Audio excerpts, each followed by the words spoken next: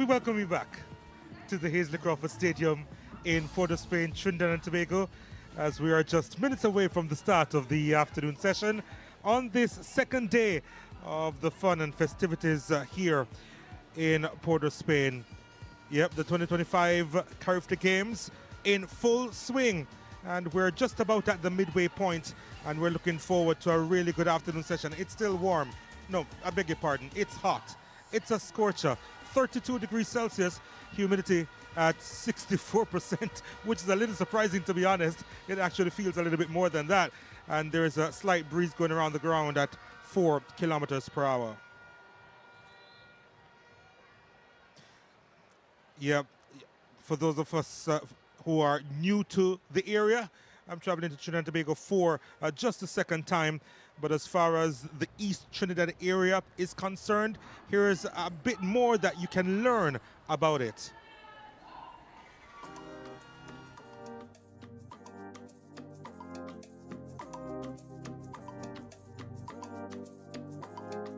East Trinidad is wide open, the kind of place where you learn to move with intention and trust your surroundings. In Manzanilla, the trees don't just line the road, they salute every journey. Each mile, each breeze carries the dreams of those running toward greatness.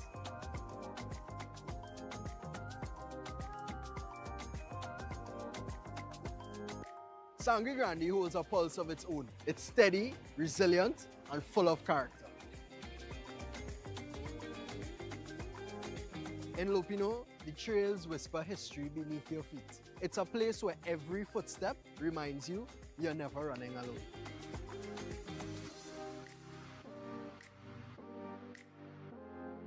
The borough of Arima beats to its own drum. Stable, self-assured, grounded in heritage.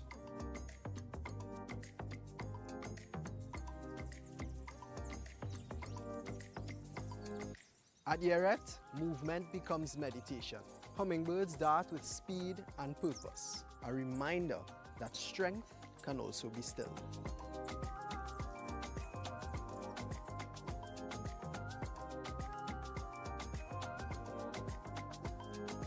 Up here, legacy is in the air. You climb, you work, you respect where you come from. In East Trinidad, they move with instinct. Always forward, always away. This is where legacy runs wild.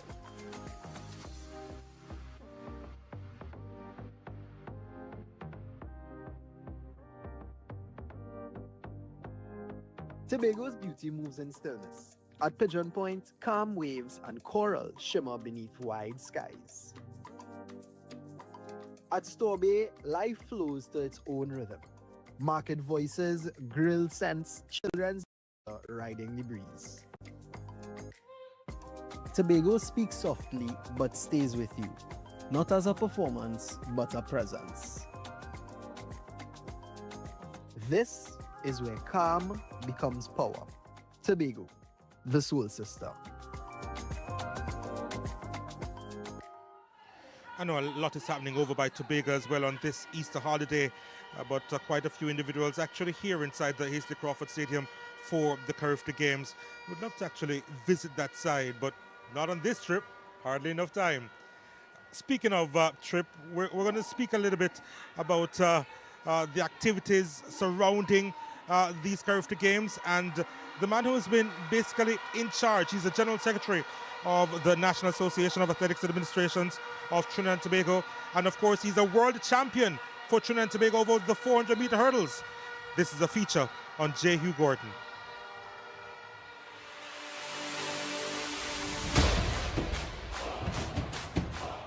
Listen, Carifta 2025, it will be a movie. All the countries, all 28 countries have showed their intent for participation at Trinidad and Tobago this year, and we look forward to welcoming each. We will have many firsts. Obviously, this year will be the first year that we will have a mascot, OC the Ocelot. So we look forward to having our mascot interact with the fans and definitely bringing a great showcase of what Trinidad and Tobago has here. Obviously, as an athlete, you know, you see things through one side of the spectrum, and now as an administrator, it is basically all-encompassing. So the challenge is that as an athlete, you hear people complaining about now you get to say, okay, well, this is why things are the way it is. As a young general secretary, it is really to create the type of environment that I would have liked as an athlete and try to have the entire membership show that type of culture that we want to exude throughout. But at the same time, as an administrator and also as the head of the association now, we would just like persons to give us the time to help create that change in the culture that has been there for so many years. When you think you're good nationally, the Carifta Games will show you up. It is the platform that we really get to see who is talented from who is not, and the Carifta Games is what helped pivot my career into the senior ranks. It gave me the exposure to compete in front of tens of thousands of spectators, and I would say that for the young ones who want to take their career forward, the Carifta Games definitely is the platform to show the world that you are here to stay once you keep the right mindset on path. I love Jenny in a respectable way, obviously, but Jenny shows what true leadership is like. She was my team captain last year. She's somebody that takes accountability, and I'm very proud to see Jenny continue the legacy that we would have had from previous years. Obviously, Gavin Nero, myself, herself, and many in the past that have done it before.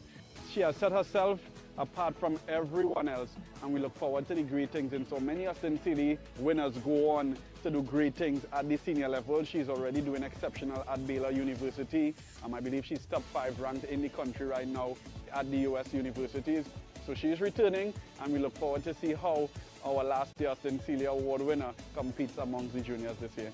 What Trinidad and Tobago could expect is obviously a changing of the guard. We have great, young, exciting athletes coming up. Now is the time to show them that you're actually buying into the patriotism that we stand for as Trinbagodians. This is not Trinidad, this is about Trinidad and Tobago coming out, showing up and showing the young athletes the future of our country, the love and the support that they require. A lot of persons they criticize, but our athletes here, they are young, they are fresh, they are hungry, and we could expect a great showing from them this weekend.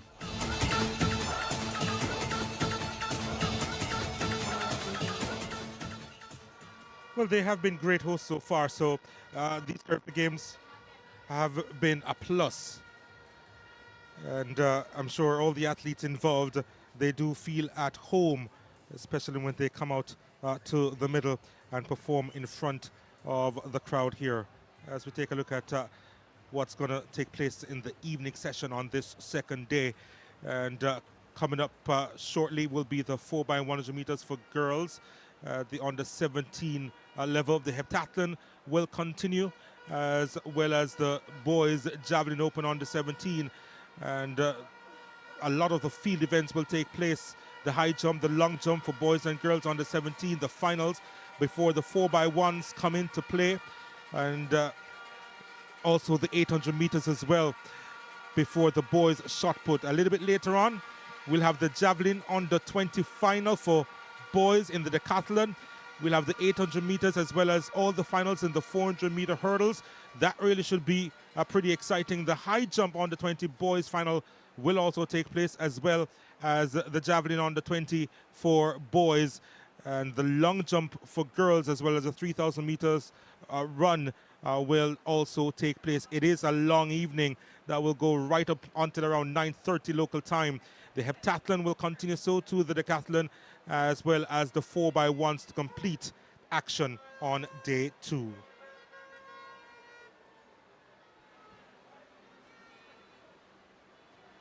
So this is the medal standings.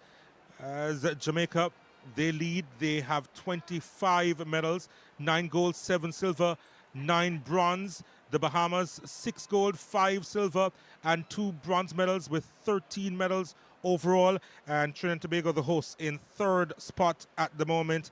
And you can see the rest of the table: Cayman Islands, Grenada, and Guyana completing the first half of the table. And you see those who have also registered on the table: Bermuda, British Virgin Islands, Haiti, St. Kitts and Nevis, Curacao, Guadeloupe, and French Guiana, who, of course, they've picked up the bronze medal. We take a break. We are back with so much more after this, so please stay with us.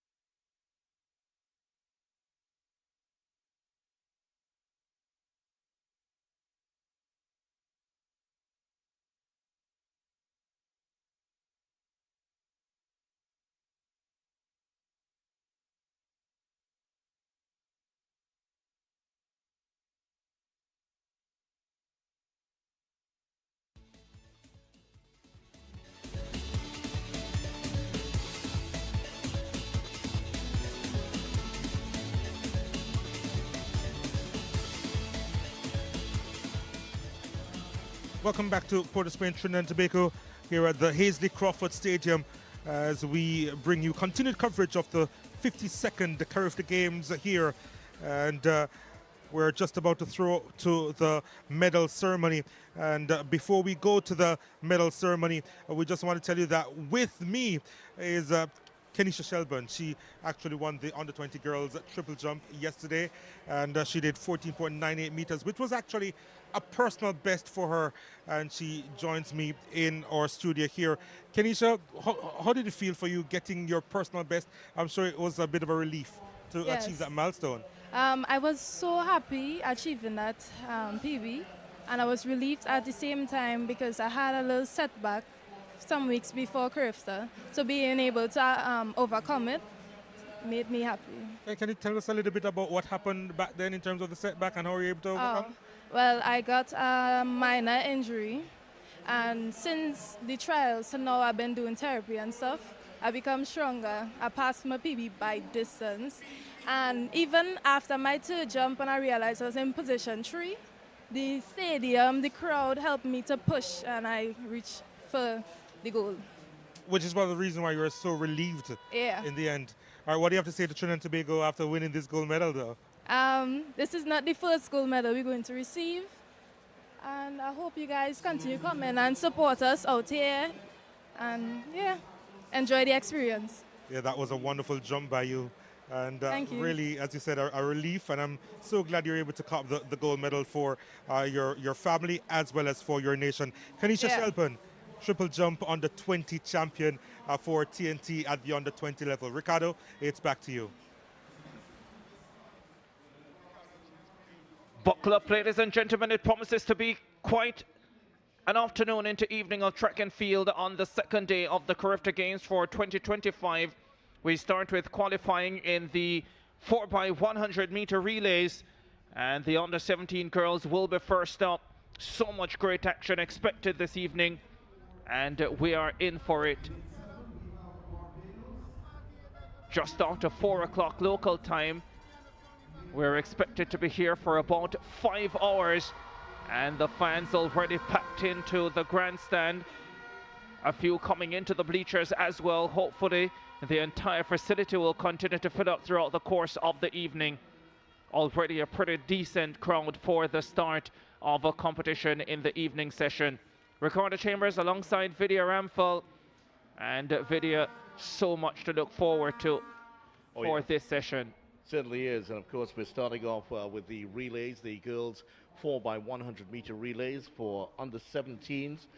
Also up this evening, the entertainment will continue. Big competition in the field events, the high jump for boys under 17, boys under 20, long jump girls under 17 and under 20, shot put, 400 meter hurdles, javelin. The decathlon also comes to an end, the octathlon comes to an end, and don't forget also there's the 3,000 meter event, 18 gold medals to be handed out this evening. Significantly, the reigning Austin Sealy Award winner, Janine Gans from Trinidad and Tobago, will be in action tonight. She goes in the long jump final, 20 girls in that event, and so they'll have to go 2 flights, similar to what happened with the boys final earlier today, with 1 flight taking place in front of the grandstand and the other over by the far side of the stadium before the final 8 compete in front of the grandstand. Can't wait to see what she has to deliver, Janine Gans, after her stunning performance, record-breaking performance in Grenada last year.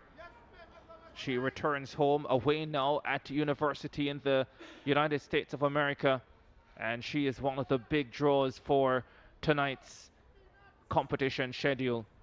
4x100 qualifying coming up for the under 17 girls.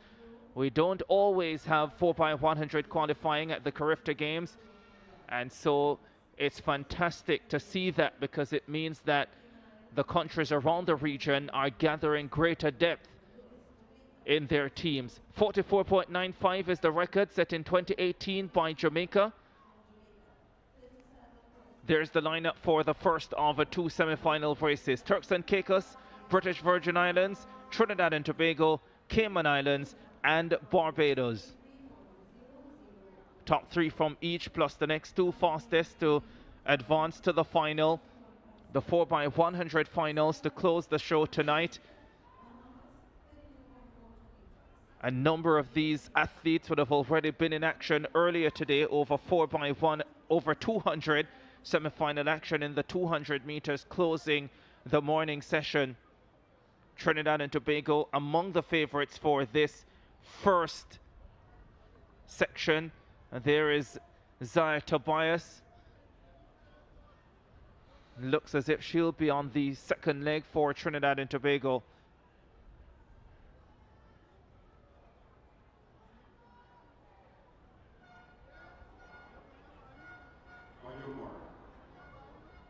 Eden Chiwa there on the TNT team as well.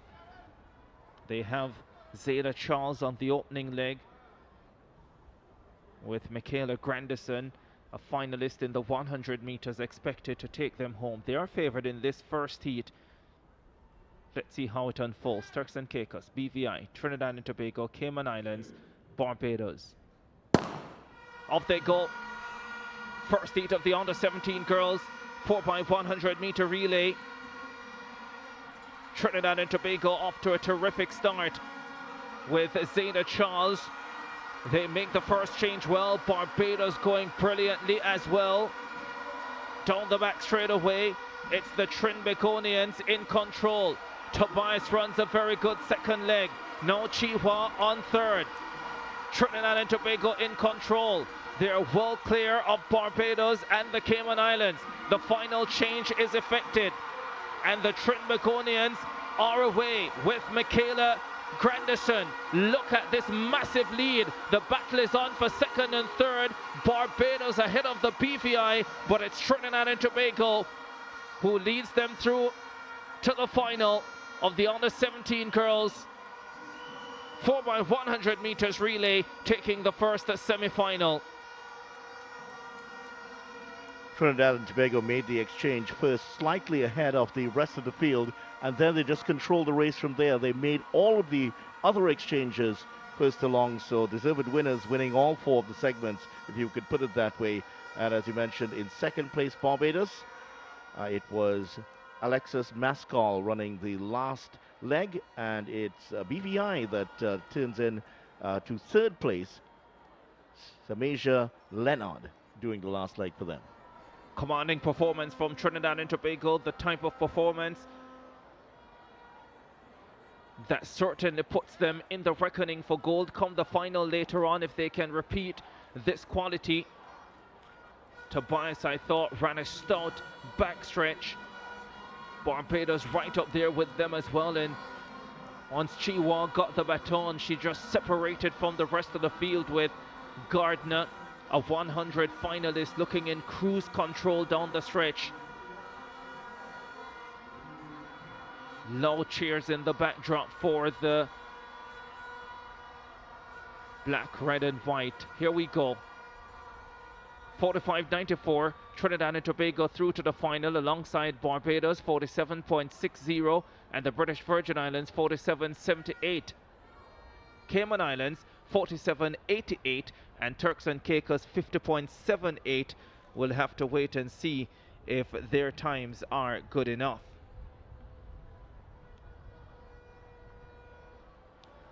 That win by Trinidad and Tobago certainly set up by that very good first leg. Running that first leg was Zayda Charles, and she got the beat on the Cayman Islands athlete very early and handed off to Tobias, who really built beautifully on that first leg. So much action, as we pointed out in this evening session, including the conclusion of the multi-events on the boys' side, the octathlon for under-17s, the decathlon for under-20s, as well as the third and fourth events in the heptathlon for girls, the shot put and the 200 meters.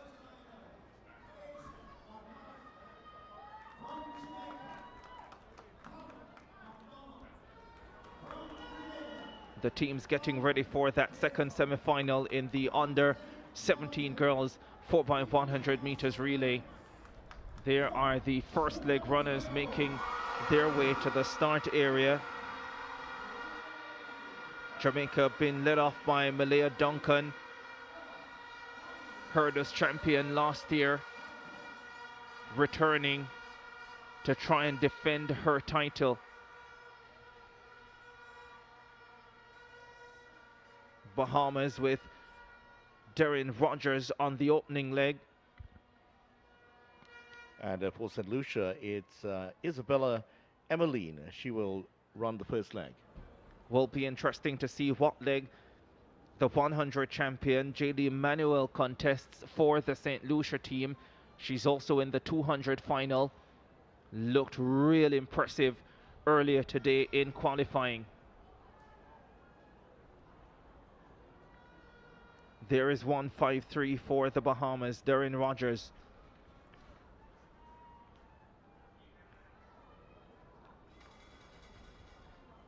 Going through their paces, not short on time to get it right. Ample time between races here at the Carifta Games in Port of Spain.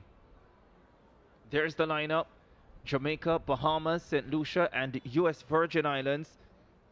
4 teams going in this second semi-final. Means only one of the 9 teams will not return for the final later on tonight.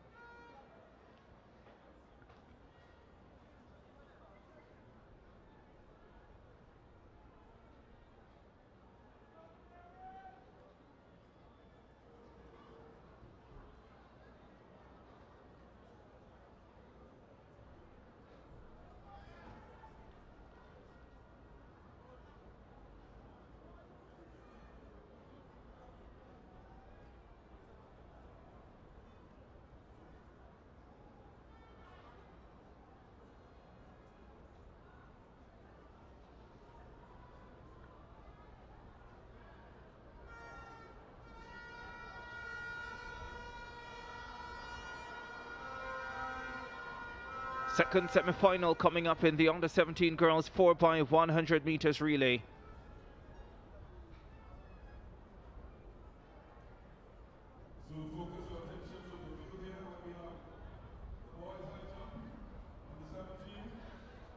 Number of field events will be taking place, including the high jump final for under-17 boys.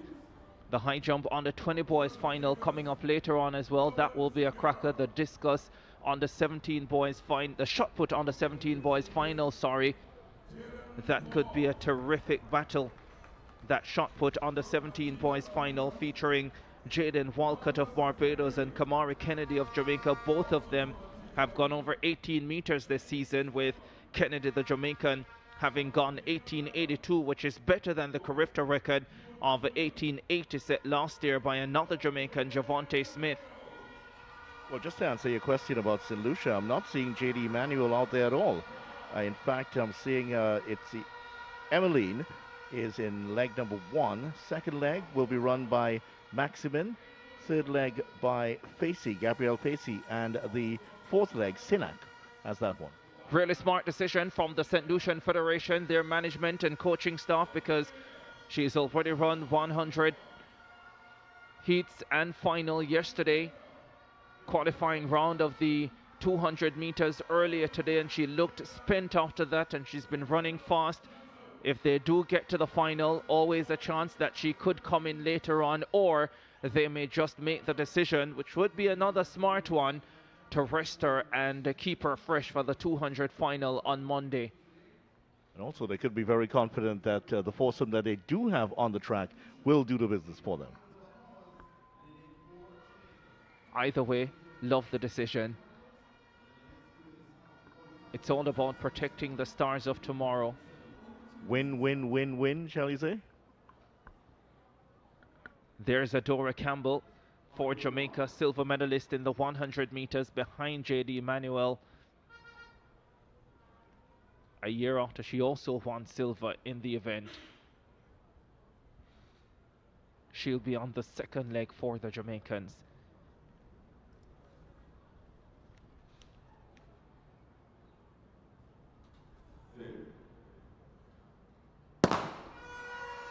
Jamaica, Bahamas, St. Lucia, and the US Virgin Islands. Good start for the US Virgin Islands. The Bahamians making a move, so too Jamaica. Love the first change for Jamaica to Adora Campbell, who sweeps by the Bahamians. Here they come to the second change. It's Jamaica, just a slight issue with that change, slowing down the team, but they still have a commanding advantage. Bahamas trying to chase. Here they come to the final change. Jamaica in front of the Bahamas. That's the way they will finish. It will be a mad battle for the third and final automatic qualifying spot. Jamaica ahead of Bahamas, and St. Lucia do enough to get into the final out of shot, but they qualify automatically ahead of the US Virgin Islands. But it's Jamaica coming through at 45.20, fastest in qualifying.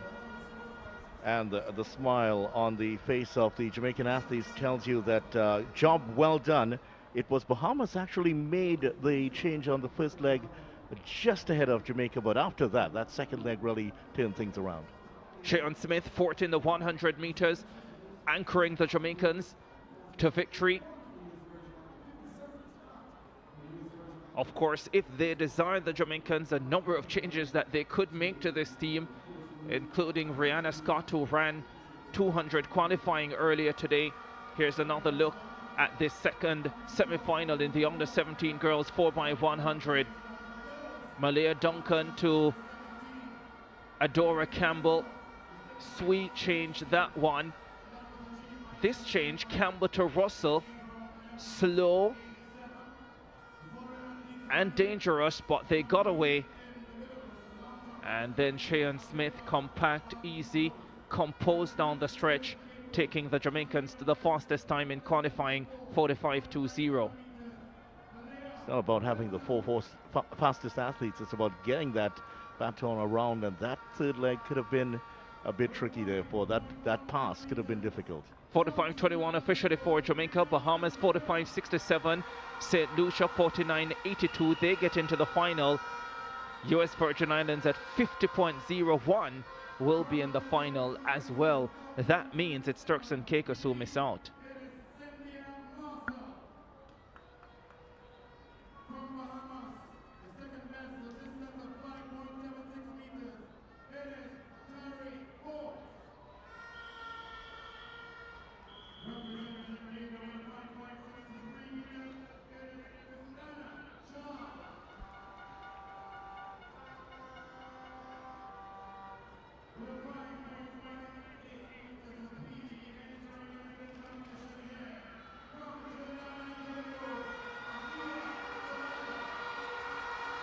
Medal ceremony coming up for the under 20 points, 100 meters. What a final this was last night. Ethan Sam, an under 17 medalist 2 years ago, becoming an under 20 medalist this time around, securing the bronze medal. The Grenadian promised us in the build-up that he was in fantastic form, and he displayed that on Saturday evening.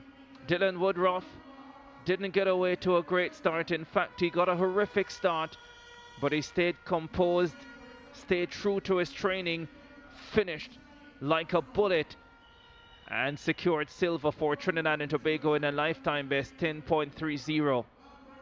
And they all received their medals from the man whose name is on the stadium, Hazley Crawford himself. What a man to get your gold medal from. Jamal Stevenson, he can smile now, and it's a broad one. Carifta champion, 10.24 is winning time, negative 1.4 meters per second. It was really a stunning performance. Girls open pole vault next. These are presented by the president of the Haitian Federation, Jean Lenido Delp. And that one, of course, won the event. Yeah, what a terrific final it was. The record broken a number of times, 4 times by the Bahamian winner, Nia Jules, the defending champion, joint champion last year for St. Lucia, battling and pushing her. But Jules having to settle for the silver medal with the Bahamian Ferguson. No heighted last year in Grenada, but this time around she stands top of the podium with gold. And Clementine Carias, as we would have mentioned earlier, she won the bronze medal. She's also in the heptathlon, has shot put and 200 meters to come today.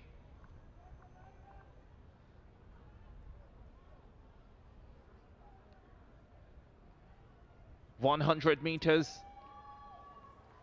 Chatalia Dorset, the bronze medal from the Bahamas. Great effort on the 17 silver a few seasons ago. 100 bronze last night. Giolina Dowdy of Antigua and Barbuda taking the silver medal this time around after her bronze medal performance a year ago in Grenada.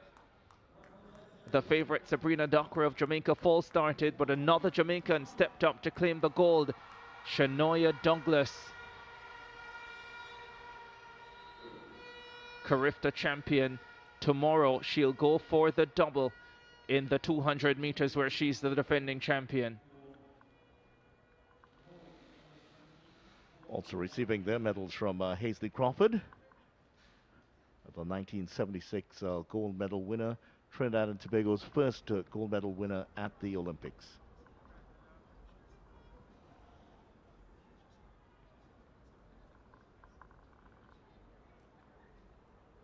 This is the girls under 20 triple jump. Alfred of French Guiana getting the bronze medal. Sabrina Atkinson of Jamaica, silver medal, 12.83 her jump. And the very popular winner, Kenesha Shelbourne, another medal for her, this time a gold medal in the girls under 20 triple jump. And she got her medals. They all got their medals from Mr. Garth Gale, Vice President of NACAC Athletics. Also President of the Jamaica Athletics Administrative Association. Well, this was a special event. The shot put final for under 20 girls. Kamika Smith, the champion in Grenada last year, having to settle for bronze this time. The greatest shot put final we've ever seen at the Carifta Games. Annie Maki of the Bahamas taking the silver medal in a Bahamian under 20 record of 17.14 meters. And the Jamaican Mordecai Lampart, Carifta champion and record holder now, 17.44 meters, becoming the second best performer in the history of the CAC region and breaking a 23-year-old record. And of course they all received their medals from Trinidad and Tobago's greatest ever shot put athlete, Cleopatra Borrell. Under 17 boys 4x100 semi-final action. Championship record 40.76 set in 2009 by Jamaica.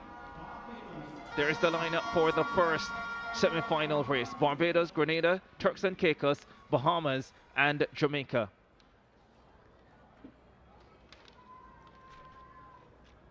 The Jamaicans with Jaden Collins, the 100 bronze medalist on the opening leg. Bahamas with Jamal Deloach leading off. Turks and Caicos, they go in lane number 5. Grenada in lane number 4 with Nathaniel Douglas leading off. And Barbados, they should have a good team. They are led off by Cody Small.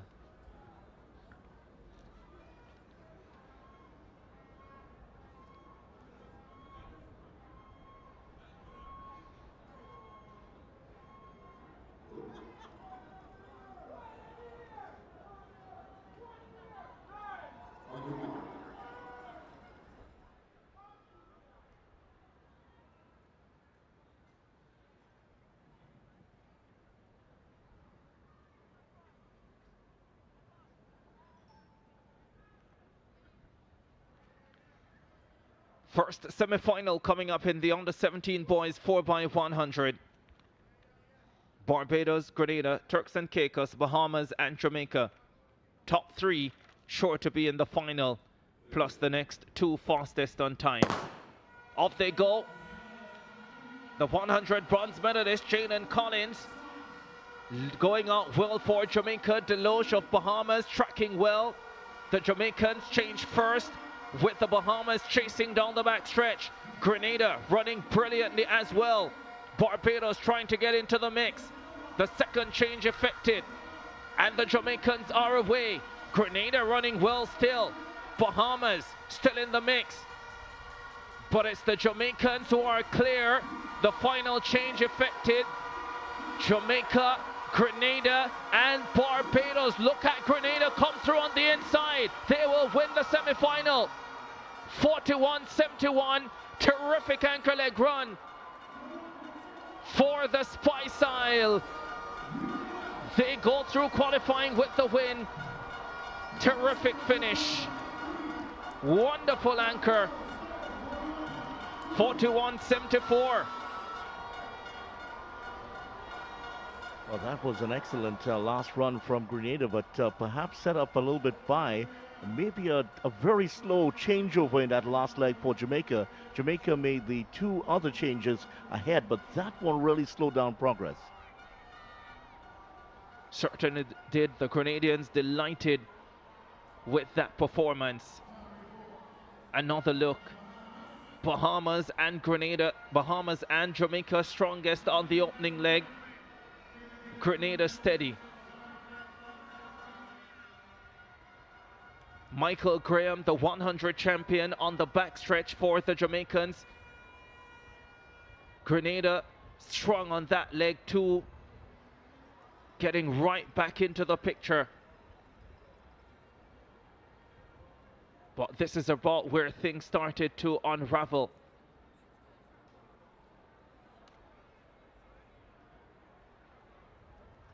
Delron John, I think it was on the anchor leg, having a look across.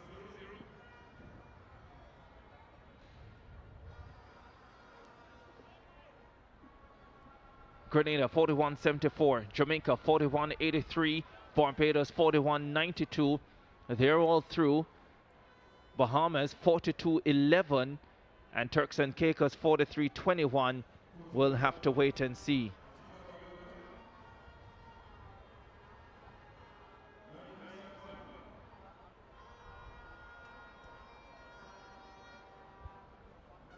First semi-final on the way.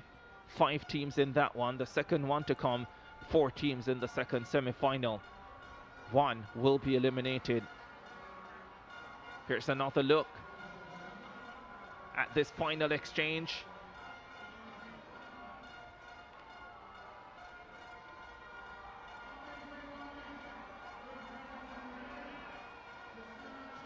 For Grenada, in fact, I think it was Carmel Joseph who was on the anchor leg.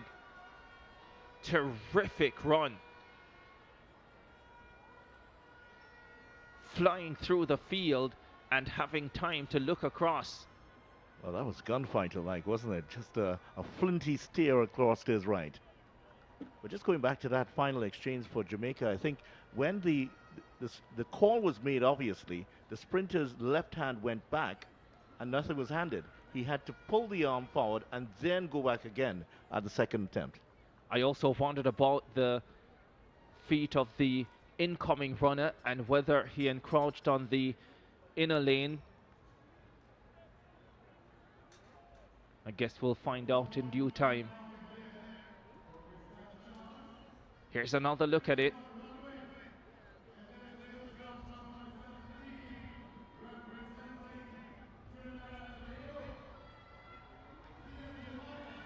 Change not completed yet. Yes, safe. Very safe.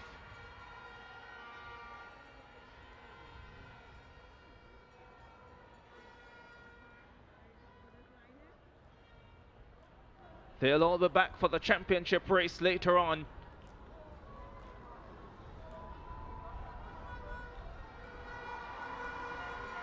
Semi-final 1 completed. The second semi-final coming up in the under 17 4x100 for boys.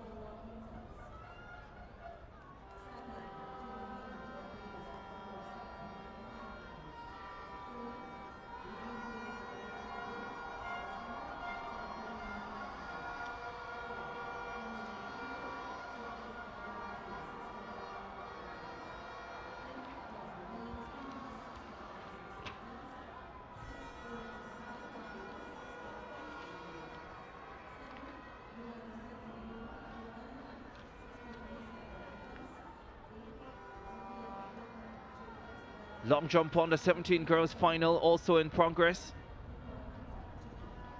13 competitors in that field. The championship record 6.14 meters set in 1987 by the Bahamian Jackie Edwards. Malaya Wilson of Turks and Caicos, Ryan Graham of Trinidad and Tobago, Sendia Marcel of Turks and Caicos, Tari Forbes of the Bahamas, Christiana Charles of Grenada, Zaya Tobias of Trinidad and Tobago, Jolene Tomlin of St. Martin, Clara Lebogne of Guadeloupe, Jose Johnson of the Bahamas, Tashani Armstrong, Jamaica, Barbara Maximin, St. Lucia, Delora Johnson of the Cayman Islands, and Sequoia Palmer of Jamaica. 13 competitors in the field.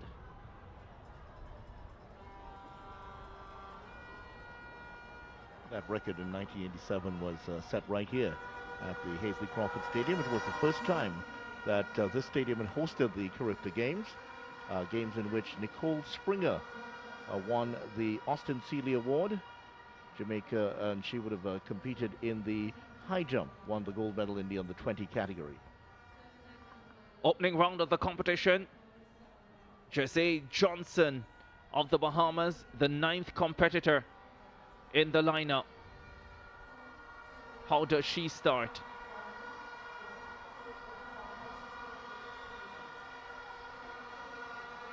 First round effort for the Bahamian.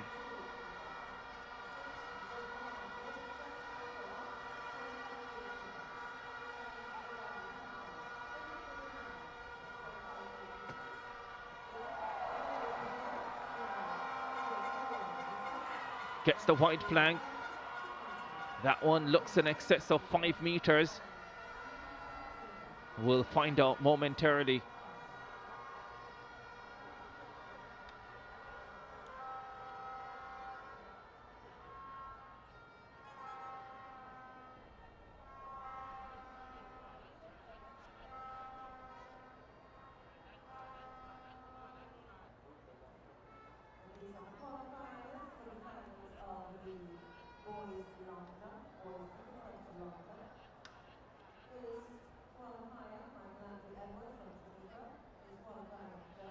Armstrong of Jamaica getting ready for her first effort.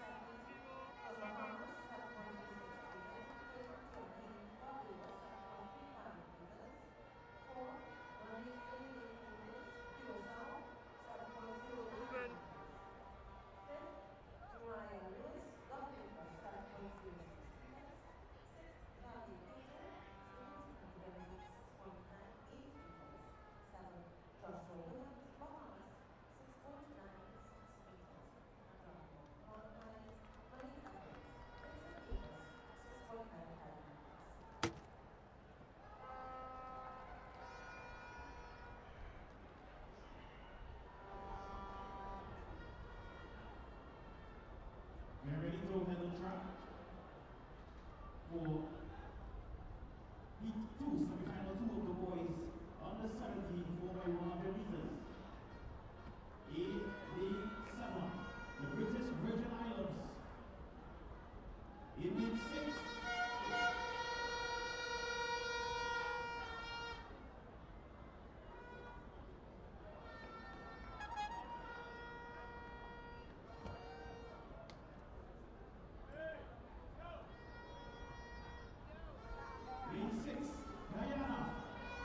Second semi-final in the under-17 boys 4x100 coming up. British Virgin Islands go in lane number 7. Guyana in 6 with Daquan Farrell on the opening leg. Trinidad and Tobago. There we go. US Virgin Islands, Trinidad and Tobago, Guyana, British Virgin Islands. 4 teams in this lineup. 3 of them will get through automatically.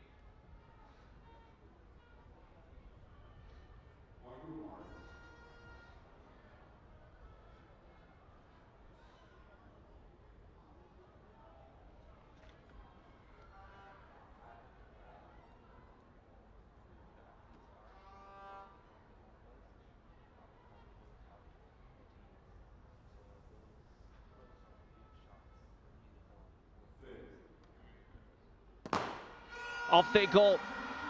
Second semi-final of the under-17 boys 4x100 meters relay. Trinidad and Tobago getting out well, closing down on Guyana. The British Virgin Islands moving well too. Tiandre Frett, the 100 silver medalist, running for the BVI down the back stretch.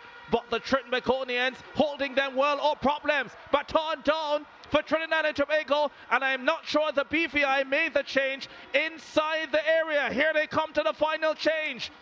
It's Guyana in front, and now they're having problems, and the BVI taking over. Oh, this is crazy. The BVI will win by a long way. Trinidad and Tobago will finish the race. And you can never be sure because so many things happened in that race. Were the changes made inside the zone? Did the Trinidad and Tobago team effect their changeover appropriately? Oh, the judges will be working overtime on this one. For now, it's the British Virgin Islands at 42.71. But a lot of decisions to be made for sure. I'd love to be in that room when that happens. Tiandre Frett, the 100 silver medalist, ran a terrific backstretch for the British Virgin Islands, but the change was not smooth. They still managed to win the heat. Trinidad and Tobago. Well, let's have a look at it and see if we can make out anything here. This is the first change. All is pretty well here. Yeah, BVI seem to be making the change first. So all good up to this point. It is here, just about this point, that chaos reigns. Trinidad and Tobago, Guyana, British Virgin Islands. Let's have a close look now.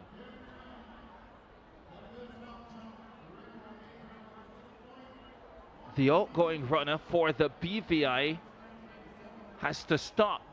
Now, we went away from that a little too quickly because we did not see exactly where that change was made, and that's what we're looking at.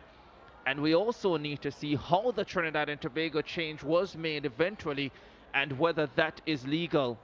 And then, of course, with the other change that's being made by Guyana, everything just went all over the place there.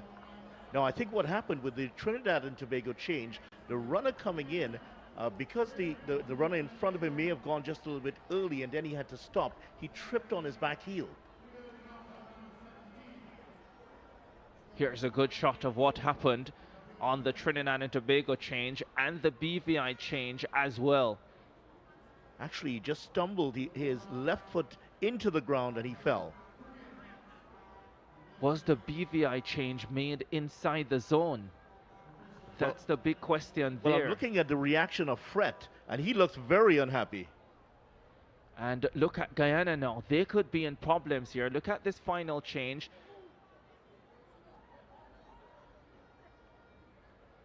Yeah, Guyana are out. That's made outside the zone. They are definitely out. So if the Trinidad and Tobago change was legal, they'll get into the final as automatic qualifiers. but we need a shot of exactly how that TNT change was made, or else we'll have less than 8 for the championship race later on. All the controversy of yesterday packed into one race today. 42.71 for the British Virgin Islands, Guyana 43.82, but I suspect there will be a disqualification. US Virgin Islands 44.11 and Trinidad and Tobago 45.40. They may just get a chance to be back for the final later on.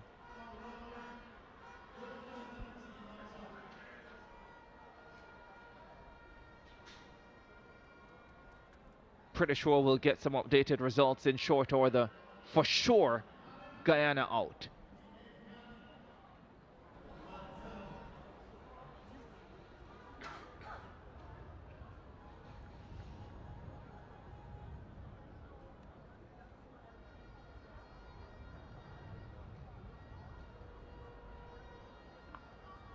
Grandstand filling up nicely. I think we have more fans in the bleachers already than we did yesterday, so that's a good sign. They're in for a long evening here on the second day of the 52nd Carifta Games in Port of Spain, Trinidad and Tobago. Well, how it fills up here, as you can see, the grandstand fills first, and then the shaded sections on either side of the grandstand, that's where people are going to. So even people who are coming in on the other side, the eastern side of the stadium, gravitate towards those shaded areas first. So you'll start to see this side that you're looking at right now, that should be packed. It was one of the things I loved about the Queen's Park Oval when I visited. All the stands there covered. Yeah, that's since the 2007 World Cup. Before that, there were quite a few uncovered stands, especially on the eastern side of the ground. More 4x100 qualifying to come with the under-20 boys. That event scheduled for 5:15 local time, so we're 25 minutes away from that.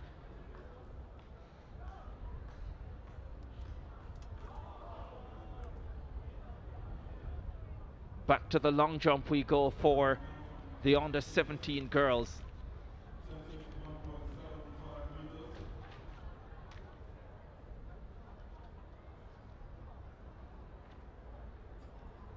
Tariq Forbes of the Bahamas on the runway. 5:37 in round 1 for her.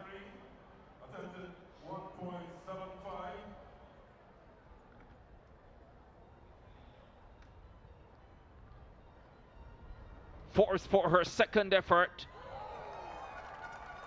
Looks like a decent effort. 5:37 in round 1. Has she bettered that here? We are about to find out.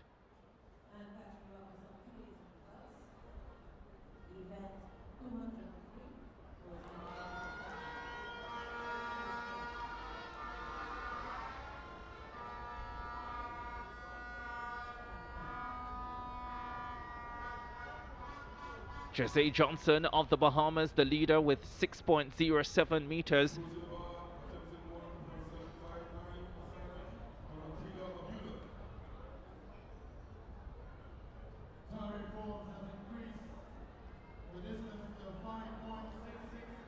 .66 meters for Forbes on that last effort, so an improvement for her from her 5:37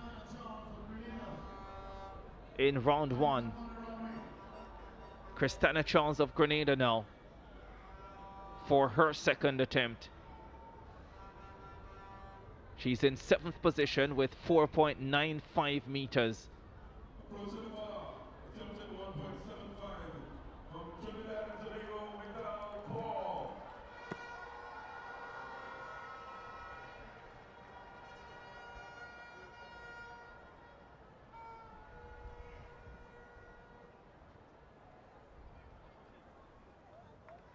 Legal effort for the Grenadian.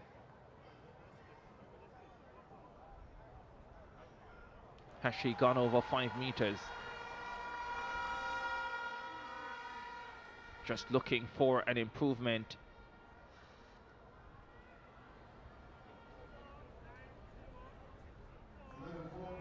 Zaya Tobias ran 4x100 qualifying for Trinidad and Tobago. Now she's battling in the long jump. She's in 8th place, 4.94, a centimeter behind the lady we just saw, Charles of Grenada.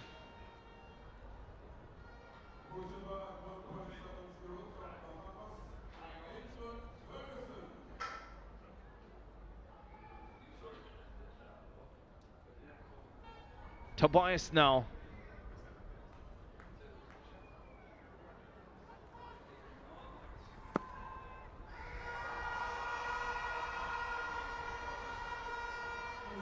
.490 was the effort previously for Christina Charles of Grenada, so not an improvement on her 495. Tobias here trying to go better than 494. She's in 8th place at this stage. We're in the second round of the under-17 girls long jump final.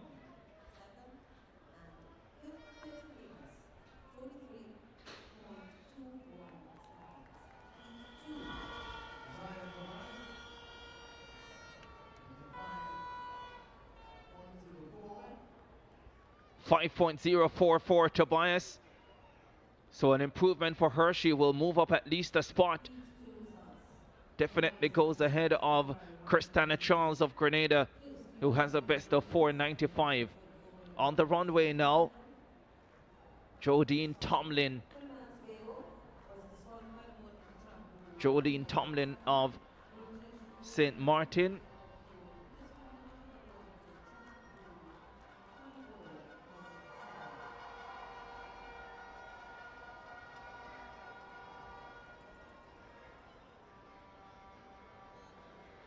Halfway through the second round of the under-17 girls long jump final.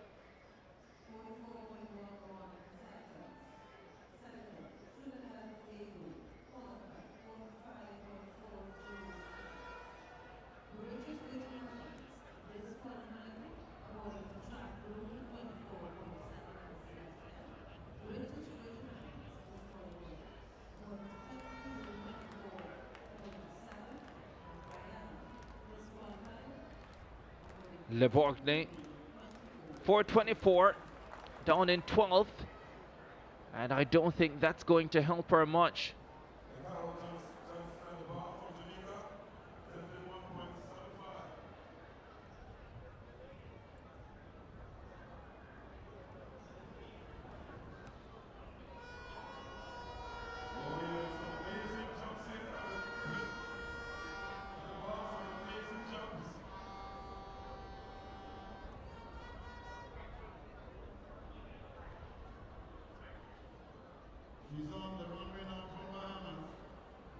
We're just getting word that the under-20 boys, the under-20 girls will be a straight final, yes, and the boys event, the next one up on the track at 5:15 local time.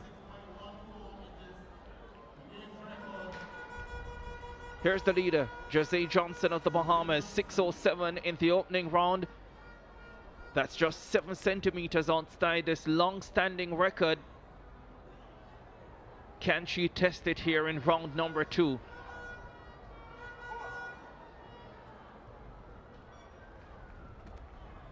Johnson flying again. Once more challenging 6 meters. And it is a legal jump.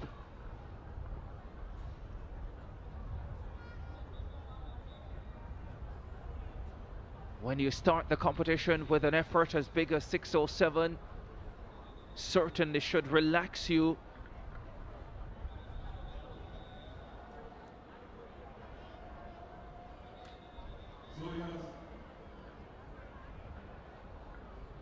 We await the distance on that effort.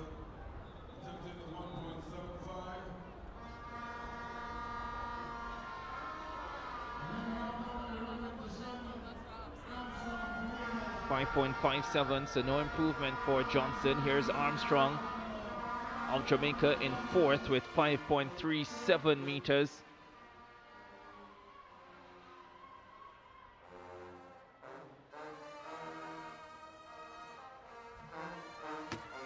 It's the board well, and once again out beyond the 5 meters. It is going to count. White flag up.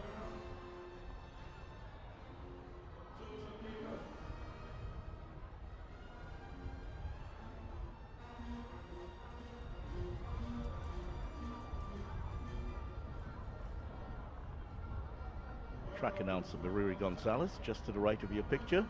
Also the president of secondary schools football here in Trinidad and Tobago.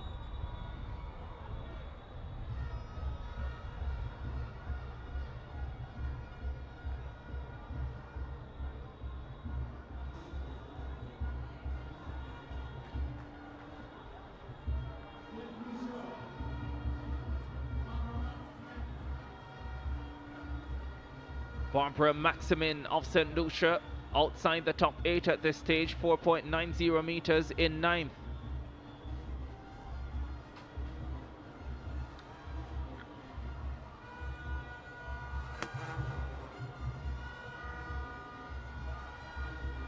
The event obviously new to her, still learning the phases of the event, but she's young and certainly would improve.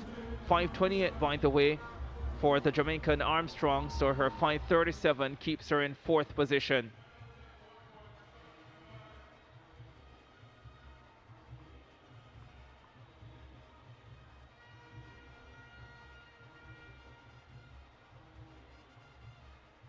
Delora Johnson of the Cayman Islands now on the runway. She's in the bronze medal position with 5.40 meters. 491 by the way for the St. Lucian. Maximin, it is a slight improvement, but it doesn't get her into the top 8. Johnson in the bronze medal position.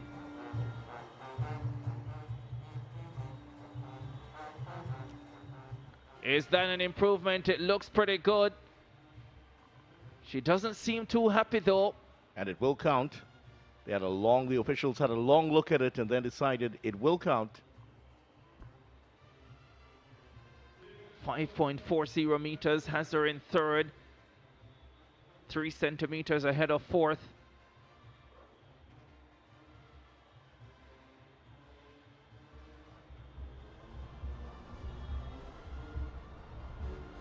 A 5.74 jumper at her best. Long discussion with her coach there to get all of the details. Dylan Woodruff pumping up the crowd in the background, taking a jog down the home stretch. 5.36 for the Caymanian Johnson. Here is Sequoia Palmer of Jamaica, the high jump champion. Just 3.84 meters on her opening round. She's a lot better than that. What does she do in round number 2?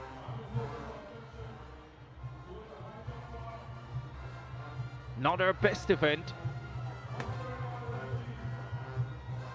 but that's a much better effort, and maybe one good enough to get her into the top 8. I think what happened with that 3-point something in terms of that first jump, she sort of pulled out of the jump and just ran through, basically. What has she produced in round number 2?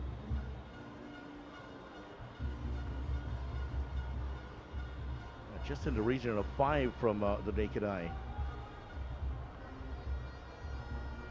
Certainly more proficient at the high jump for sure. 171 personal best to get her the gold medal yesterday.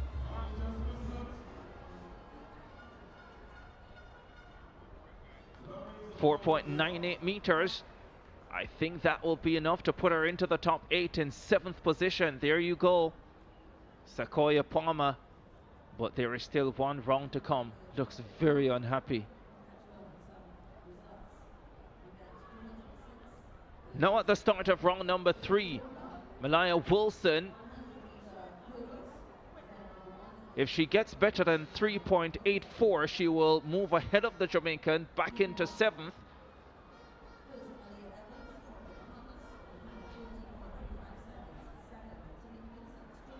But at this stage, holding a top 8 position, which means that she will continue in the competition if she's able to maintain it after this. 13 of them in the field, so 5 will be eliminated at the end of this round. And this athlete is the first in the series Malaya Wilson of the Turks and Caicos Islands.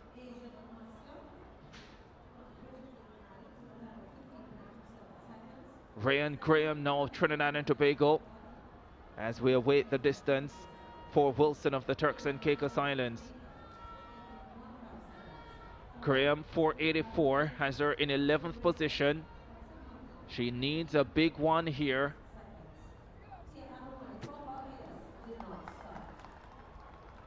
Is that good enough? Is that good enough for Ryan Graham of Trinidad and Tobago?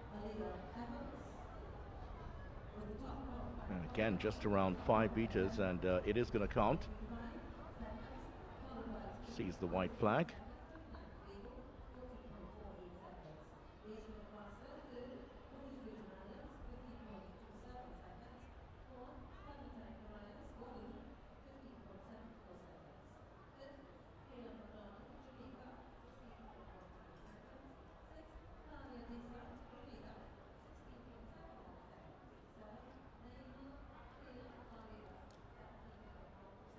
So her second round effort was a foul.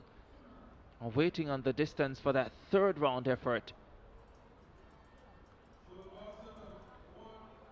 Now from the Turks and Caicos Islands, Sendia Marcel.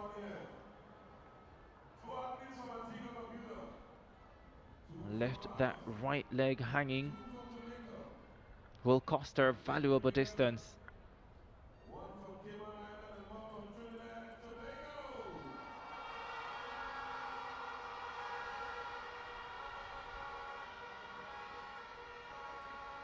5:06 is what it was for Trinidad and Tobago's Ryan Graham. That will get her into the top 8.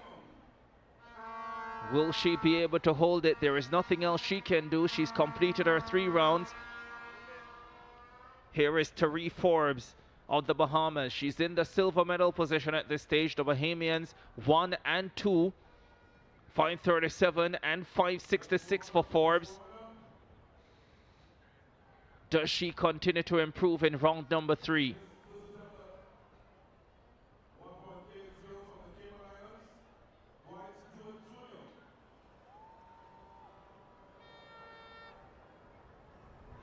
Lovely speedy run up. Took off from behind the board, but still got a pretty healthy effort there. The flag is white. Remaining consistent.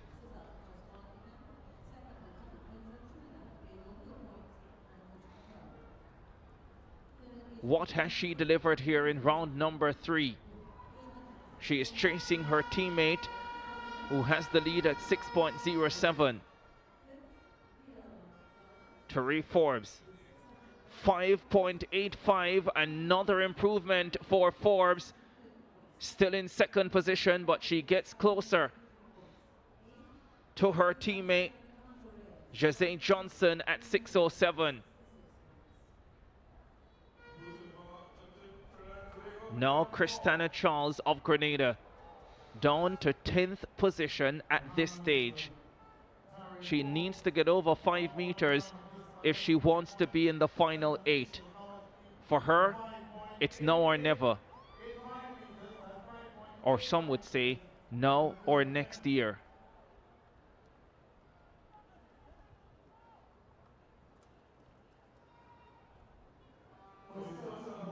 Charles of Grenada.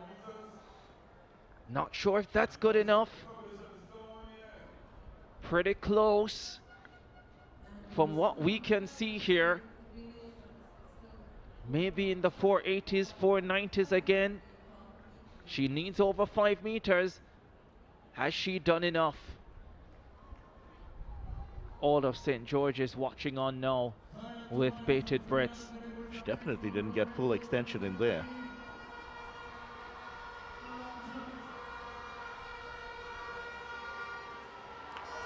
What did Charles get as we watch Zaya Tobias get ready for her 3rd round effort?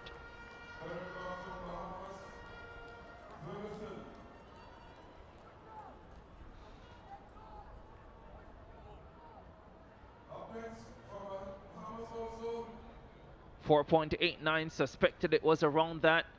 So won't be good enough to get her into the top 8, the Grenadian. Now Zaya Tobias, she's in 7th at 5:04. And that looks like another decent effort. Close to 5 meters again. Left the left leg hanging, and I think she'll pay for that. For a moment it seemed as if she was going to be well over 5 meters. Just about 5 meters, maybe 5:10 or so, just a little bit over.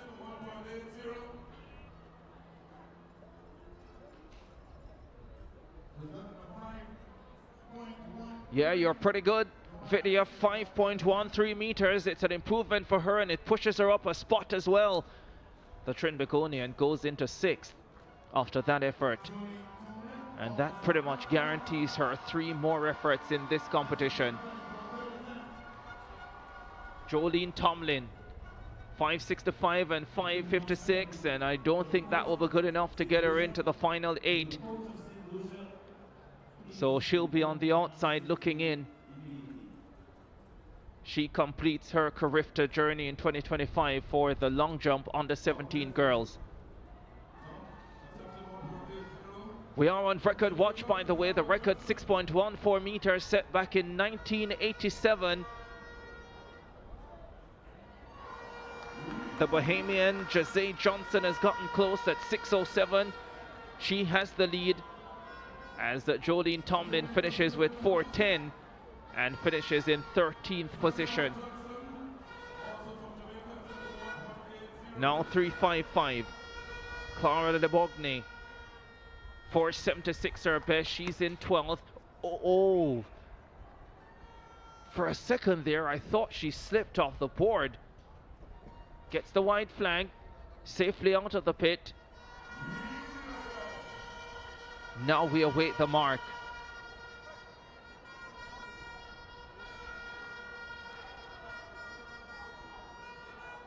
Long jump final, under 17 girls.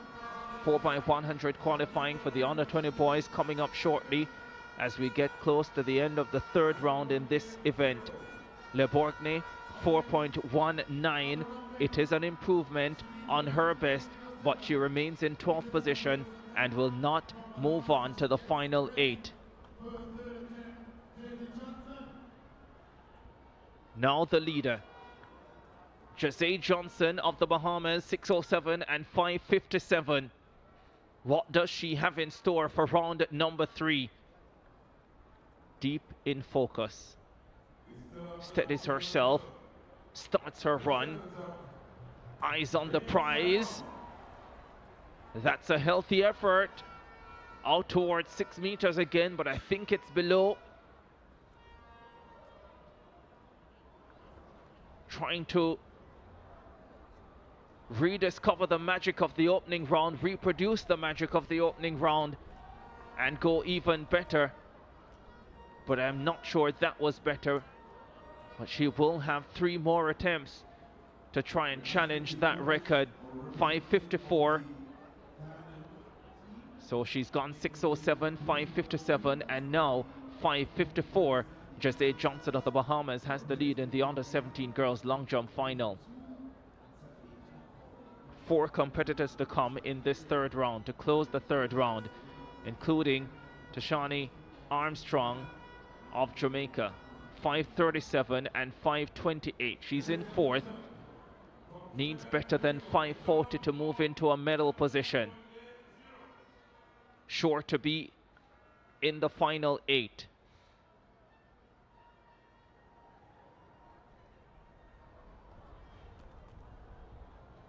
Runs through the pit. Will have to do it on one of her last 3 efforts.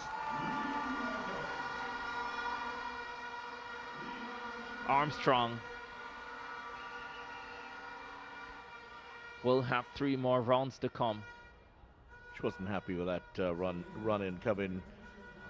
She just pulled out at the last moment.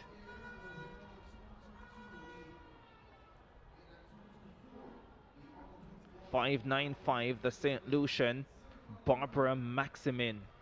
491 her best. She's in 11th. She needs to be over 5 meters as well to get into the top 8. Oh, just decelerated into the board. Chopped her steps significantly, and that was that in the long jump. You don't recover from that. And definitely not at this age when you are still learning the event and learning to make those adjustments when necessary. And she too will be on the outside looking in. Yeah, that jump well below 5 meters.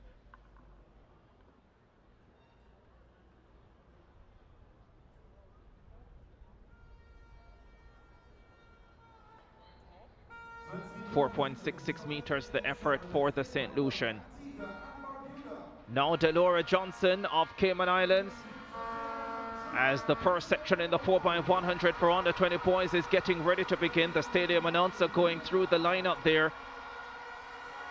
Delora Johnson, 5:40 in that bronze medal position, 5:36 in the second round. This is her third round effort. The Caymanians have done well in the field so far, won both the shot put and the discus for under 17 girls. 2 separate winners as well, impressive. One of them just 13 years old. And here is Delora Johnson trying to bring them a medal as well.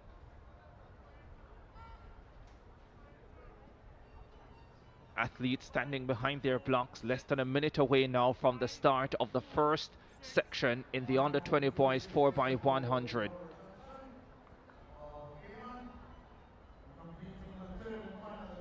Sequoia Palmer, 498. She's holding the final spot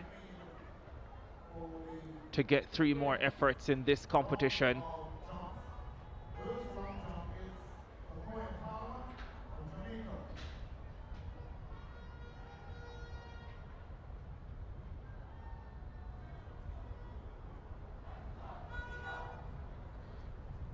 After her first round effort, she'll be pretty relieved to get into the final 8.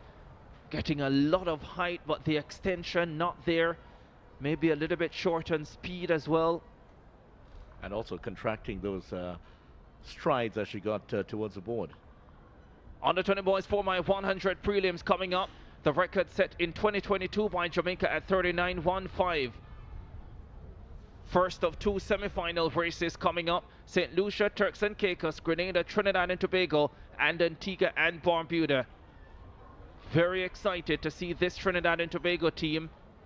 They have a lot of quality, including the 100 silver medalist Dylan Woodruff on the anchor leg.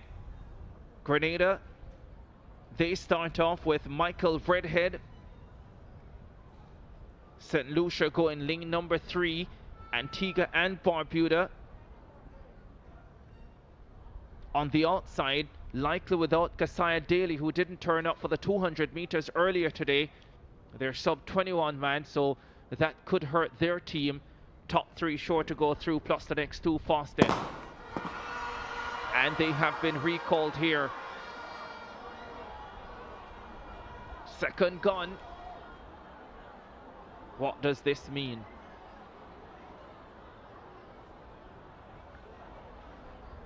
This Trinidad and Tobago team, led off by Trevon Stewart. Let's see if we can spot anything here. Lane 4. Turks and Caicos Islands might be in a spot of bother. Marcus Zephyrin on the opening leg. Trains in Kingston, Jamaica. So no stranger to high-level competition, but he sees red. And he will have 3 very disappointed teammates.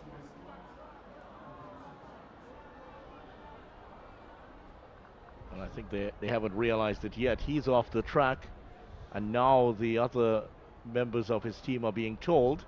The 4th leg runner is off the track now. 3rd leg runner has just started to move off the track.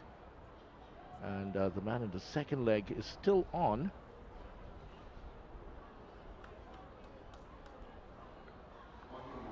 sad end for their campaign.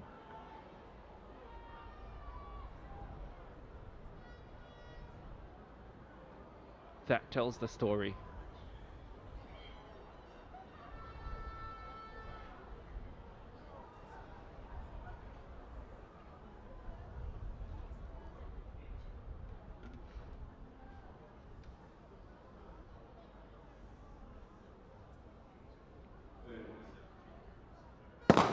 Off they go. First semi-final, under 20 boys, 4x100. Trinidad and Tobago all well with Stewart. Makes the change and Chinapo is on the back stretch. Kadeem Chinapo flying for Trinidad and Tobago.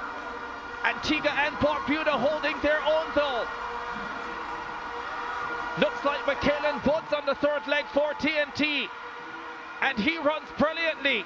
Woodruff, the 100 silver medalist, has the baton and the crowd erupts.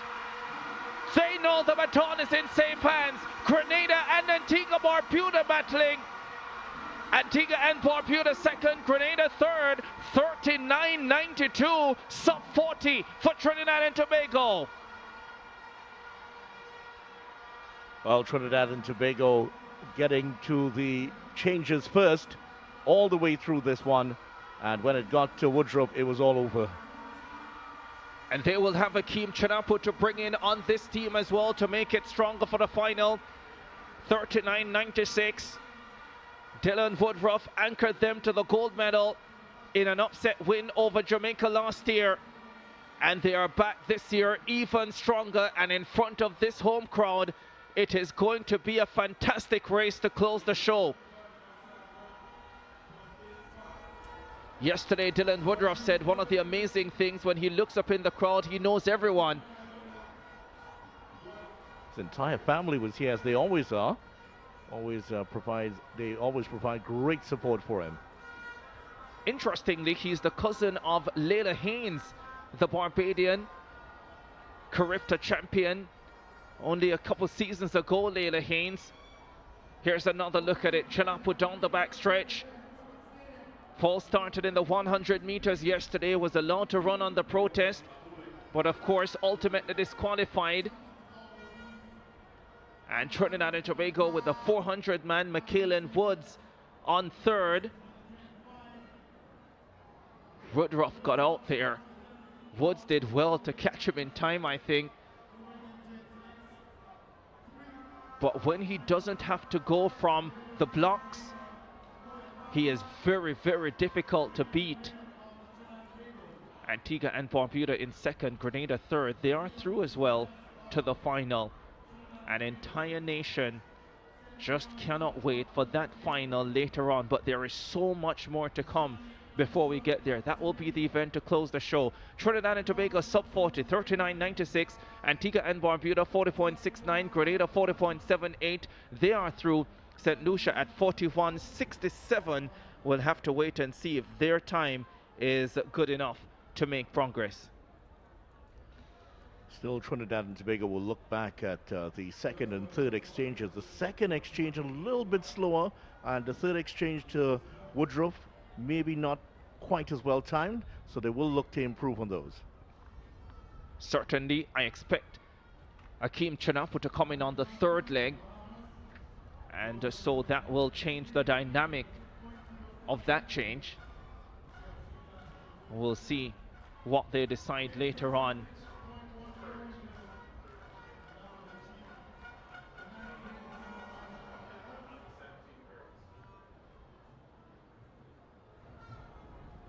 Just having a look at it from another angle here. Yeah, missed it first time.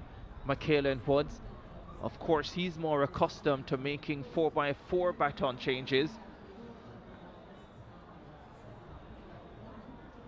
but did well to get the job done for his nation.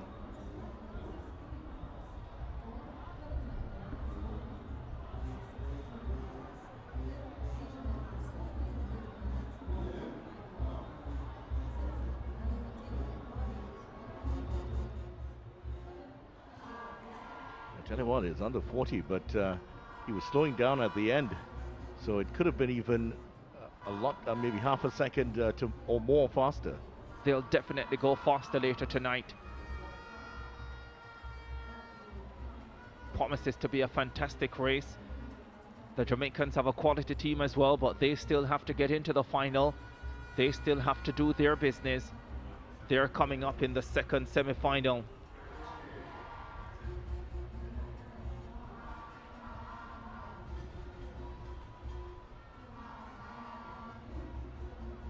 A lot of it will also depend on the four that the Jamaicans send out. They have a lot of options. Stevenson, Foreman, Powell, Gallimore, they're all there. Plus the talents of Pemberton, Clark, and Gordon also in there. Yeah, the two hurdlers, 13 low sprint hurdlers. Daniel Clark has run some fabulous legs for his high school, and Shaquane Gordon as well. And Gordon has been on Carifta teams before for Jamaica, so likely will be on the backstretch. Shaquane Gordon. There's Antonio Powell for Jamaica. He might be on third. Jamal Stevenson, the first leg belongs to him. Was there any doubt with that after winning the 100 meters? But I think even if he hadn't won that leg, because of how well he starts,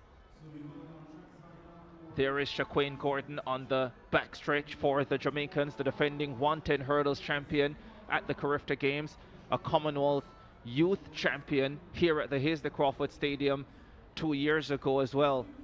There's the lineup: Barbados, Bahamas, Jamaica, British Virgin Islands, Bermuda and Guyana.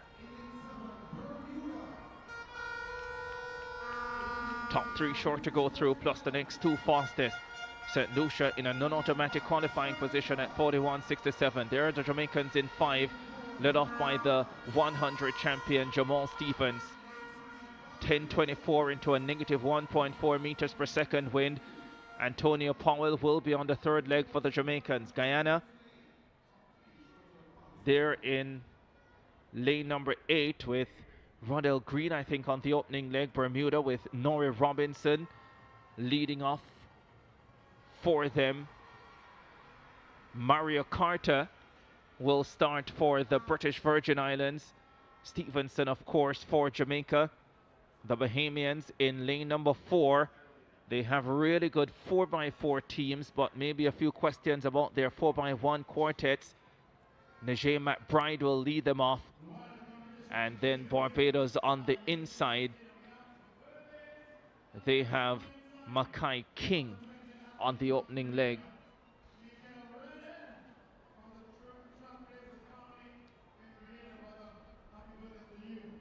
Second semi-final coming up. If anything, this might be the tougher of the two semi-finals. Jamaica certainly have a array of talent here, but for the rest of the field, it's going to be touch and go to see who gets those other two qualification spots. That's once Jamaica get the baton around safely. Jamaica might be running their strongest team here. Based on what I'm seeing, I'm not sure who else would come in to make it better. So maybe ensuring that they get practice and consistency going into that final. They won't be taking the Trinbagonians for granted. Away they go. Look at the start from Jamal Stevenson. He's already gobbled up the British Virgin Islands. Carter on his outside. The first change made. Shaquane Gordon flies down the back stretch for Jamaica. Look at that. Gordon has absolutely blown the field away. Now it's Antonio Powell. Bahamas in second. Barbados in third. British Virgin Islands in fourth. Jamaica to make the final change first. They are well clear. Tyrese Foreman pouring down the stretch. Jamaica to win it. 39.29. Just outside a 10th of the record. 39.15. What a performance from the Jamaicans. In fact, on the anchor leg there, Daniel Clark, the 13:06 sprint hurdler. And so the Jamaicans do have Tyrese Foreman they can bring in for the final.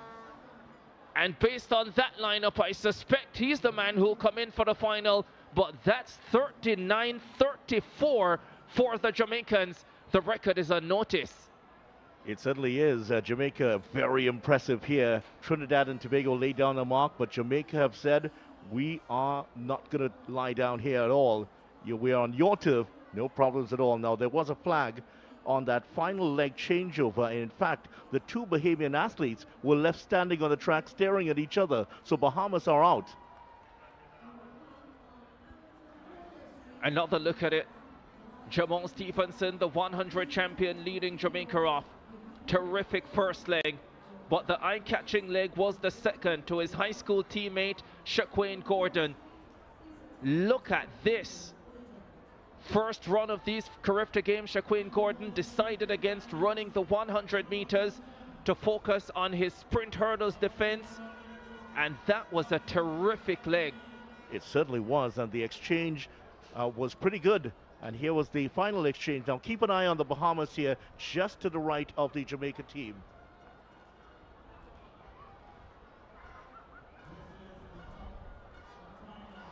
Yep, that's when the flag went up. Yeah, Bahamas out. Barbados will get through in second position.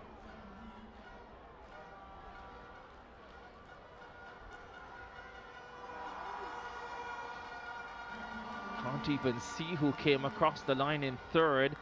Daniel Clark saying, ooh. I tell you what, he didn't run through the line. He was easing up there and finished just outside of the record. So, as you put it perfectly, the record is on notice. Yeah, the top four from this semi-final through to the final. Jamaica 39:34, Barbados 40.56, Bermuda 41.62, and the British Virgin Islands 41.72. St. Lucia would also get through from the first semi-final with their 41.62 effort.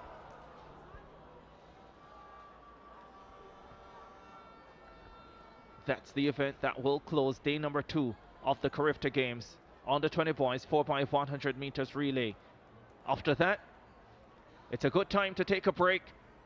But when we return, so much more action to come here at the Carifta Games, including qualifying in the 800 meters. Those should be really good. Stay with us.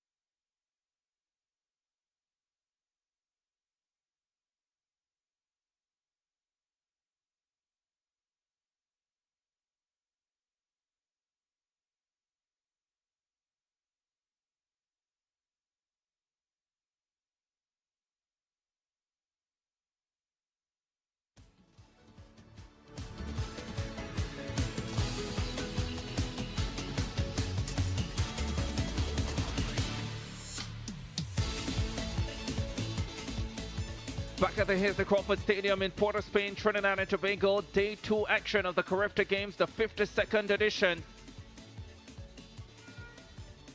Evening session, we've been watching 4x100 qualifying as well as the long jump final for under 17 girls.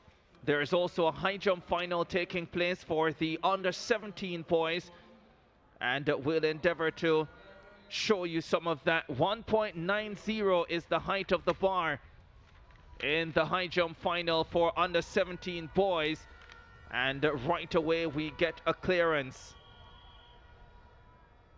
Two Bahamians in the field, Ainsworth Ferguson and Obadiah Cherizar.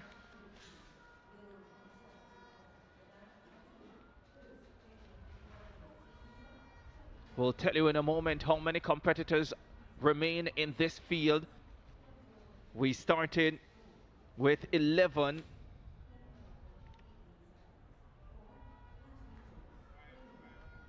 Five competitors remaining.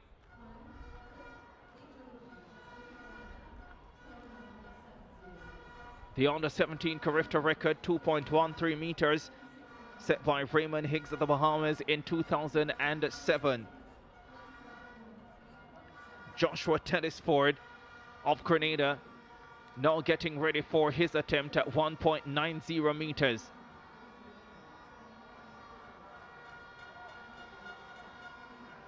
Clips it, takes it down, does Tellisford. We'll have two more opportunities.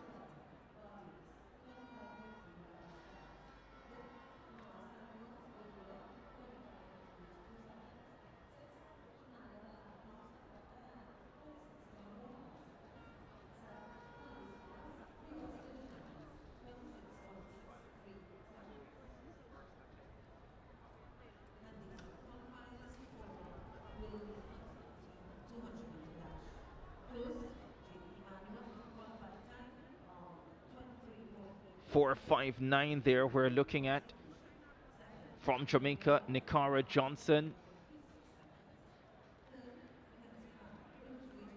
A 195 jumper, so very much capable of clearing 1.90 meters.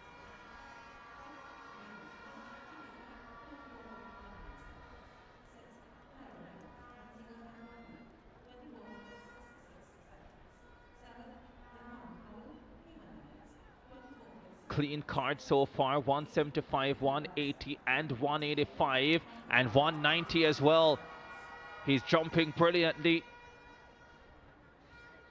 Has him in the lead. High jump final for under 17 boys. We'll keep you updated.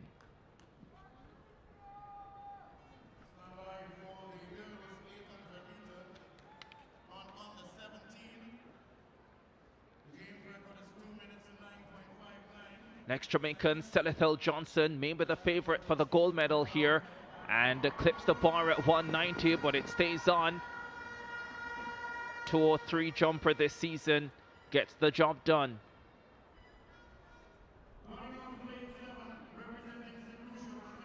.800 qualifying coming up in the under 17 girls. There is 592 Maya Landers of St. Lucia, the first of three semi-final races. Top two from each, and the next two best to advance to the final. Davey Farrington of the Bahamas will go in lane number 6.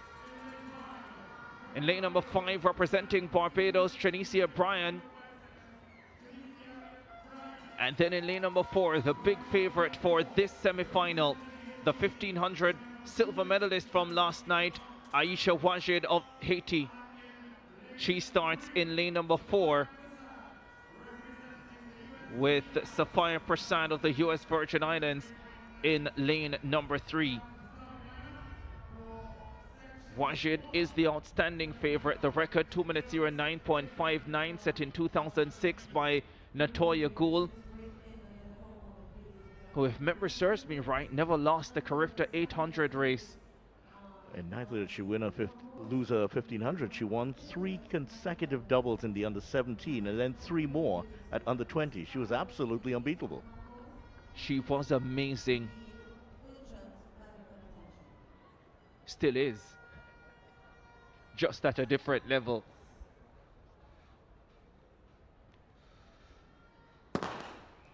Aisha Wajid of Haiti led for most of the way in the 1500 final last night. But Trinidad and Tobago's Ashay Cummings delivered a telling blow down the home stretch to run by her in the last 50 and take the gold medal to the delight of the fans inside the Hazley Crawford Stadium. Today Wajid returns for 800 qualifying, and she is the favorite in this one. The others behind her expected to tussle, expected to battle for the second automatic qualifying spot. They're all keeping a close eye on Wajid here, and she's going to make a move at some point. Well, Bahamas trying to get around the off the back, expending a bit more energy than they would have wanted. That's Farrington. They'll hear the bell. It's Wajid with the lead for Haiti. The Barbadian moves into second position. Shanicia Bryan. Also there from the Bahamas is Farrington with the St. Lucian Landers in the mix as well. Even from the US Virgin Islands, Prasad is still in with a shot of getting an automatic qualifying spot. Too short to go through, plus the next two fastest on times. The 1500 silver medalist continues to lead. She hits 800 meters to go, or 200 meters to go. Farrington of the Bahamas now trying to go with her. She's in second position. From Barbados, Shanicia Bryan is still not out of it, but has some work to do. Into the straightaway they come. It's Aisha Wajid, the Bahamian, to the cheers of their fans, from their fans in second. But is she about to pay a serious price? Oh, this is going to be really tight for the second automatic qualifying position. Wajid is holding on, and the Barbadian Bryan gets second. Brilliant finish as well from Prasad of the USVI to snatch third and give herself a real shot at being in the final. But last night's 1500 silver medalist heavily favored in this qualifying heat, and she gets through to the final along with the Barbadian Shanicia Bryan. Yeah, just after she took the bell, that's where she made a move, started to open up the distance on the field, opened up maybe about 4 meters or so, and eventually they couldn't relay in at the end, but a really good run by Bryant to close the distance and finish in second place. 2 minutes 21.18 for Aisha Wajid of Haiti to take the first semi-final in the under 17 girls 800 meters. Wonderful stretch run from the Barbadian. Yeah, she really came round, and that was where she went past, trying to reel Wajid in, but she'd gotten enough of a lead to finish first. And I'm just wondering if the Bahamian Farrington, it was coming around the first turn, she started to try to go on the outside. Maybe it would have been better served just staying tucked in a little bit longer.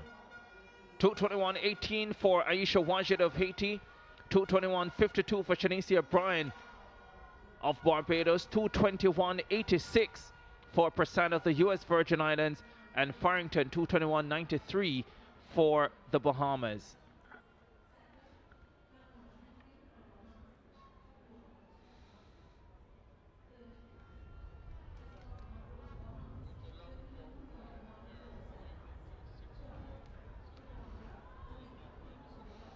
Sixth and final round coming up in the under 17 girls long jump final. Let's take you through that one. Sequoia Palmer, high jump champion on day number 1 for Jamaica, cleared 1.71 meters, the same as the silver medalist, but she got the win on countback down the field in this long jump final. 5:34 her best, has her in 5th position. She starts the final round. Doesn't look like a bad effort. but I'm not sure if it is going to be good enough to get her a second medal at these Carifta Games. Yeah, I think from her reaction, that would be correct. She's very disappointed with the jump, just couldn't pull it out of the fire.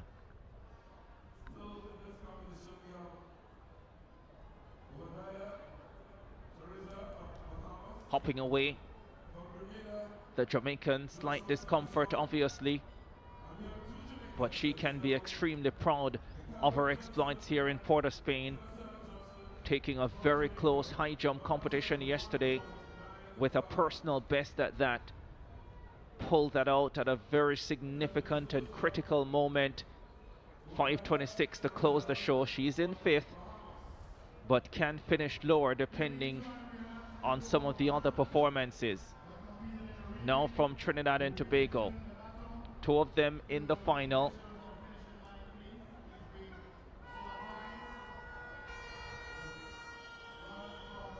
Ryan Graham, 5:20 her best. She's in 7th position. No, won't change anything. That's where she'll stay after that effort. Second semi-final coming up in the 800 meters as well, as we go through the final round, the 6th and final round of the under 17 girls long jump.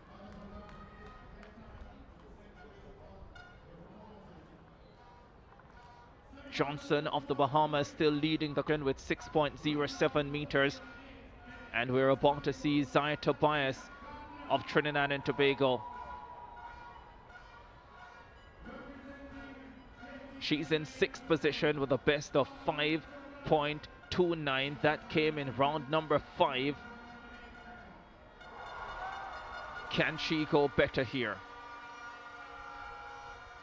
Closing stages of the long jump for under 17 girls. Tobias setters herself.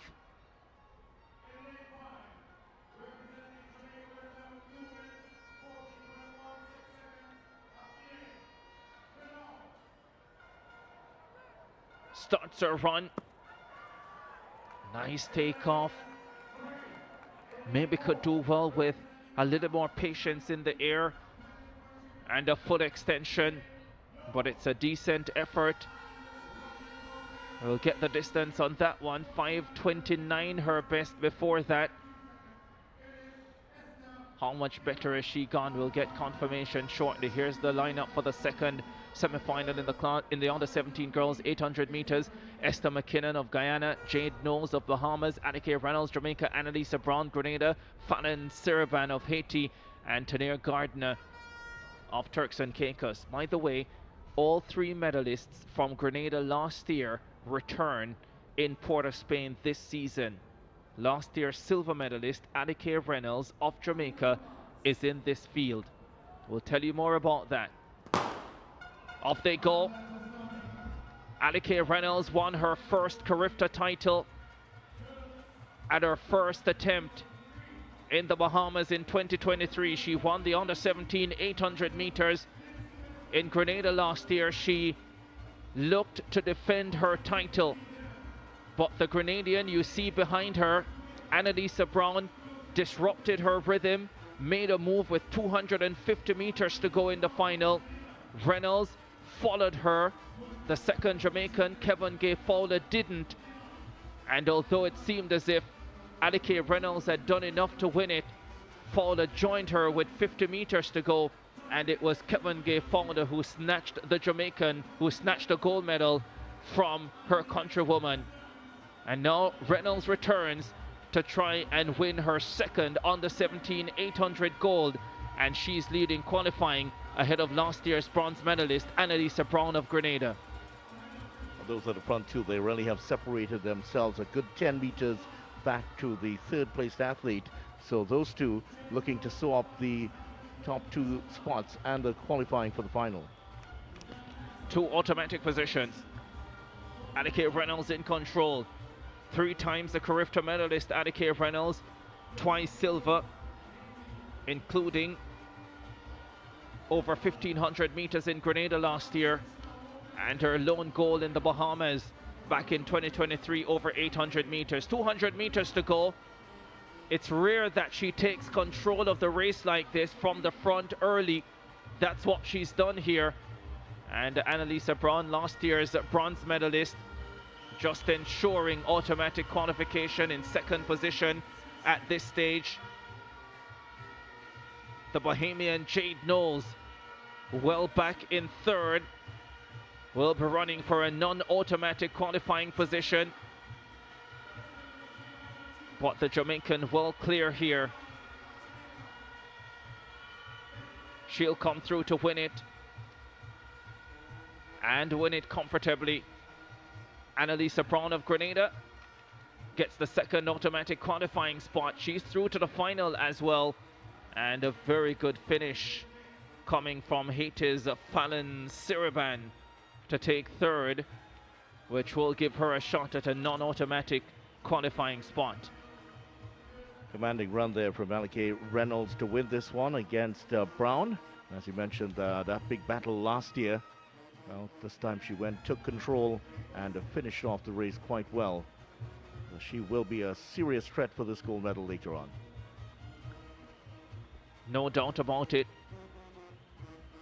Coached by Megan Wilson Copeland, who has done a marvelous job with the middle distance runners at her high school, Alphonsus Davis, from the days of Simoya Campbell, who went on to a World University Games silver medal. And now Annalisa Reynolds, the latest in that long line of middle distance athletes coming out of that institution.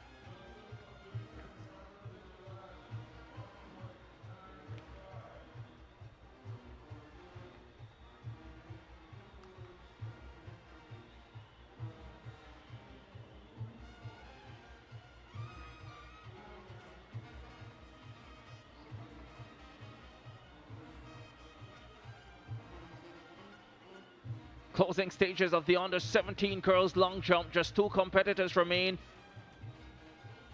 Oh, there's a good-looking effort.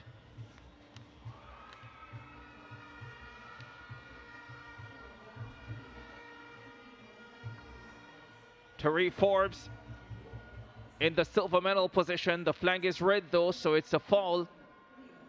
And there's her final card. 5:85 her best, coming in the third round. She has Carifta silver. That means that the gold medalist is confirmed. Although some would say from her first round 6:07, the job was done. Jose Johnson, JJ of the Bahamas. There's her card, 6:07 to start, nothing over 5:60 since then. How does she finish? Final effort of the competition. Long jump on the 17 girls. 6:14 the championship record. Johnson has gone 6:07 already.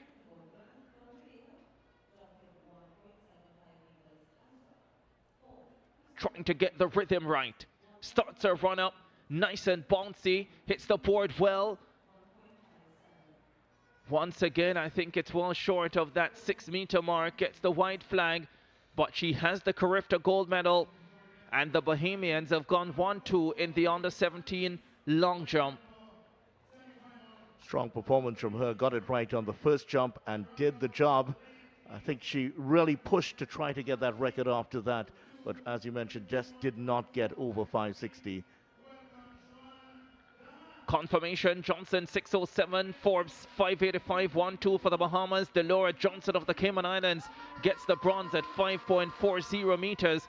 Armstrong 5:37 and Palmer 5:34. The Jamaicans 4th and 5th, with Cynthia Marcel of the Turks and Caicos Islands rounding out the top 8 at 5:14. The two Trinbagonians 6th and 7th. Third semi-final coming up in the under-17 girls, 800 meters. There's the defending champion, 4:48, Kevin Gay Fowler of Jamaica. She'll start in lane number 4.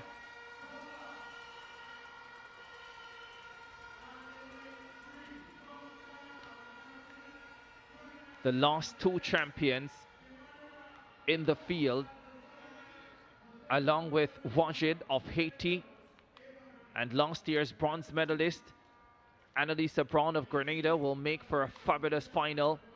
Kevin Gay-Fowler stopped in the 1500 meters yesterday, Vidya.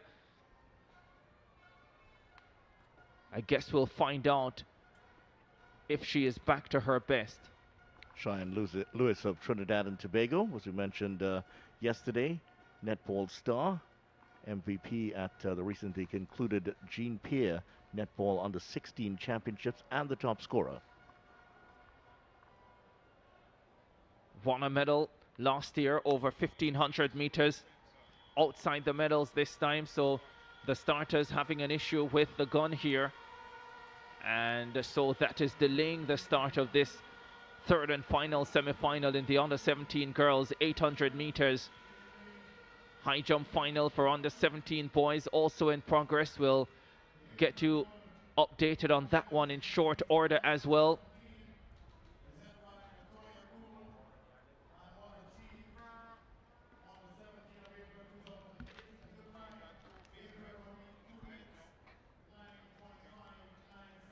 The high jump bar at 2.00 meters as we await the starters to get things right for the 800 meters third semi-final of the under 17 girls.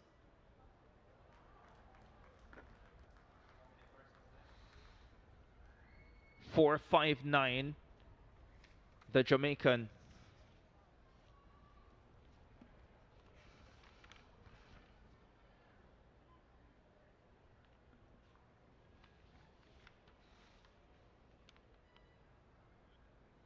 Nikara Johnson aborts his attempt.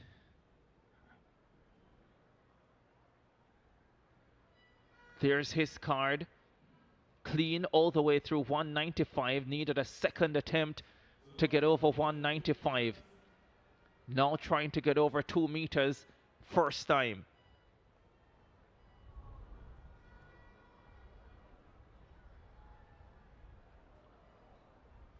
Isn't able to do it.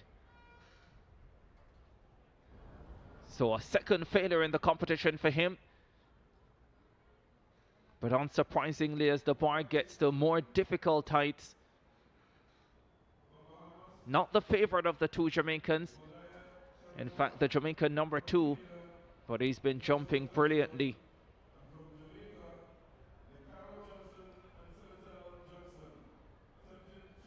So they are the only 2 remaining in the competition, the Jamaicans. And here is Selethel Johnson now for his first attempt. Well, actually, his second attempt now. Correction, he needed 3 to get over 195. Approaches with purpose and takes the lead in the high jump final. Left knee heavily wrapped, and I think that might be impacting the quality of his performance, but he's giving it everything he has nonetheless, and his teammate Johnson is ensuring he has to work if he is to get the gold. Well, Johnson is going to finish first and second here. Well, that was that the Bahamian who came through? Third and final semi-final. Well, the athlete in lane number 8 did not seem to be ready. Damas of Martinique.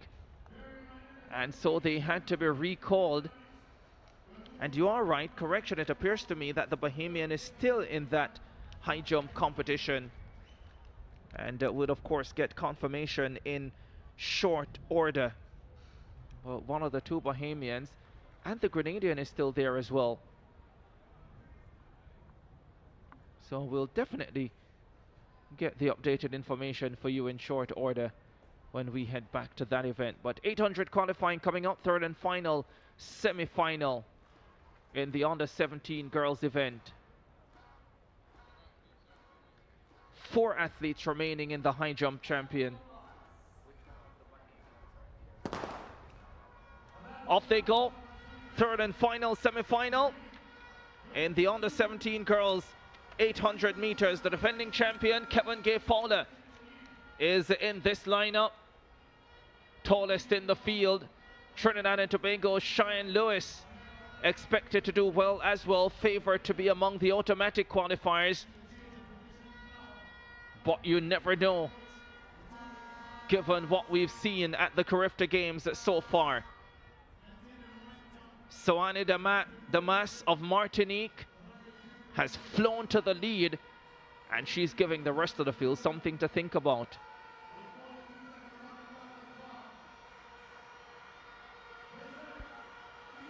Fowler, though, responds and goes back to the front.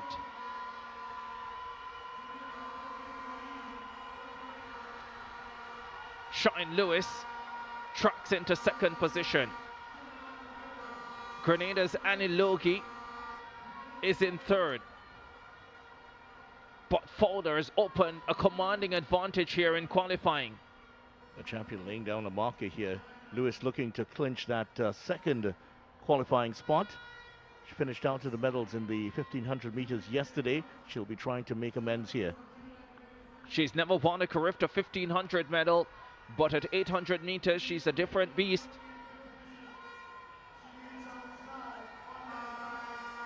Lewis still holding second position for Trinidad and Tobago.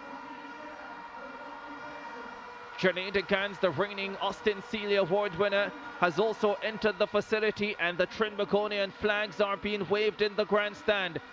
But it's Kevin Gay Fowler of Jamaica who leads this third and final semi-final. Cheyenne Lewis is hanging on to an automatic qualifying position. She's in second. But Fowler miles clear. This is an impressive opening round performance. Fowler comes through at 2:13.12 with Cheyenne Lewis second, and very, very close for third. The Grenadian gets nipped there by Bermuda's Amaris Munia, but the defending champion lays down a noteworthy marker.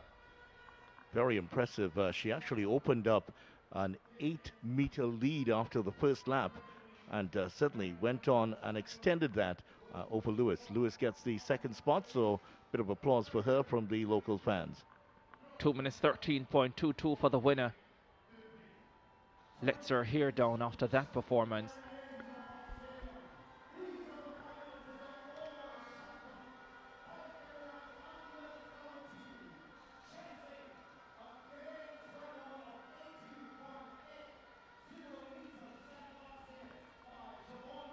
That was the extent of the lead as she comes to the line. Fowler, very, very impressive in getting across the line.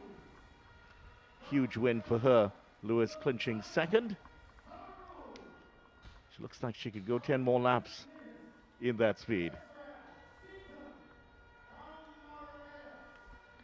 2:13.22 for Kevin Gay Fowler, 2 minutes 18.41 for Cheyenne Lewis of Trinidad and Tobago, 2:20.12 for Amaris Munia of Bermuda, and 2:20.27 for Annie Logie of Grenada.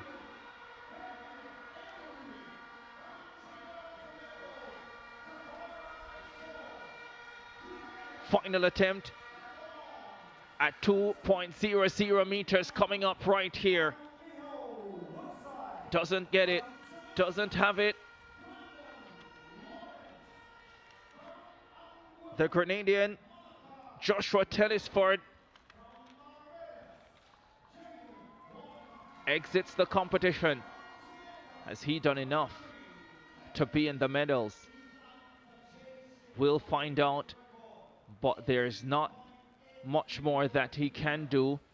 Cleared first time at 195, so that will assist him for sure, but he doesn't go clear at 2 meters.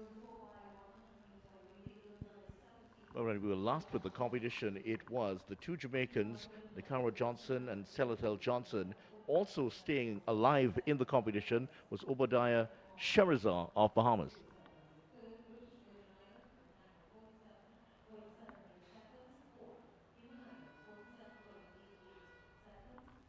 Nicara Johnson now.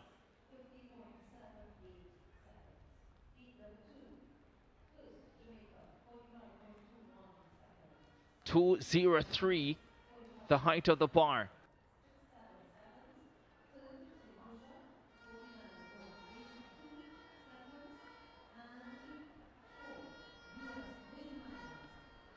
.03 meters for Johnson. This would represent a personal best. Oh, that was so close. For a moment, it seemed as if the bar would stay on, and then it didn't. That was as close as you could have gotten there. And you can see the reaction from him in the background, still holding his pace in his hands and slumps to the ground. That was very, very close. Enough on that clip to drop the bar. Knows that had he been able to clear it, would have put him in an advantageous position in the battle for gold. Well, there is Sherazad at the back. Not sure if he's still involved in the competition. He still looks hugely disappointed. Selethil Johnson there, the Jamaican #1, still there.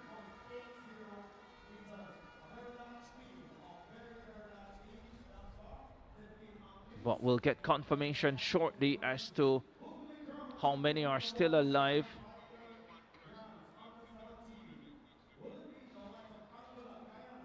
So it seems as if Selethil Johnson has won the competition, and that attempt that we just saw from Johnson was third time at 2 meters, apparently. So third time at 2 meters, so he's out, and Johnson has apparently won it. The only one of the 4 to have gone clear at 2.00. And so he remains with the bar going up to 2:03.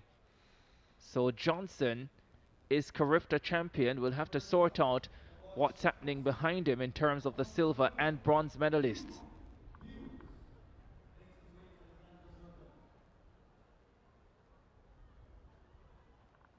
Well, Johnson initially seemed that he's getting some congratulations there from his Grenadian counterpart, Telesford. He initially had put on the track bottoms and decided, well, that was it. I think now he's going to decide, I'm going to give it one more try. Yeah, given how heavily bandaged that left knee is, you would think he would decide against continuing in the competition, but not so. Cleared first time at 2 meters. 2:03 coming up. Clears first time as well. The 2:05 man in a groove in the Carifta Games final, and he can continue if he wants to. More congratulations for him, and I think he will. In fact, the bar is going up. He was in danger at 1.95 with 2 misses, but he pulled that out brilliantly. And now Selethil Johnson has the Carifta gold medal and a chance to go even higher. I have been told that he's not the most diligent trainer, but he has so much talent that he's still able to turn up and produce fabulous performances. And maybe when he really dedicates himself to the event, he'll become really world class. A massive shot put on the 17 boys final coming up. Long jump on the 20 girls with the reigning Austin Celia Award winner Janita Gans. 400 hurdles finals with Michelle Smith chasing the under 20 girls record. Lots of action. Let's head to Donald Oliver. Thanks, Ricardo. Bahamas again clocking first and second in the girls under 17 long jump. I have with me the winner, Jose Johnson. She's to my immediate left. And second place finisher Terry Forbes doing 5.85 meters. And Jose Johnson did 6.07 meters. Talk to me in terms of how it felt out there clearing the mark that you did. It felt great. I just want to thank God, my coaching, And I just love the support from my family members and my supporters. Terry, second place wasn't bad at all for you. No, sir. How did you feel out there? I feel great. I just want to give thanks to the man above and give thanks to my coaches. But some people doubted me, but I just came out here and showed them what I could do from what I. All right, congratulations again, ladies. Thank you. Bahamas won 2 in the girls under 17 long jump.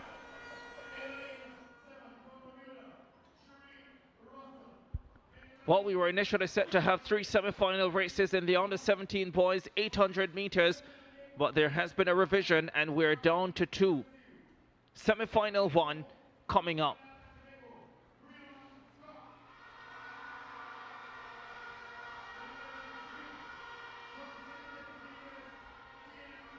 This field includes the fastest this season, Brian Scott of Trinidad and Tobago.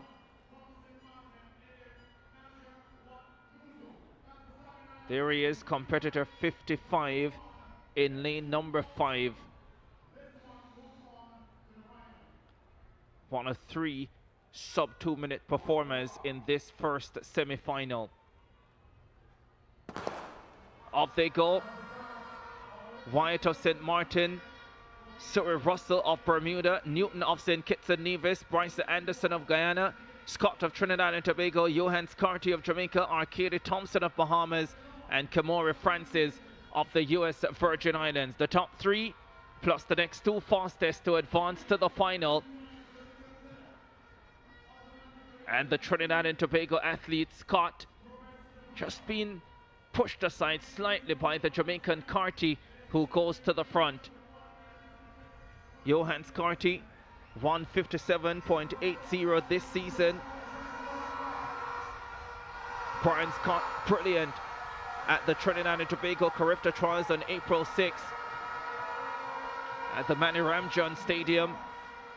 A 1:56.36 clocking then. They hear the bell. Also coming through the Guyanese. Ranging up with Scott moving back into 3rd position. Bryson Anderson of Guyana taking charge. He knows Kaden Persson took silver for them in this event last year, and he would love for them to have another medal. Bryson Anderson of Guyana leads. But here comes Scott. He's made his move at the 200-meter mark. And listen to the crowd respond. The Bermudan in 3rd, Cyril Russell. But Brian Scott of Trinidad and Tobago leads this semi-final. He's well clear of the rest. Bermuda's Russell will get 2nd and Carty of Jamaica 3rd. They are the 3 automatic qualifiers, but Scott of Trinidad and Tobago delighting the crowd at the Hazley Crawford Stadium. Great Scott from the Trinidadian taking over the race at the 200-meter marker. He had initially given up the lead, but took it back in tremendous style. And what a kick that was to get to the line and take the win in the first semi-final. 1:58.72 seconds. Was not bothered when he lost the lead, because he knew he has a big sprint finish. He knows as well that he can go even faster than he delivered in qualifying here. Well, that's the thing with the 800 meters, especially these championship races. They can become so tactical. But Scott was equal to the task, more than equal to the task in qualifying.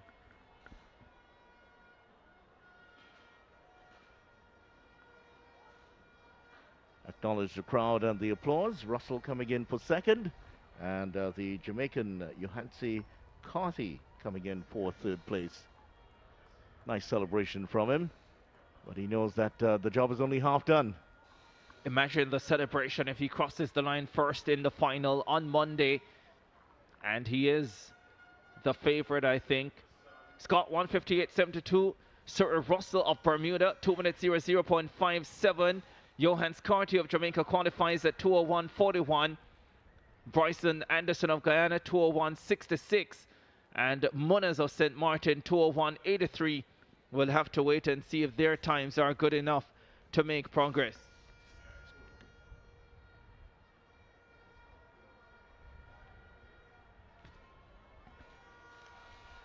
Semi-final, 1 of 2 out the way in the 800 meters for under 17 boys.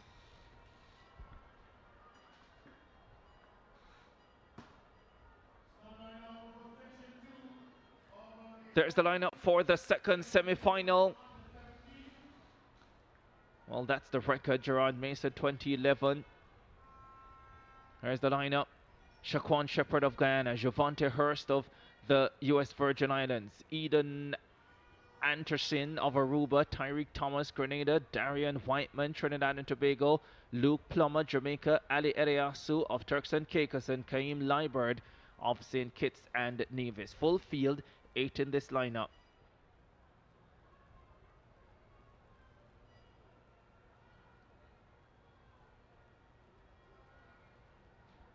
Second and final semi-final in the under 17 boys 800 meters.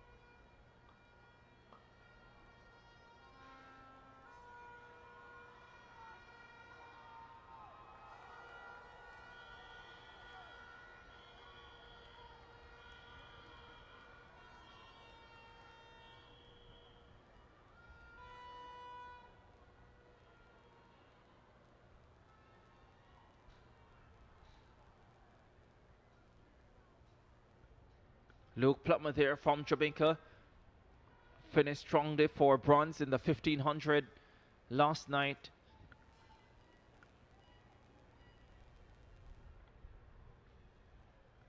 Does have the quality to challenge for an 800 medal as well. Second semi-final, 800 meters. Seems as if an athlete has been added to the field, so we have 9 for this semi-final. We'll try to work through that for you. Shaquan Shepherd of Guyana taking the early lead. Grenada's Tyreek Thomas coming through, and so too from Trinidad and Tobago, Darian Whiteman. Most imposing looking athlete in the field, Whiteman. Ahead of the Grenadian, Tyreek Thomas. Plummer of Jamaica moves into third. Just listen to the crowd. Once there's a Trinidad and Tobago athlete anywhere close to the front, then this place becomes deafening. Whiteman leads, and the Grenadian Thomas is there, so too the Jamaican Plummer. Top 3 sure to go through. From Guyana, Shaquan Shepherd back in 4th position. 300 meters to go.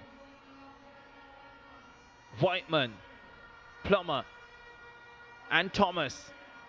Trinidad and Tobago, Jamaica, and Grenada. Eliasu of the Turks and Caicos Islands trying to move forward, but he is well back. 3 short to go through, and Plummer of Jamaica is challenging Whiteman of Trinidad and Tobago.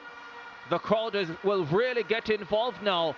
Thomas of Grenada back in 3rd. Plummer and Whiteman.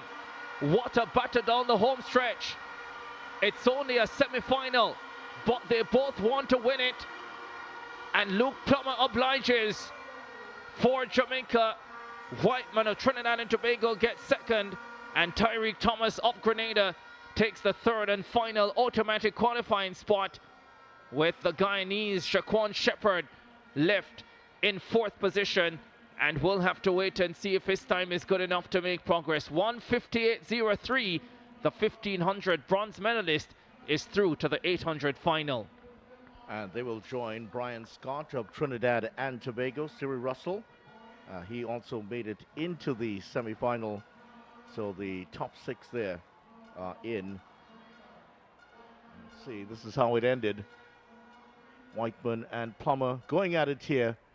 It's Plummer just putting on enough to just edge across the line in front of Whiteman. Both determined to win it. And it was Plummer who gave reason for the Jamaican flag to be waved in Port of Spain. Yeah, the flags are up there. There's a gentleman with a KC man on the back of his shirt. I don't think you'll know him. Maybe not, you know. 158.03 for Luke Plummer of Jamaica. Darian Whiteman of Trinidad and Tobago, 158.13. Tyreek Thomas of Grenada, 159.17. 204.46 for Shepherd. That will not be good enough to make progress. And so it is the athletes who finished 3rd and 5th from semi-final 1 who will, 4th and 5th, apologies, who will make the final.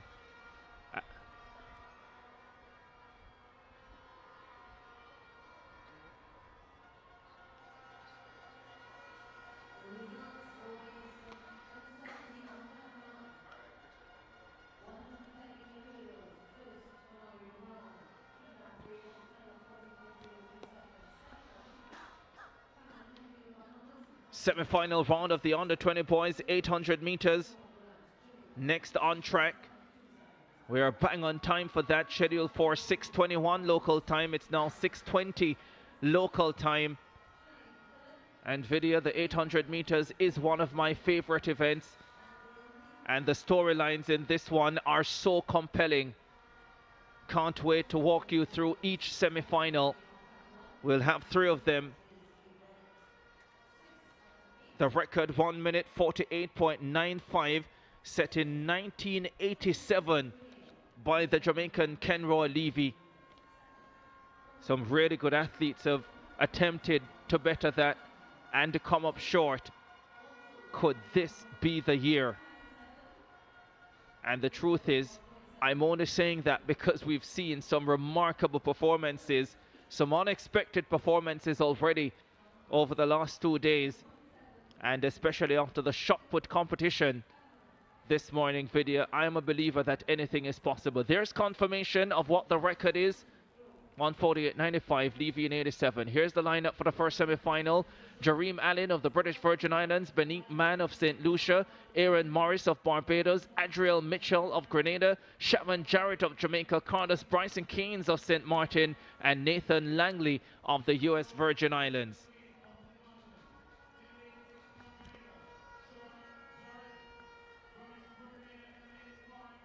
Shavon Jarrett of Jamaica, the fastest in the field this season. He's making his Carifta debut tonight. And maybe, just maybe, he comes in here as slight favorite, even though there are more accomplished Carifta performers in the field to come in semi-finals 2 and 3.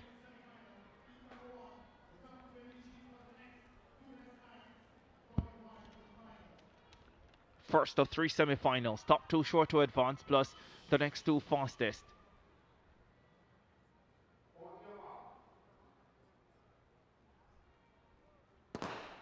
Up they go. First semi-final. Under 20 boys, 800 meters. 2 short to go through. Shavon Jarrett, the Jamaican, loves the front run. He's been basically unchallenged all season back home in the land of wood and water. Let's see how he goes in this first round of the Carifta Games. The Grenadian Adriel Mitchell is right there, 4th in the under-17 final last year. Mitchell coming off a fine season in Grenada as well. Set a personal best, 1 minute 54.21 to win their trials, and then eased his way through the Grenada High School Championships with a 159.61 performance.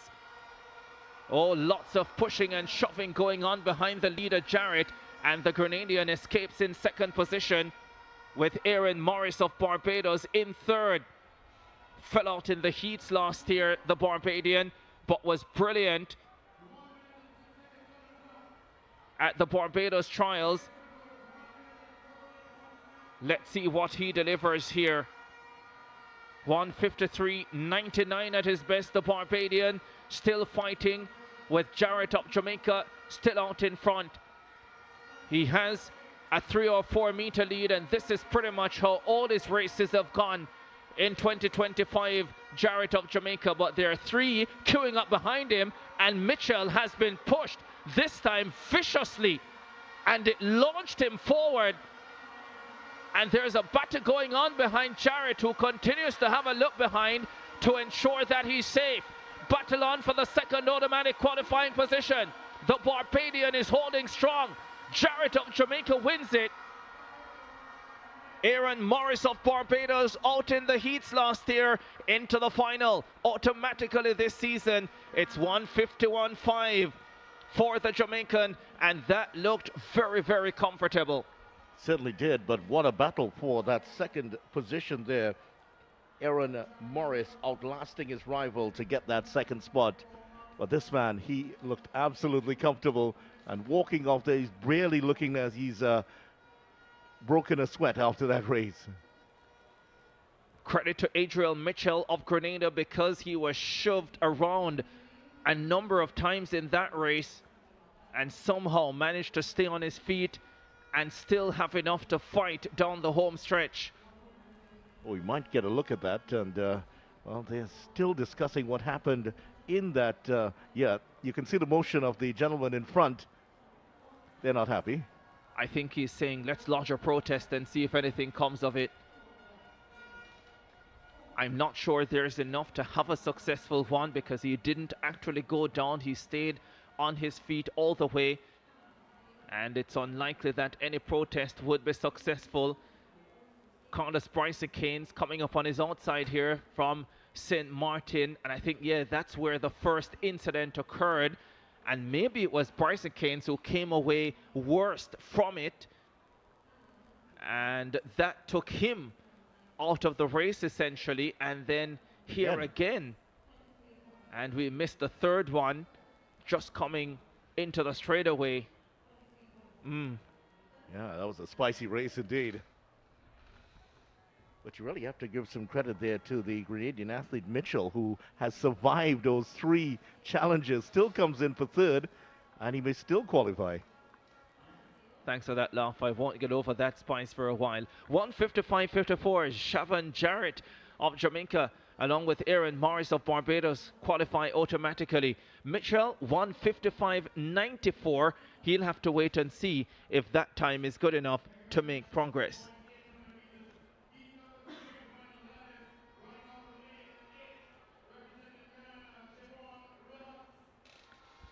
Second semi-final coming up in the under-20 boys, 800 meters. The 1500 champion is in the lineup. Trinidad and Tobago's Amari Thompson is there as well. Should be a very good semi-final. Javon Roberts of Guyana is in the field as well. He's a talent. He starts in lane number 8. Cucaran of Martinique in 7. Jonathan Lynch of British Virgin Islands in 6. D'Angelo Brown of Grenada in 5. Amari Thompson of Trinidad and Tobago in 4. Evan John of St. Lucia in 3. And Sean Vidal of Dominica goes in lane number 2. Brown and Thompson are the 2 fastest. Brown has gone 1:51.36 for the season so far, the young Grenadian. But Amari Thompson, who is very familiar figure in the local 5K circuit, he should provide a good challenge here. Semi-final 2 in the under-20 boys, 800 meters. D'Angelo Brown of Grenada, the silver medalist last year, handily won the 1500 gold medal last night. And now he returns for 800 qualifying and takes the early lead. Not in the Grenadian high school system. Attends Xavier High, a private Catholic school for boys in New York. And he has run brilliantly this season. ran 1:51.36 indoors. And on the evidence of his 1500 victory last night, we know that he's in terrific form. And most individuals I've spoken to believe that he's a better 800 runner than he is a 1500 runner. Last year's silver medalist takes them through 400 meters with the lead. Javon Roberts of Guyana, 2 years ago, he was the man at the under 17 level. Now he's back in third position. Thompson just outside the medals at 1500 last night for Trinidad and Tobago. He moves into an automatic qualifying position. He's second. But it's D'Angelo Brown who has taken control, seized the initiative. Under 200 to go. Amari Thompson gets closer for Trinidad and Tobago. 1:53.99, a personal best at the Carifta trials. Oh, he takes down D'Angelo Brown. That is significant. Javon Roberts is there with Thompson. What have we just seen? The 1500 champion is rallying again. Oh, this is amazing. He's gotten in automatically. Have you seen anything like that? Oh my, that was absolutely brilliant by D'Angelo Brown. Looked like he was going to sew up the automatic qualification, went down, got up, and pulled himself back into contention. May have finished second, but he is there. After a disappointing Carifta Games last year, Javon Roberts of Guyana is back. But the story of that race is the heroic performance of the 1500 champion, D'Angelo Brown, who fell in the straightaway, picked himself up, and got into automatic qualification. They are still in disbelief, but they are delighted. Let's see how it unfolded here. He's looking around, he sees Thompson, and then, well, a collision between those two. He gets down, he's fallen back maybe about 8 to 10 meters, and then comes back. At this time, he's not even in your picture, and then suddenly, he's going to burst into life here. Look at this acceleration. Couple of meters, he would have actually won the race. I've never seen anything like it. I remember Touranesh Debaba falling in the Olympic 10,000 final with many, many laps to go and winning it.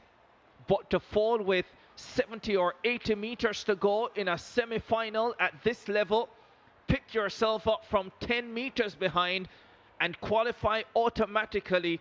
I've never seen anything like it. Give him a medal for that. Look at the finish from him, getting past Omari Thompson, and that was the athlete that he got into the collision with. It was two in that collision. He collided with Thomas on 2 occasions. The second one sent him sprawling. The Grenadians in celebratory mood after that. Have you ever seen anything like that? I haven't. What about you, Donald Oliver? Like that, Ricardo. Simply haven't seen anything like that. Incredible stuff we're seeing here at the Hazley Crawford Stadium as we confirm the times in the 800 meter under 20 for boys.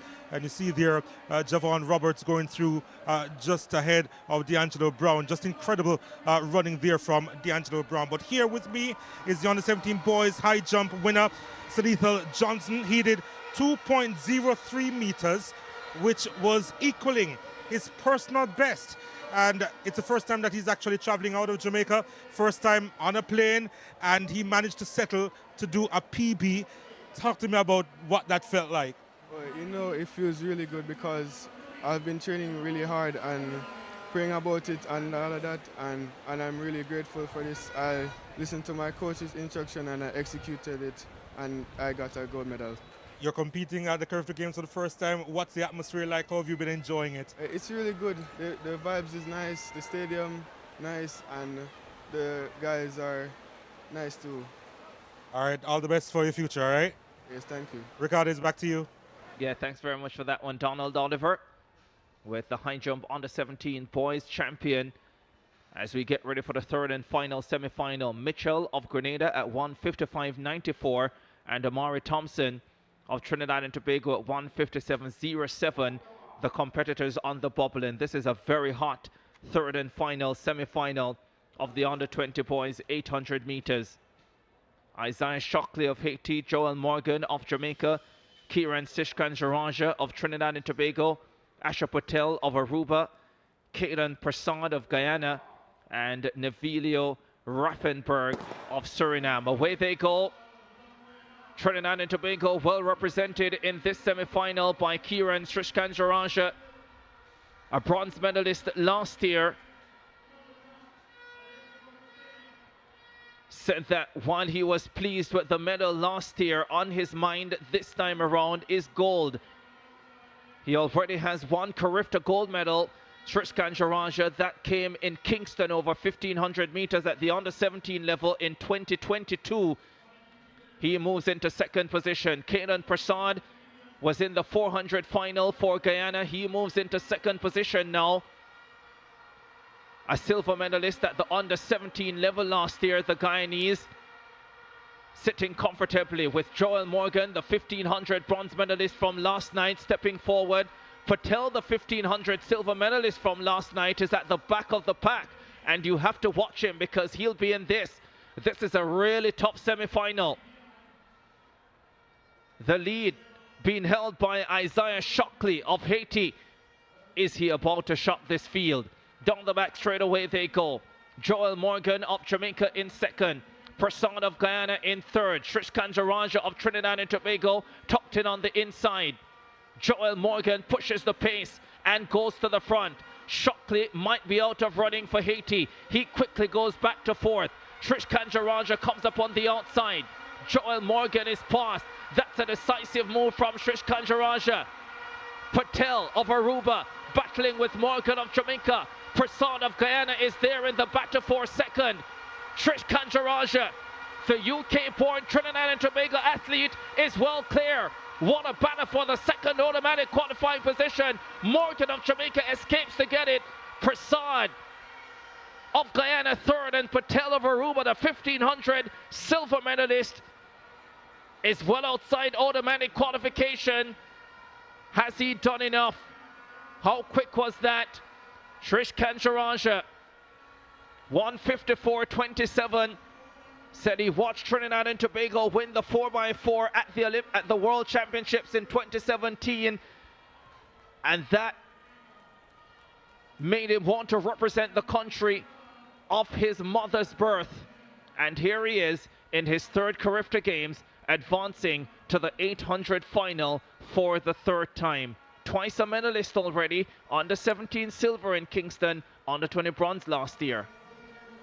The man from London takes to the front just after passing the 200-meter marker, and he is out in front here. Morgan is trying to hold on for that second place right now. He's really battling along with the Grenadian athlete, but Sishkanjaranja, who says that he wants to sign off from the under-20s with a gold medal, gets into the final quite convincingly. He sure does. He sure does. Knows that he will be in for quite a battle in the final. We've seen the quality through the semi-finals. Here's a look at it.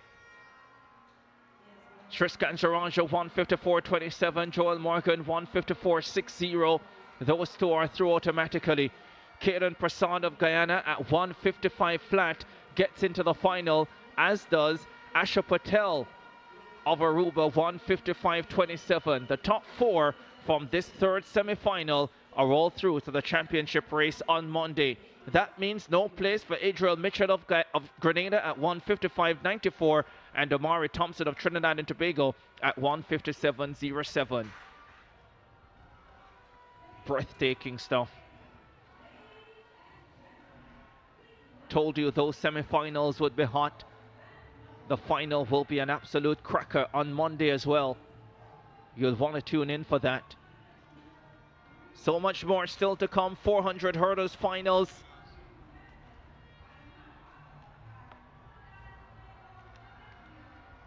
Can't wait for those. The 400 hurdles finals, starting with the girls under 17, round about 6:55 local time. So we are, what, 17 minutes away from that. Medal ceremony is coming up.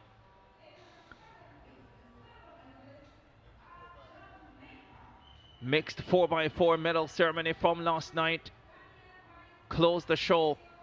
Bahamas winning their second gold medal in 3 years. Relatively new event, the mixed 4x4. Yes, it was contested for the third time ever at the Carifta Games. The Bahamians with Nabi on the anchor leg and a sterling third leg run from their 400 under 20 boys champion Zion Miller got the job done for them. Grenada with the bronze medal in the mixed 4x4. And they have to go 2 at a time.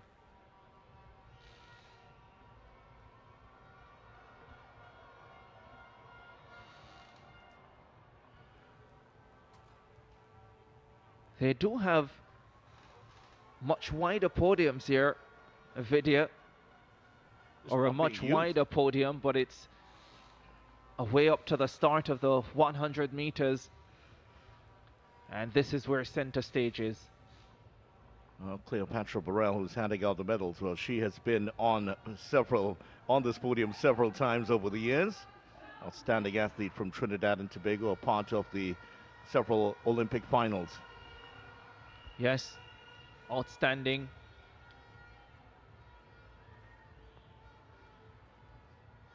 Remember doing an interview with her in 2019, and a part of that discussion was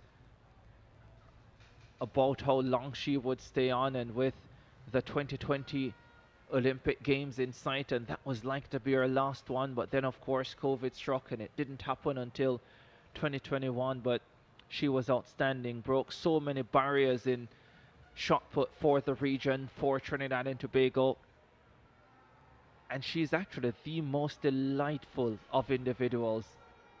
I tell you what, during my brief teaching career in a school in Princestown, St. Stephen's College, she was actually a student there. Now on Sports Day, she did in fact perform in the shot put, but she also did everything else. She was involved in every event you could think about. So you're saying to me that you taught at a school that Cleopatra Burrell attended? Yeah, that's my only claim to fame, apparently. But she's from Mayaro, which, if you know your geography in Trinidad and Tobago, that's the southeast corner of the country. So it's as far away from Port of Spain as you could get in the country.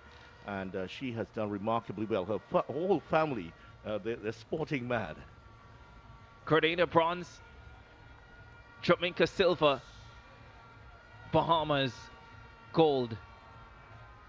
I gather you taught one Mariah Ramarak as well. I have met her.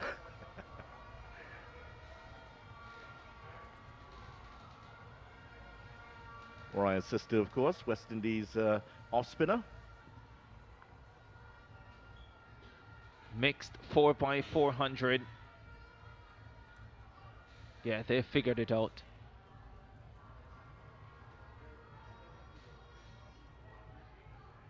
Shot put final. Under 17 boys also in progress. That's a big one.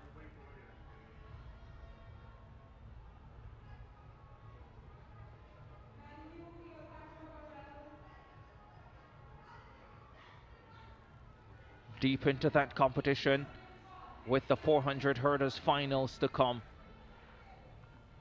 Yeah, there was a bit of controversy with this race. Several reports saying that the Guyana team was not allowed to compete.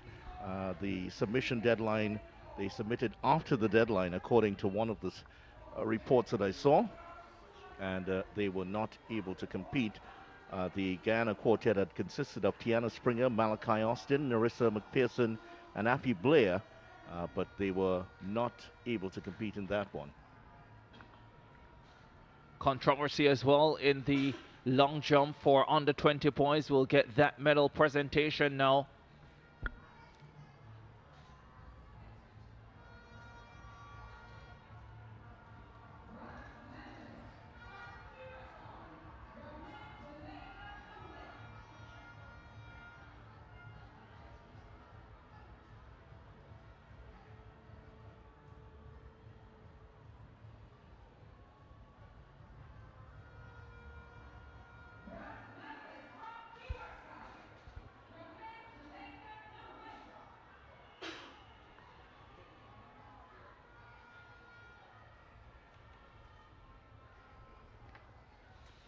So Tian Haynes of Barbados, a bronze medalist last year, after some controversy, has to settle for bronze this time around as well. He doesn't look happy, does he? He's collected the medal and just stepped off the podium. Yeah, his face just says it all there. And in fact, he had a brief discussion with George Komissiong, who is presenting the medal. George Komissiong was the president of the N3A's Trinidad and Tobago until last year. And you can see that he's not happy at all. He's not happy at all. The story as we have it, he had left the competition area. When he returned, instead of having 2 more attempts, he was told he only had 1 more. Apparently he took an attempt on the protest, and that would have given him the win. The mark he produced would have given him the win, but it was ruled illegal, and so his mark, his best mark, remained 7.35 meters for the bronze, with William McKinney of the Bahamas taking silver at 7.36. Great step up from the under-17 category. And Michael Andre Edwards, the Jamaican, continues his outstanding season with a 7.41 effort to take the gold. Tian Haynes will not be happy for a long time to come.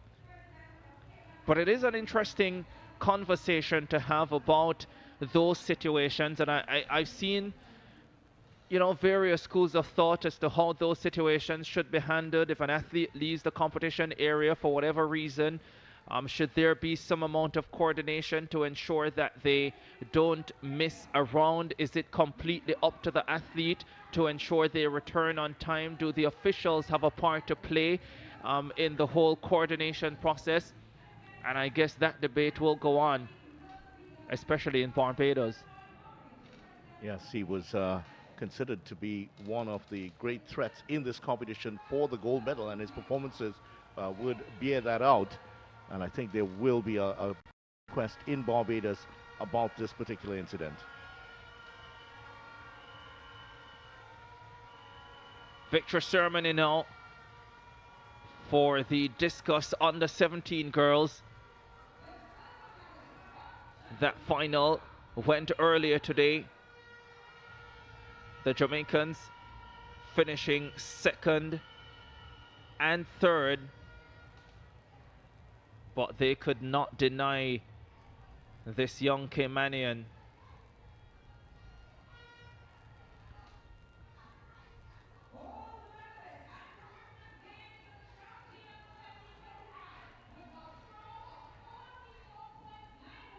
first round effort. 44.91 meters for Hay of the Cayman Islands, and that was good enough to secure her the gold medal. Well, the presenters were decided beforehand, and it's appropriate that the president of the Cayman Islands, Deborah Murray, is there to present it, and I'm sure he got extra pleasure out of that. Kaylia Hay, the gold medalist, Davika Lewis silver, and Jamie Lee Tullo, after her shot put silver, has discussed bronze. The Caymanians sweeping the under-17 throws on the girls' side. They won the shot put as well, and now the discus. And this young lady is only 13 years old. She has 3 years in the age group, and if she is delivering like this already, she could dominate for years to come. Maybe produce some Natoya Gould-like heroics. Big smiles on the faces of the young ladies, certainly in contrast to the last podium that we saw, where because of what happened in that competition. 7 minutes away from the first 400 hurdles final. As we get ready for another medal presentation, a couple more left in this series.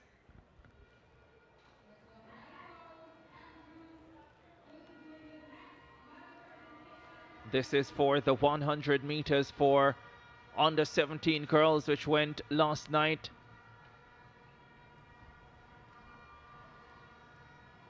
Historic moment for the tiny nation of St. Lucia.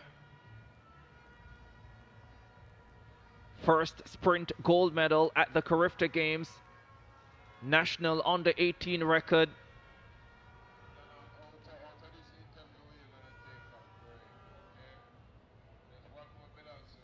Brian Ward of the Bahamas, the bronze medalist. Medals presented by Mrs. Natalie Pips Fleming.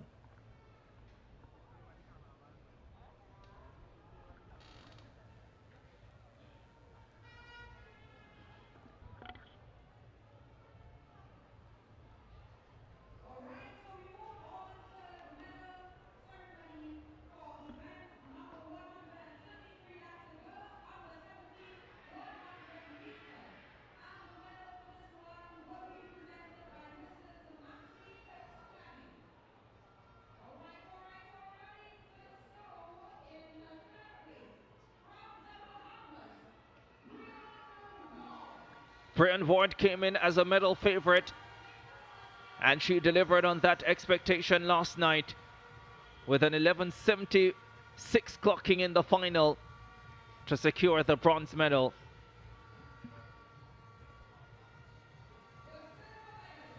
Jamaica's Adora Campbell might be slightly disappointed.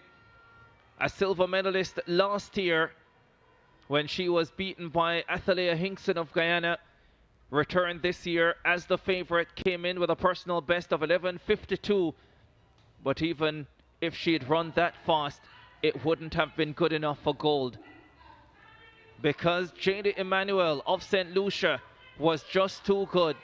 11.50 seconds, 3/100ths better than the St. Lucian under 18 record previously held by the reigning Olympic champion Julian Alfred. And that performance will certainly stand, and it already has. Tongues are wagging in St. Lucia.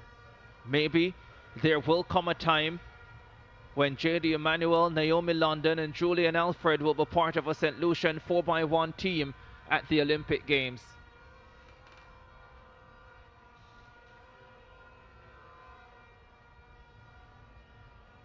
Oh, see the Ocelot getting into action there. There he is to the left. An animal that only one of two Caribbean islands that have the Ocelot. The other is Margarita, and both of them just close to South America.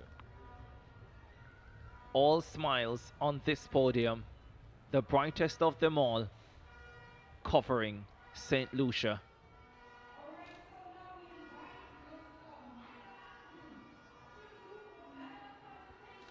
Medal presentation coming up for the under 17 boys, 100 meters. It's one of the few events that I think went to the script last night. Jaden Collins of Jamaica came in as the second fastest. Did not look his best self in qualifying, but summoned all his reserves in the final to snatch the bronze medal.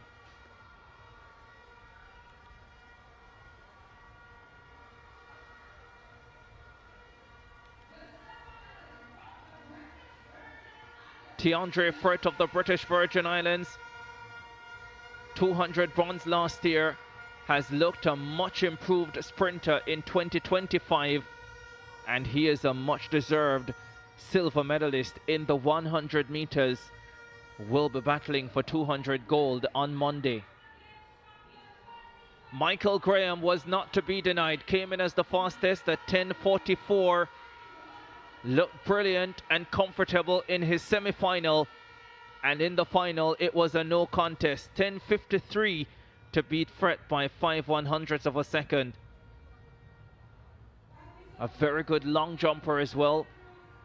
6:98 at his best. Has been over 7 meters wind assisted. Michael Graham, the 100 champion, 1-3 Jamaica. Frith of the British Virgin Islands taking the silver.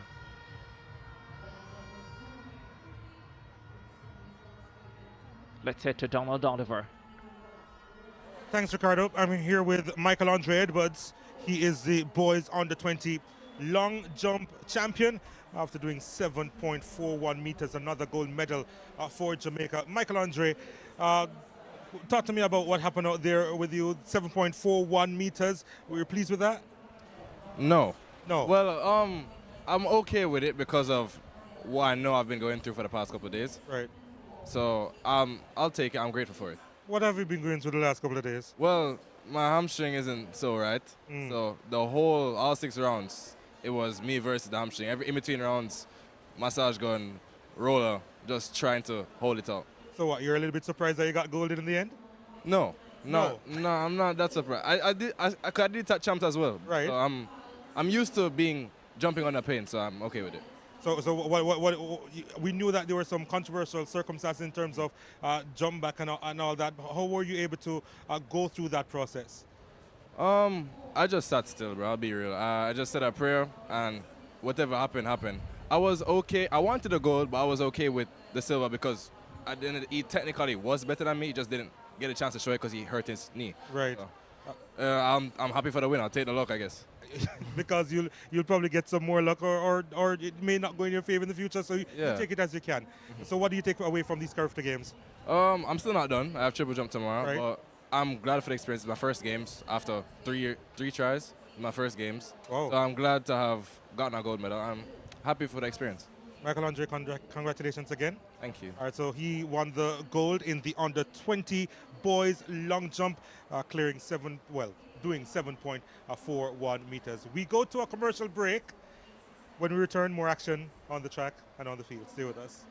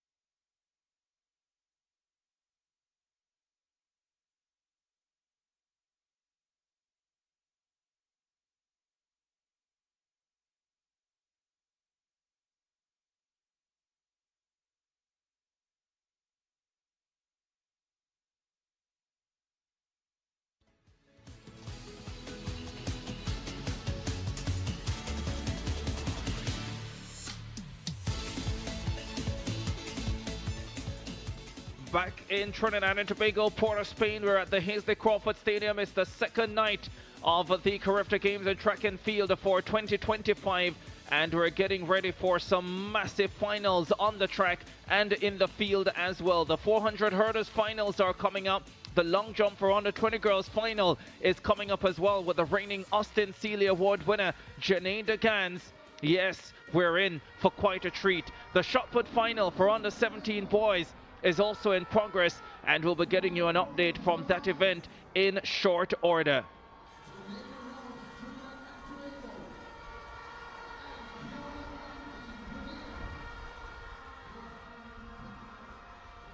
The record in 2024, 18.80 meters by Javonte Smith of Jamaica. They are in the fourth round of the competition. The lead being held by Kamari Kennedy of Jamaica, 17.27. This is Jaden Walcott of Barbados, one of two 18-meter throwers in the field, but he's outside the top two at the moment. Can he put it together in this fourth round of the competition? Walcott of Barbados, very quick in the circle. That looks like a big effort. How big is it? Where does it leave him? He's waited for the spotlight to hit him, for him to hit a big one. Does he challenge the Jamaicans who are 1 and 2 at this stage? Kennedy 17.27 and Lawrence 16.82. What has Jaden Walcott of Barbados produced in round 4?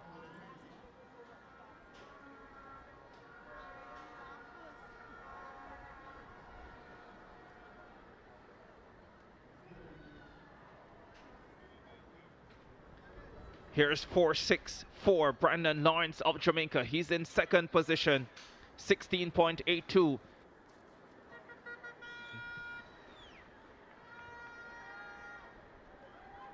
Just trying to confirm the mark for the Barbadian as Lawrence leaves the circle.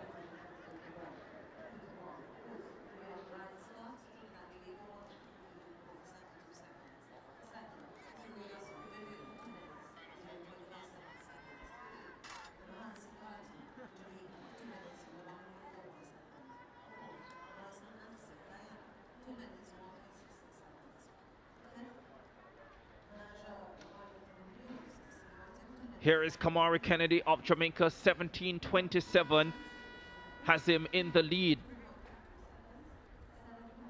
Still trying to confirm how close the Barbadian got. His fourth round effort. Oh, that's another healthy effort coming from Kennedy.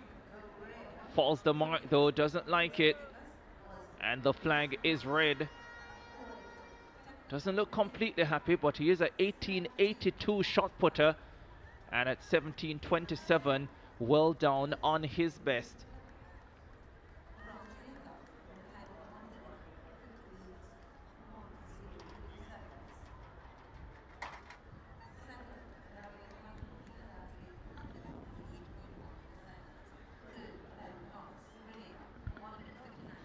Under 17 girls 400 hurdles final coming up, 1:00.78, the championship record set by the Jamaican Quasian Davis in 2019.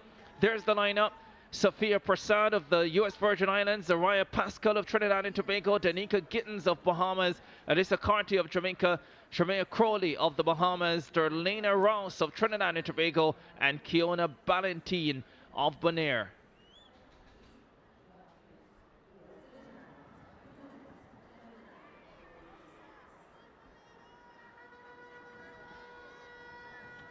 Final of the under 17 girls 400 hurdles. There's lane number 4, Danica Gittins. A 1:05.43 seed time is what she comes in with. None of these athletes have broken a minute.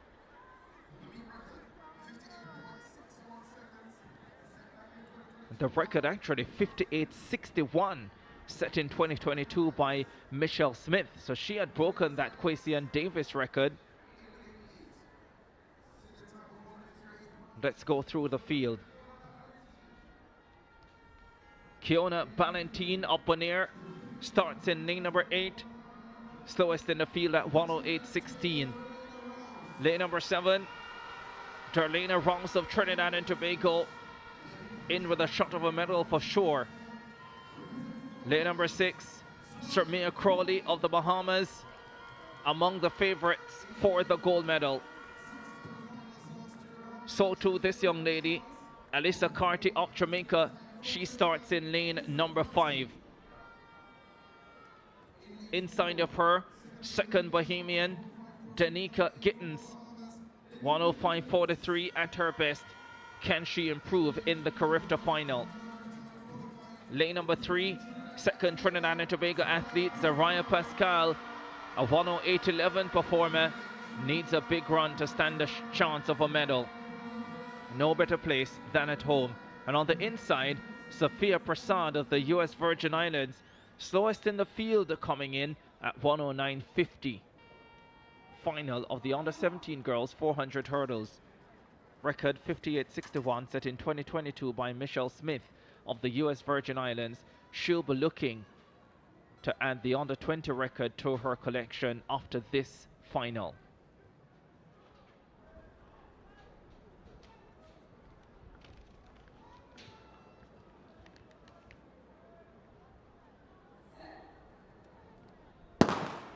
Who will reign in the under-17 girls 400 hurdles? We are about to find out. Alyssa Carty of Jamaica has gone out well. Terlina Ross of Trinidad and Tobago flying down the back stretch. Ross and Carty hurdling together, the Jamaican and the Trinbagonian. Very little to separate them at this stage. Ross might have a slight advantage here. And the crowd going absolutely wild. Will she be able to hold this? Has she gone on too hard? The Jamaican right back up with her. Running brilliantly as well, the Bahamian. Shamia Crawley into the straightaway they come. Crawley takes charge. Carty of Jamaica. And Ross of Trinidad and Tobago. But it's the Bahamian who is going well clear to win gold. Battle on, the Trinbagonian gets there for silver. Brilliant finish from Terlina Ross, with Alyssa Carty of Jamaica taking the bronze. It's Bahamas' gold, 101.86 the flash time. Another gold medal for Bahamas in these games. They have gone superbly in these first two days, and she told you, I told you so. 102.85, that's her time, and she is absolutely lapping it up. The Junkanoo band is going wild at the moment. Port of Spain is the place for dancing, that is for sure. And the Bahamians celebrate again. A well-earned silver for Ross of Trinidad and Tobago, 103.48. She ran a terrific race at one stage. I thought she had gone too hard, and a 250 looked in a spot of bother, but found an extra gear down the stretch to get silver. And Alyssa Carty of Jamaica having to settle for the bronze medal. Great race by Crawley here. All the action coming from Alyssa Carty first. She gets over the first hurdle, and the first couple of hurdles, she was the one that got there first. After that, it was the Trinidadian Rouse who took over the race. The next few hurdles, she would be the first one to get there. And it was shaping up at this point. It was going to be a battle between Rouse and Carty. Those two were coming into the straight as the best two. But this is the point where Crawley starts to put on the gas. And there she is starting to pull in between those two. And at this point, it was game over. She had taken the lead. Jamaica's Carty was still battling for the silver medal, but Rouse did very well to come in the last few steps and take that away from her. Great way to start this series of 400 hurdles finals. Samir Crawley of Bahamas, 102.85 wins gold. Terlina Ross of Trinidad and Tobago, 103.48 with the silver. And Alyssa Carty of Jamaica, 103.62 with the bronze. Zaraya Pascal of Trinidad and Tobago in fourth at 105.73, with Valentine of Bonaire rounding out the 7-athlete field. The Bahamian is still dancing. She's not going to stop. She's going to be dancing for the rest of the evening, possibly into tomorrow, and why not? She's worked very, very hard for this, and she's run a very clever race. She didn't get too excited when she saw Carty and Rouse battling it out. She just bided her time and timed her surge to perfection. That she sure did. slightly behind where we should have been. The under 20 girls final was scheduled for 7:03 local time. It's now 7:09.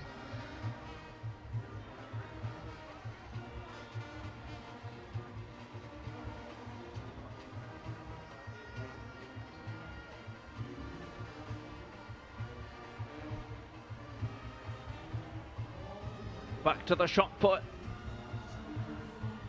Another look at the Barbadian, this one wide.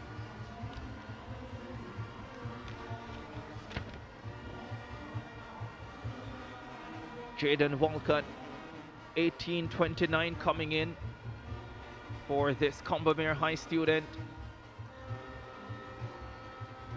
Set a BSAC record earlier this season. And now he's chasing Carifta gold. He's running out of time though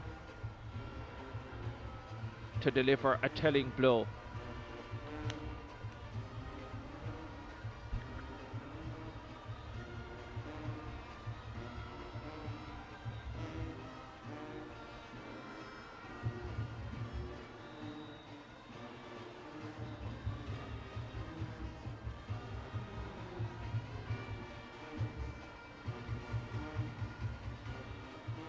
Well, the battle goes on here. I tell you what, outside of just out to the left of your picture, the Junkanu band is actually going crazy, still celebrating that victory in the 400-meter hurdles for the Bahamas. They're actually sharing a bit of Trinidad and Tobago culture. They're playing a local favorite from the Calypsonia, the soca artist Crazy, Nanny Wine. So they're very much participating in the local culture. And that's a good part of it, to participate as well.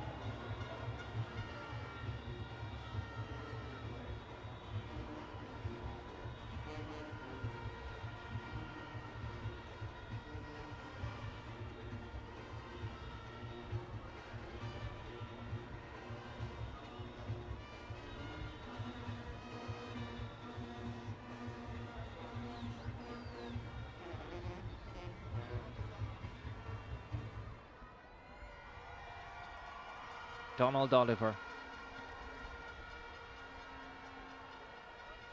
Of the Bahamas.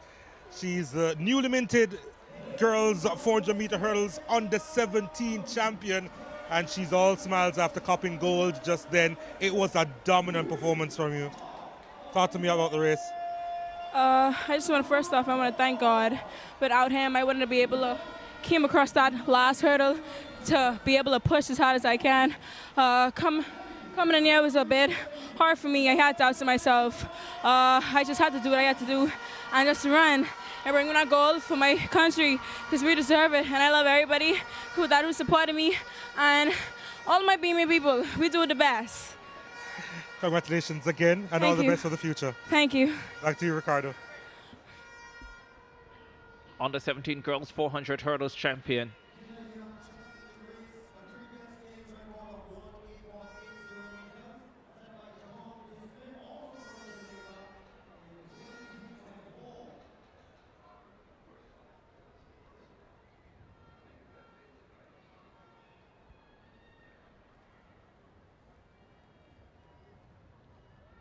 Under 20 girls 400 hurdles final coming up. I do believe we might actually have a record effort in the shot put for under 17 boys. We'll tell you about that later. Here's the lineup. Natalia Eastman of Trinidad and Tobago, Teresa December of Guyana, Emilia Montoute of Guadeloupe, Dominique Dean of the Bahamas, Siobhan Thomas, Jamaica, Michelle Smith of the US Virgin Islands, Jenna Marie Thomas of Trinidad and Tobago, and Kay Marie Hanna of the Bahamas.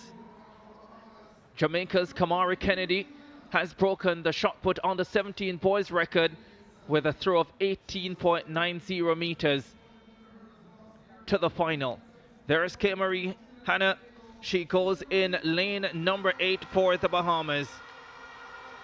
Lane number 7, Jenna Marie Thomas for Trinidad and Tobago, under 17 bronze last year, personal best 59.76 in qualifying.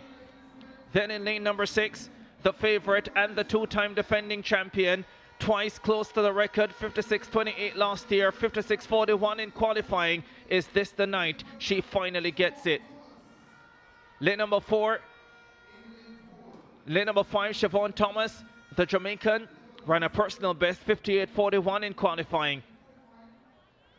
Then last year's under-17 silver medalist from the Bahamas, Darvinique Dean, just outside a minute in qualifying, 1:00.25, has a big shot at a medal.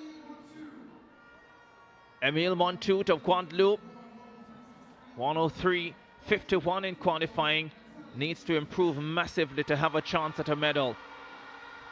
And on the inside in lane number 1, Natalia Eastman of Trinidad and Tobago at 1:03.63. December of Guyana does not take her place in the final from lane number 2. Hasn't looked herself this entire championship and certainly didn't look her best in qualifying. Is this the night Michelle Smith gets the Carifta under 20 400 hurdles record?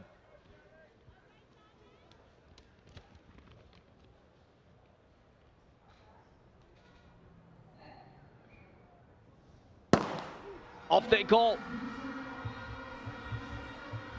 It seemed as if she went off to the record in qualifying. Michelle Smith came up short, but does she deliver it tonight? She's going for her 4th straight 400 hurdles gold medal at the Carifta Games, her 3rd straight in the under 20 category. She is world number 1 this season at the under 20 level in this event. If she produces anything close to her world number 1 time, she'll be the new record holder. Michelle Smith of the US Virgin Islands with a massive lead. There's a baton behind her for the silver medal. Thomas of Jamaica is in 2nd. Trinidad and Tobago's Thomas is there as well. But Michelle Smith of the US Virgin Islands leads the Carifta final.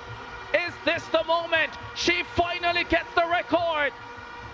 The clock stopped early at 54.83. And so we wait just a little bit longer to find out if she has removed Cheyenne Salmon's 56.22. And we wait. Thomas of Jamaica, I think, got the silver. The time has come up on the stadium clock downstairs. It's 56.60. She comes up short once again, but another terrific performance. And for the 4th year in a row, she has a 400 hurdles gold medal at the Carifta Games. Absolutely fabulous performance here from Michelle Smith, record holder, as we mentioned, in the 400-meter hurdles at the under-17 level, just missing out on the record here, but she was absolutely brilliant in getting the medal. Trinidad and Tobago's Jenna Marie Thomas holding on for 3rd, and 2nd place going to Siobhan Thomas of Jamaica. Twice producing personal bests on this Sunday, Jenna Marie Thomas leaves it at 59.60 to take the bronze medal. But another amazing performance from Michelle Smith to land her 7th Carifta gold medal. 4 over 400 hurdles, 3 over 800 meters. She also has a sprint hurdle silver medal, producing another sensational effort. The margin of victory significant. The world number 4 at the under 20 level, Kellyanne Carr of Jamaica, not here. Siobhan Thomas coming through 4nd for the Jamaicans, with Jenna Marie Thomas producing a valiant effort to secure the bronze. Another medal for the home nation, another Carifta gold medal for Michelle Smith of the US Virgin Islands. And there's the celebration from the supporters of the British Virgin Islands here. Here's confirmation. Michelle Smith, 56.60, gold medal. Siobhan Thomas of Jamaica, 58.60, and Jenna Marie Thomas just coming in ahead of Hannah Kimari Hannah, and she finished in 4th place. And Donald has Michelle Smith with it. Yeah, I'm talking to a living Carifta Games legend. and she has really made a name for herself, hasn't she, at these Carifta Games. And another title to her name, another gold medal in the 400-meter hurdles. You wanted the record. I could sense it. What was it like running out there? It was really interesting. I have to say, I like turned the corner and I was like running on the backstretch. I was like, oh, okay, the wind is definitely here. But I feel like it was a good race overall. Was the wind helping you? At some point, yeah. At some point. Okay. I don't remember when, but it was helping. I mean, you've done so well at these Carifta Games. So many beautiful memories. What does this mean to you?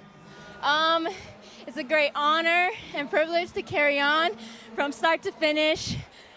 I've been like doing really well in the 400 hurdles, so yes. it's really awesome to be able to continue it to my last one. Well, here's to more gold medals. It's just been fabulous to watch you run at these Carifta Games as well as previous Carifta Games, and we are wishing you all the very best for the future, which we know is going to be exceptional and bright. Thanks again, Michelle. Thank you. Back to you, Ricardo. Michelle Smith, Carifta champion in the 400 hurdles for the third straight year at the under-20 level, fourth straight year overall, having won the under-17 title in Kingston in 2022. Let's go over to the shot put and show you what you missed. A record from Jamaica's Kamari Kennedy, this young sensation launching the shot out to 18.90 meters, removing a record set last year by Javante Smith, another Jamaican, at 18.80. Jaden Walcott of Barbados, well, he finished in second place, another 18-plus meter thrower. Sixth and final round, the Barbadian with his final effort.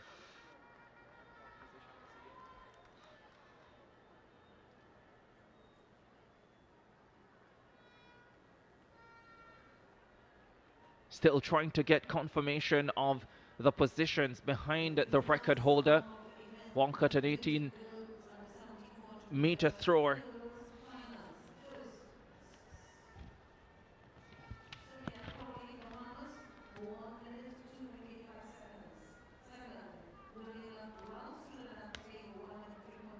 Has been in third for most of the competition, the Barbadian. And this Jamaican has been in second for most of the competition with a 16.82 effort, Brandon Lawrence.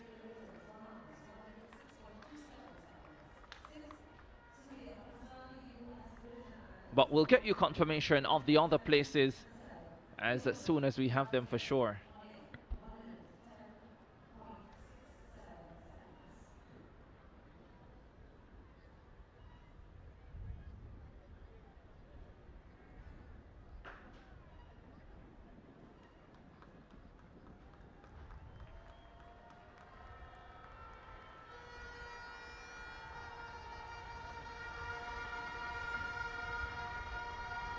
Michelle Smith takes the ball out of shot as Kamari Kennedy, the Carifta under-17 boys shot put record holder, gets ready for his final effort. A personal best and Carifta record sealed, and another massive effort to close the competition. The flag is red though, and so he'll finish with that 18.90 meter effort. That will be the gold medal performance and a new Carifta Games record. Breaking the record previously held by Javante Smith of Jamaica. It lasted barely a year.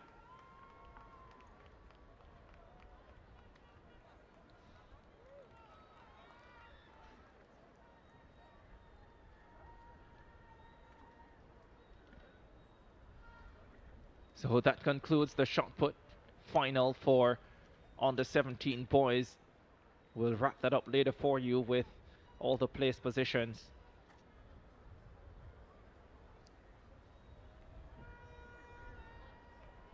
Under 17 boys 400 hurdles final. The record 52.19 set last year. Jarrell Williams of Trinidad and Tobago, Devonte Romeo of Trinidad and Tobago, Jonathan Higgs of the Bahamas, DeAndre Isidore of St. Lucia, Jaden Campbell, Jamaica, Jacario Wilson of the Bahamas, Eshani Porter of Jamaica, and Jacoby Brown-Smith of Barbados. No qualifying races for the under-17 boys over 400 hurdles. So this is a straight final.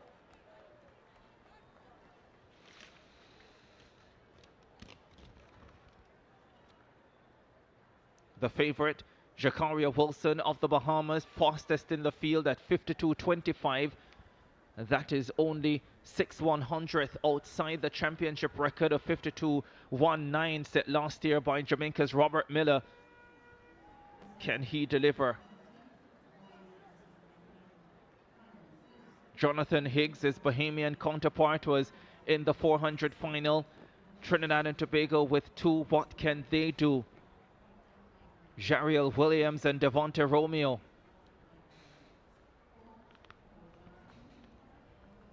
There's Devonte Romeo coming in with 58.71. Jarrell Williams, 103.60. Full field for the under-17 boys 400 hurdles final. We start in lane number 8. Jacoby Brown-Smith of Barbados, a 56.67 performer at his best. Then in lane number 7, Eshani Porter of Jamaica has gone 54.45. Let's see how he goes in this final. Jacario Wilson of the Bahamas is in lane number 6. He's the favorite, 5th in the final last year, and he returns with one thing on his mind, that's gold and back-to-back wins for the Bahamas. Jaden Campbell of Jamaica is a fine talent, 53.64 at his best, continues to improve throughout the season. Let's see if he can deliver a big run in this final. DeAndre Isidore of St. Lucia, based in Kingston, Jamaica. He starts in lane number 4, has a real shot at a medal. Jonathan Higgs of the Bahamas, very good in the 400 final, finished 6th there. He's a 55.68 400 hurdler. He starts in lane number 3. And then the crowd will go wild for the next 2 competitors. Devonte Romeo, 58.71 performer, and this Trinbagonian teammate Jarrell Williams. That's the lineup for the final of the under-17 boys 400 hurdles. We are under record watch. Jacario Wilson of the Bahamas has run just outside the record this season. How fast will he go tonight?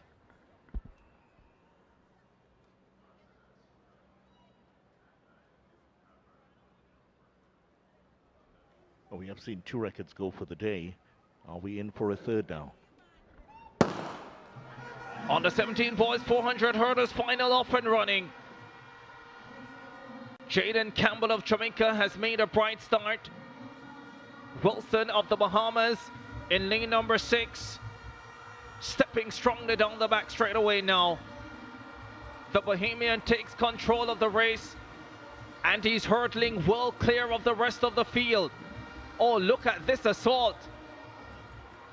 He's opened up a 10-meter advantage already. Into the straightaway they come.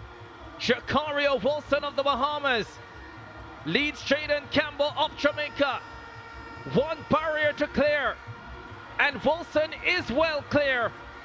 Negotiates the final barrier well. Is he about to smash the record? The clock stopped early. Jaden Campbell of Jamaica got silver. It was very tight on the line between St. Lucia's Isidore and Porter of Jamaica for the bronze. But there is no denying the champion. Came in as a massive favorite and delivered in a massive way. Has he gotten the record? No, I think he's fallen short. It's 52.44, I think. Confirmation now. Outside the 52.19 record, but that was still a stunning effort. It certainly was. just briefly in the race, maybe about the second hurdle or so. Campbell had gotten to the hurdle just before him, but after that, that seemed to wake him up, and he never trailed after that, went over the hurdles, and really coming into that final bend, there was no doubt that he was going to win it. 53.61 for Jaden Campbell. A personal best effort for him. Eshani Porter did well enough to snatch the bronze medal from the St. Lucian Isidore. So 2 Jamaicans on the podium, breaking St. Lucian hearts.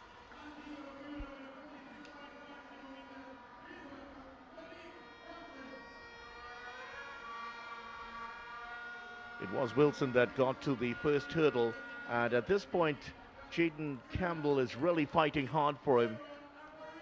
Got to the next hurdle just ahead, but, well, this is where he really opened up, and Wilson, Jacario Wilson, leading a significant lead, more than 10 meters at this point. And just 2 hurdles to negotiate at this time. Getting there, maybe Wilson just giving up a little bit as Campbell started to close the gap slightly. But once he cleared that final hurdle, accelerated, he looked back, had a look at the clock. The clock had already stopped, unfortunately, but he's just short of the record. The record, 52.19 by Robert Miller, still stands. Confirmation 52.44 for Jacario Wilson of the Bahamas, the gold medalist. Jaden Campbell of Jamaica, silver at 53.61, a personal best. Eshani Porter, bronze at 54.26. Was Jonathan Higgs of the Bahamas, actually, who finished 4th at 54.34, with Jacoby Brown-Smith at 54.79 and Isidore at 54.82, completing the top 6, followed by the 2 Trinidad and Tobago athletes. By the way, I can confirm that the Barbadian Walcott did finish 2nd in the shot put final with that 4th round effort that we saw, 17.43 meters. So he took silver, with the 2nd Jamaican Brandon Lawrence taking bronze at 16.82, behind the record performance of Kamari Kennedy, 18.90. One final to come in this 400 hurdle series. That's the under 20 boys event.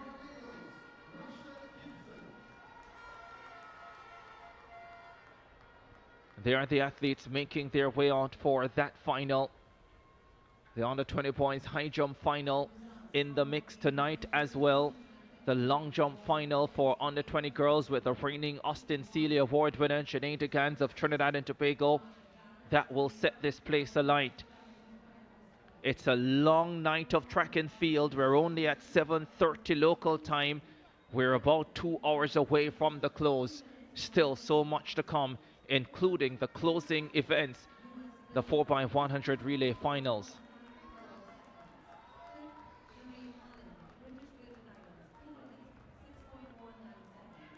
Record in the boys 400-meter hurdles under 20, held by Jehu Gordon. That would have been back in 2010, 49.76. Stunning record. Definitely don't think that is under threat. That was the year he won the Austin Sealy Award, one of 4 Trinidad and Tobago athletes to do so.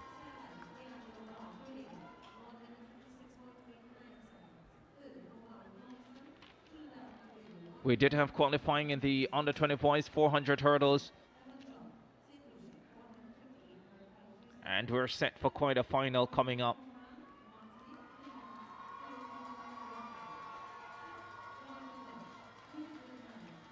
Two wins for the Bahamas in the 400 hurdles, 1 for the US Virgin Islands. The Jamaicans are favored in the last one.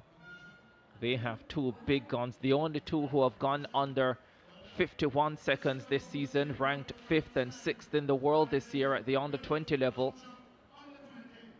And so they come in as handy favorites, but we've seen so often at these Carifta games that matters not whether you're the favorite, because there are some informed kids coming for the titles.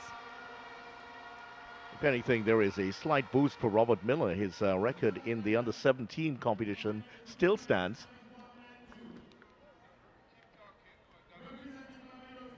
And let's head across to Donald Oliver. Thanks, Ricardo. I'm with Jacario Wilson out of the Bahamas, who just won the 400-meter hurdles under 17 boys.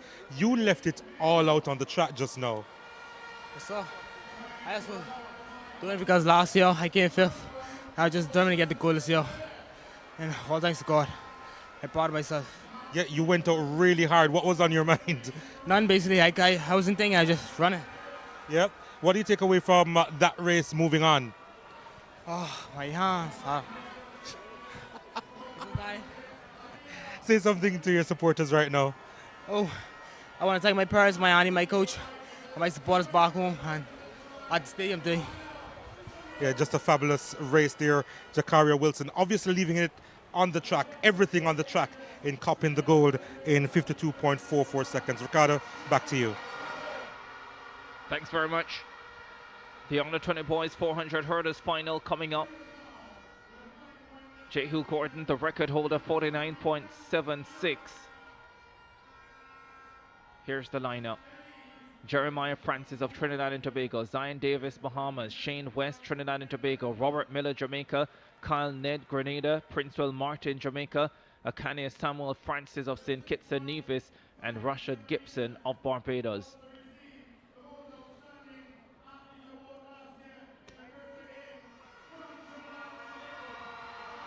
Going through their final paces, the crowd being introduced to the long jumpers, including, of course, the reigning Austin Sealy Award winner, Janeda Gans. Also in that lineup for Trinidad and Tobago, Gianna Paul, who led the heptathlon impressively last year before injury rolled her out to the remainder of the competition. No combined events action for her this season. She is going for it all in the long jump final. There's Robert Miller, still the under 17 400 hurdles record holder. Fell from the outside lane number 8 at the Jamaican High School Championships in the under 20 final.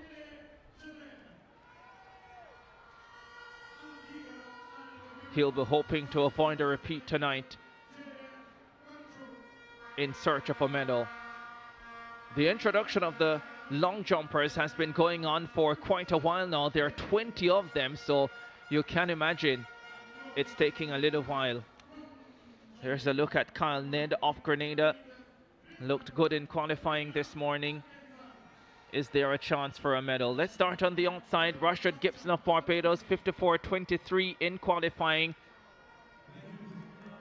Takes his place in lane number 8 in the championship race. Akane Samuel Francis, a silver medalist last year at the under 17 level, 53.68 to get to this final, the competition. He has the quality to medal.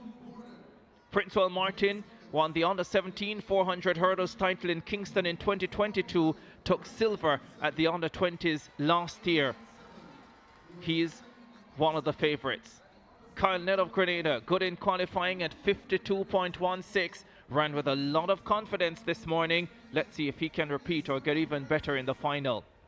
Robert Miller at 50.89 is the 6th fastest under 20 athlete in the world this year.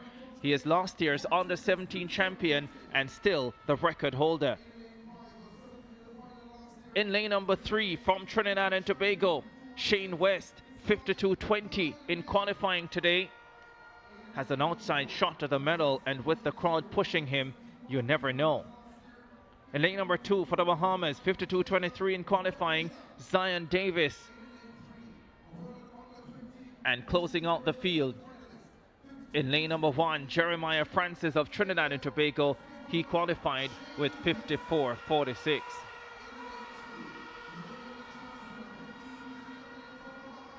Final of the under 20 boys 400 hurdles.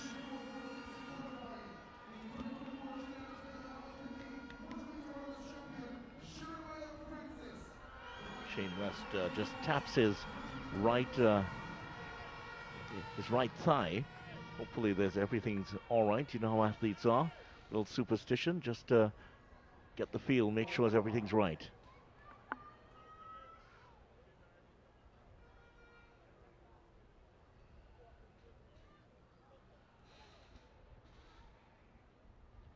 Francis, Trinidad and Tobago, Davis, Bahamas, West, TNT, Miller, Jamaica, Ned, Grenada, Martin, Jamaica, Samuel Francis, St. Kitts and Nevis, Gibson, Barbados. Final of the under 20 boys 400 hurdles. Who will get it? Who will get the under 20 boys 400 hurdles gold medal? The Grenadian Kyle Ned has gone out quickly. Closes down on the Jamaican Princewell Martin, who starts to respond down the backstretch. The second Jamaican Robert Miller going steadily in lane number 4. Ned, Martin and the Kanye Francis of St. Kitts and Nevis, with Robert Miller drawing closer for Jamaica. 4 close together as they get ready to transition down the stretch. It's Robert Miller who leads, overstriding to a couple of the hurdles, but they say that is better than chopping strides. He's put it together now. Robert Miller is well clear of the rest of the field. There's a battle on for silver. Princewell Martin will get it ahead of Akania Francis of St. Kitts and Nevis, who gets bronze. But Robert Miller, in his first year at the under 20 level, decimates the field and wins back-to-back 400 hurdles gold medals at the Carifta Games. That really was stunning. Fell at the Jamaican High School Championships, but he has put it together brilliantly today. 50.42, it's the personal best and the Carifta gold medal. This man has to settle for silver in back-to-back years. Princewell Martin, 51.41. And Akania Francis of St. Kitts and Nevis, after under 17 silver last year behind Robert Miller, he has under 20 bronze this year, and there he is. What a performance. 51.56, a personal best for him as well. Congratulations to all three. You feel a little bit for Kyle Ned, who certainly put in a great effort, but just about 50 meters from the line, he fell very heavily. And in fact, there's a wheelchair right now. There he is. A wheelchair has been brought on to help him off the field. Very, very disappointing for the young man, Kyle Ned, who's really run his heart out here. But here's how the race unfolded. And at the start of this race, certainly it was Samuel Francis who went very well at the start. Princewell Martin also started to go well on the back straight. It was Martin who was the one getting to the hurdles first, but this was the point in the race where Robert Miller started to get things together. Ned was threatening at this time, but when they got to that final turn, there's Robert Miller bursting away from the field, and boy, he really turned on the pace nicely. And you'll see just in about 10 meters or so, here's Ned really struggling. You can see his form starting to drop off, and as he goes over the hurdle, oh my, gets a bad step and he goes down. Third fastest time in the world this year at the under 20 level, 50.42. Behind Njabulo Mbatha of South Africa at 49.06, and Ramon Fuenzalida of Chile at 50.24. What a performance from Robert Miller. 50.42 for Miller, 51.41 for Princewell Martin. The Jamaicans go 1-2 with Akane Samuel Francis building a lovely Carifta resume now with bronze for St. Kitts and Nevis at 51.56. Zion Davis of the Bahamas in fourth at 51.77. The Trinbagonians out of the medals in this one, 5th and 7th, with Rashawn Gibson of Barbados in 6th and Kyle Ned of Grenada failing to finish. Let's join Donald Oliver again. He has the winner of the under-17 boys shot put and record holder as well. Thanks, Ricardo. Kamari Kennedy is here with me after doing 18.90 meters to set a wonderful record. And you must really be pleased with what you did out there. Yes, I'm very pleased with what I did out there because it's a personal best. Oh yeah, it's also a personal, and that's all athletes really want, to get a personal best done out there. What was it like competing? Well, I was struggling a bit at the start, but I came to at the end. How were you able to recover from what happened at the start? Well, I just followed my coach's instruction and followed through. It really is a wonderful record. Congratulations again, Kamari Kennedy, boys under 17 shot put winner. Back to you, Ricardo. Thank you, sir. Yeah, thanks very much for that, Donald Oliver.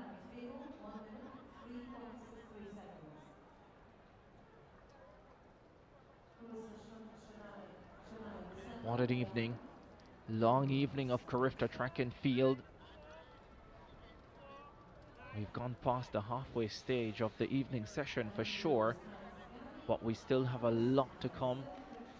3,000 meters open for girls, 3,000 meters for under 17 boys still to come on the track. Plus we'll have the 4x100 finals.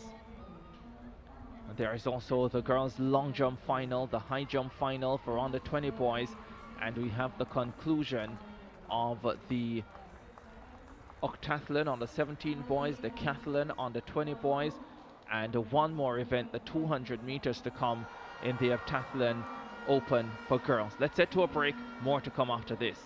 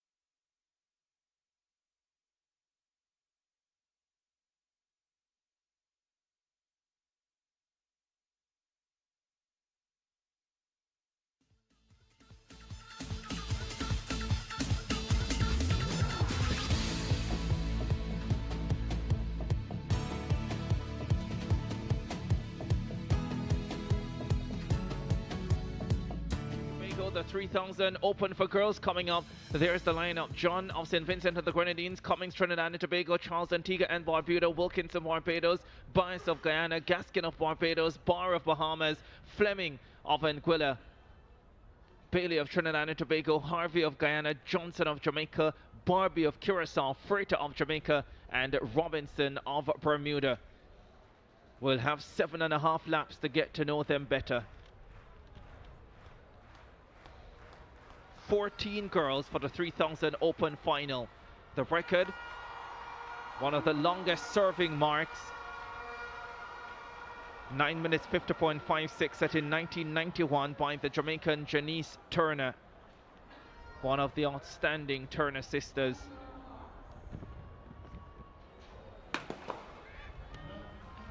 Off with the 3,000 open final for girls. This one does include O'Shea Cummings of Trinidad and Tobago. Started the TNT Gold Rush last night with 1500 under 17 gold medal, and now she's back looking to deliver something special over 3,000 meters. Fifth in last year's final, Cummings.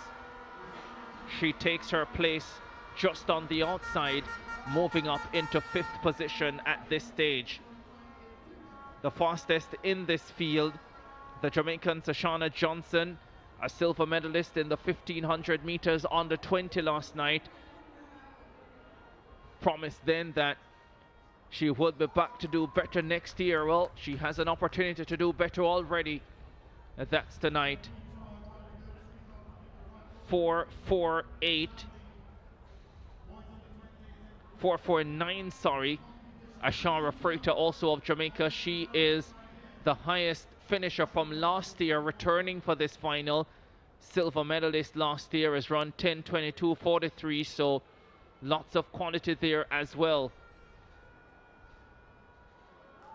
From St. Vincent and the Grenadines, Kessie and John taking the lead at this stage. Almost a trip there, right in the mix as well. Hannah Charles of Antigua and Barbuda, probably disappointed to only be 8th in the 1500 under 20 final last night, and so she's looking for an improved performance in the 3000 final. 7.5 laps of the track. Also in this field, the very experienced Toya Harvey of Guyana. In many ways, Harvey has not come on in the way that we expected her to after we saw her for the first time in Kingston in 2022 when she won the under 17 1500, finished second in the 3000 and third in the under 17 800 meters. But she is well decorated, 5 times a Carifta medalist, Toya Harvey of Guyana.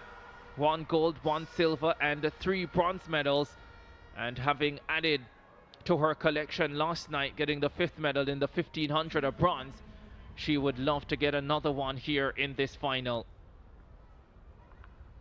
Lots of changing of the lead, and here's a big move being made. That Gaskin of Barbados, who has gone well clear of the rest of the field. It's actually Wilkinson who's gone to the front. Yes, Lachey Wilkinson of Barbados, 10:54 performer, but she wants to push the pace. No one has really endeavored to go with her, at least not yet. 5 laps to go in the 3000 final. Lachey Wilkinson with an interesting move here. Gaskin's trying to bridge the gap between the chasing pack and her compatriot. That she is trying to do. Isis Gaskin, the second Barbadian in the field. It's actually Kessie and John from St. Vincent and the Grenadines, competitor 574, who is in second position, with the very dangerous O'Shea Cummins of Trinidad and Tobago, the 5th place finisher from last year, moving into second. Really good race building up in the 3000 open for girls. Let's though get a word in from Donald Oliver. Thanks, guys. Jamaica did a 1-2 in the boys 400 meter hurdles on the 20 final, and of course the winner Robert Miller, 50.42 seconds, a personal best, and his compatriot coming second, Princewell Martin, he did 51.41 seconds. But I'm going to talk to Robert first, because it was a fabulous performance we witnessed in you getting that gold medal, and you looked really good out there. Well, it's just all focus, you know, disappointment a couple weeks ago. So just came out here, super focused and deliver. And you were really elated at the end getting that gold medal too. Yeah, well, as I said, I was really focused. So knowing that I could come out here and do it and stay healthy, it was a grateful feeling. Princewell, how do you feel getting the silver medal this time? To be honest, it's a very emotional moment for me. Yeah. My last year. Body wasn't feeling so well, but due to unfortunate circumstances, I realized that the Jamaican camp needed this one too to boost their spirit and boost their confidence. So I came out here and I tried as hard as I could to defend this one too. Well done, gentlemen. Thank and you, all sir. the best. Thank you, sir. Back to you, Ricardo. Interesting story on Prince Will Martin. He has 3 Carifta medals, including gold in 2022, but he's never won a champs individual medal for his high school. That's rare. The 3000 final, a breakaway group of 6, 7 maybe. The Jamaican Ashara Freighter, the silver medalist from last year, in front. Second fastest in the field on personal best, behind her compatriot. Freighter leads Johnson. Cummings is in there as well for Trinidad and Tobago. She had taken the lead briefly, Cummings, and that sent the crowd wild. 3 laps to go, 1,200 meters to go. Oh, we've seen the most changes in that last lap as that interview was taking place. We had the 2 Barbadians who had gone out in front. Wilkinson was reeled in eventually. Gaskin started to drop back. O'Shea Cummings went to the front. And now, as you mentioned, Freighter is out to the front. But again, she's been pulled back. She opened up a slight lead. And now she's been pulled back here. And once again, doing the work is Cummings. Cummings in second position, the 1500 under 17 champion from last night. Sandwiching the 2 Jamaicans at this stage. Ashara Freighter, the leader, with Shoshana Johnson in third position. Atoya Harvey is dangerously poised for Guyana in 5th position. She knows how to manage these races like she has done at the Carifta Games for the last 4 years.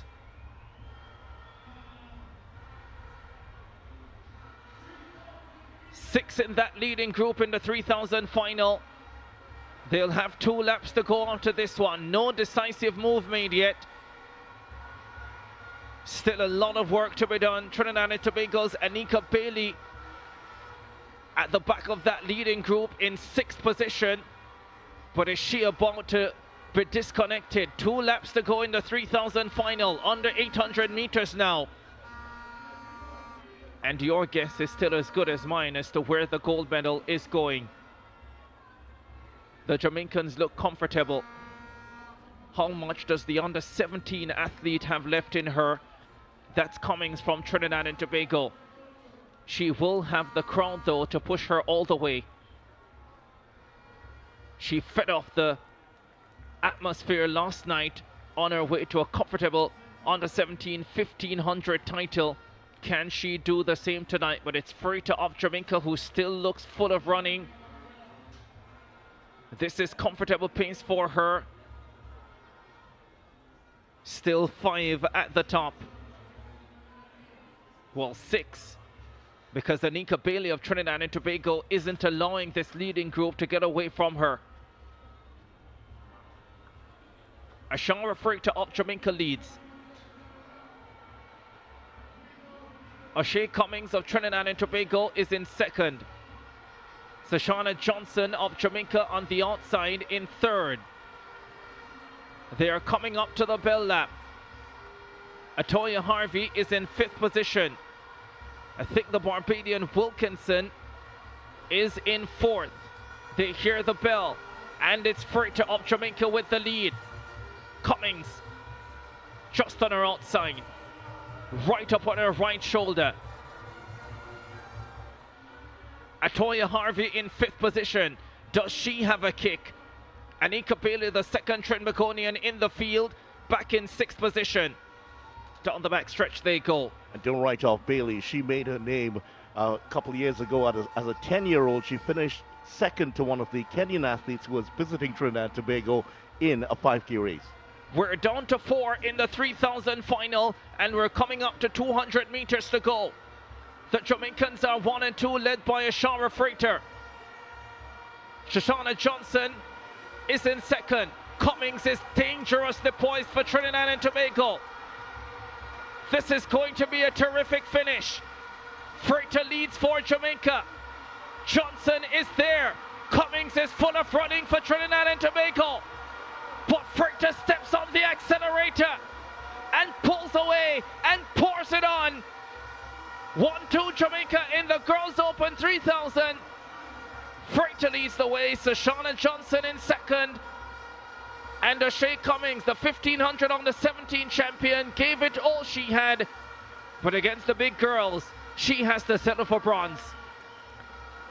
Good kick in the end by Cummings, but they were too strong, Johnson and Freighter, and they were able to sew up 1 and 2 in this race. What a great battle it was. Certainly a wonderful battle in this girls 3,000 meter open race, and a very clever race run by Freighter. Showed up when she needed to, just conserved her energy very well, and at the end surged ahead and got the win. And look at Cummings. She was dancing last night when she got the 1500 meter goal, and she's showing those dance steps again. Bronze this time around. Gold or bronze, it doesn't matter. She's gonna have a party. But the Jamaicans have the preferred medals. Doesn't matter to them.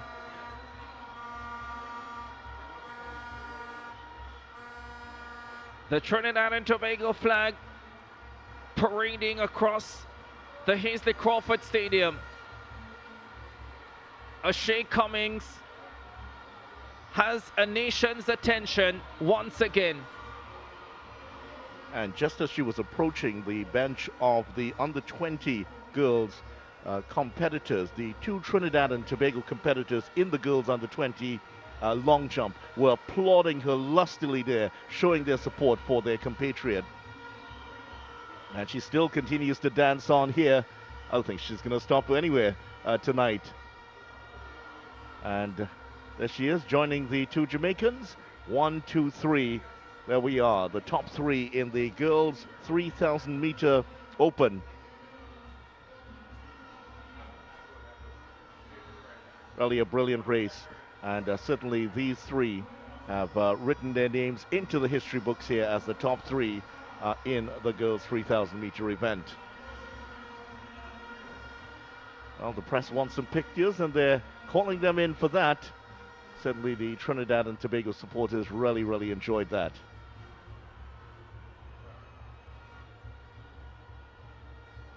Well, the girls long jump going on at the moment.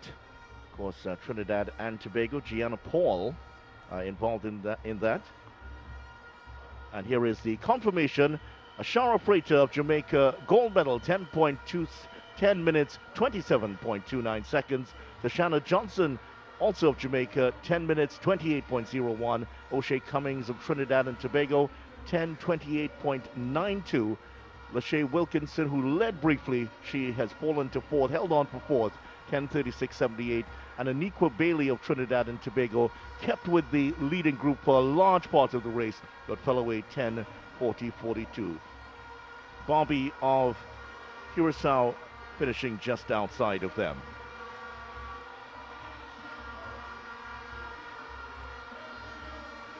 Crowd still really enjoying that, and one of the athletes still to finish, and this is the Barbadian, who would have gone a little bit early. That's Gaskin, I believe it is.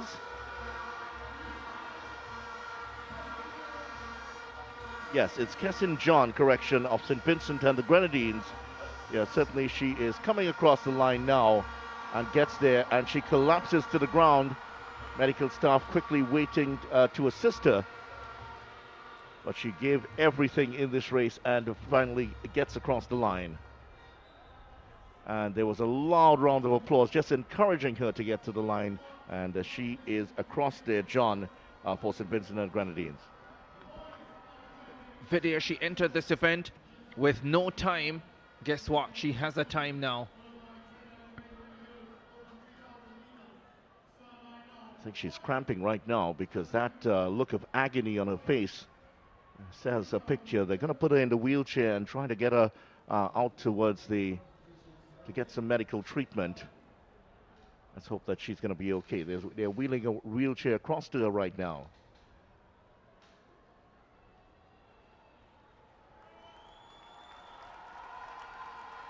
Grandstand here at the Hazley Crawford Stadium in Trinidad and Tobago. And the great man himself was here earlier today.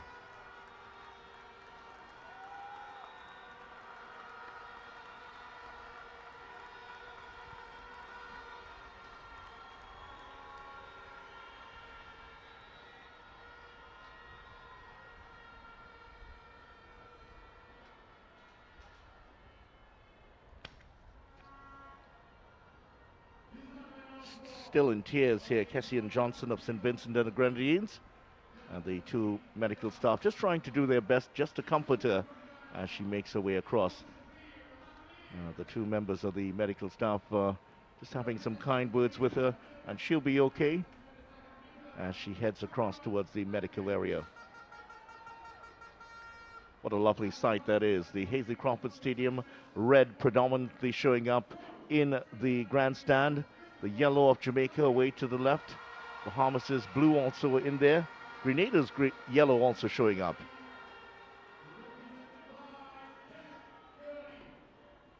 Mentioned the under-20 competition going on, Trinidad and Tobago, with Gianna Paul and also involved in that, Janeda Gans, who has jumped 6.57 meters already this year. That is better than her Carifta record of 6.50. So many feel that this record is also on notice for these games.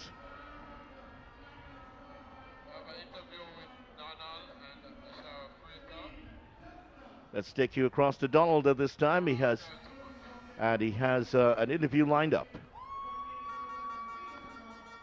To the winner of the 3,000 meter run open for girls, and it's usually a very trying event, as you would have seen at the end with the Bayesian athlete. But Ashara, it was a really good run from you. We saw how you were really strong in the end. Talk to me about that race. How did you feel out there? Well, I feel really great, you know. I followed my coach's instruction, and I came out and executed the race. You were really pleased with the time and how you finished the race strong? Yes, sir, I'm really pleased with that. How exciting have these Carifta games been for you? It's been really exciting. You know, last year I was a silver medalist, so I came with the mindset this year to come out and decide that I really want the gold medal, so I go after it. Well, you did Jamaica proud. Congratulations once again. Thank you, sir. Ricardo, back to you. Yeah, thank you very much, Donald. We've had the start of the 3,000 3,000 final for under 17 boys. And there are the competitors for this one. Not a big field. 7 athletes in this one. Iba Shafir McNeil of Guyana, Cameron Atkins of Bermuda, Christopher Sammy of Trinidad and Tobago, Kenneth Gurley of St. Vincent and the Grenadines, Armani Dillon of Trinidad and Tobago, Kaiden Thurston of the Bahamas, and Sanchez Smith of Bermuda.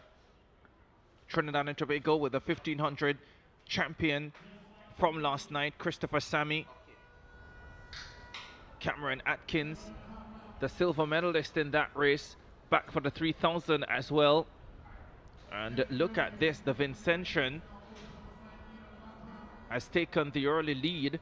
Kenneth Gurley, he is the slowest in the field on personal best, but he's the one deciding to push the pace.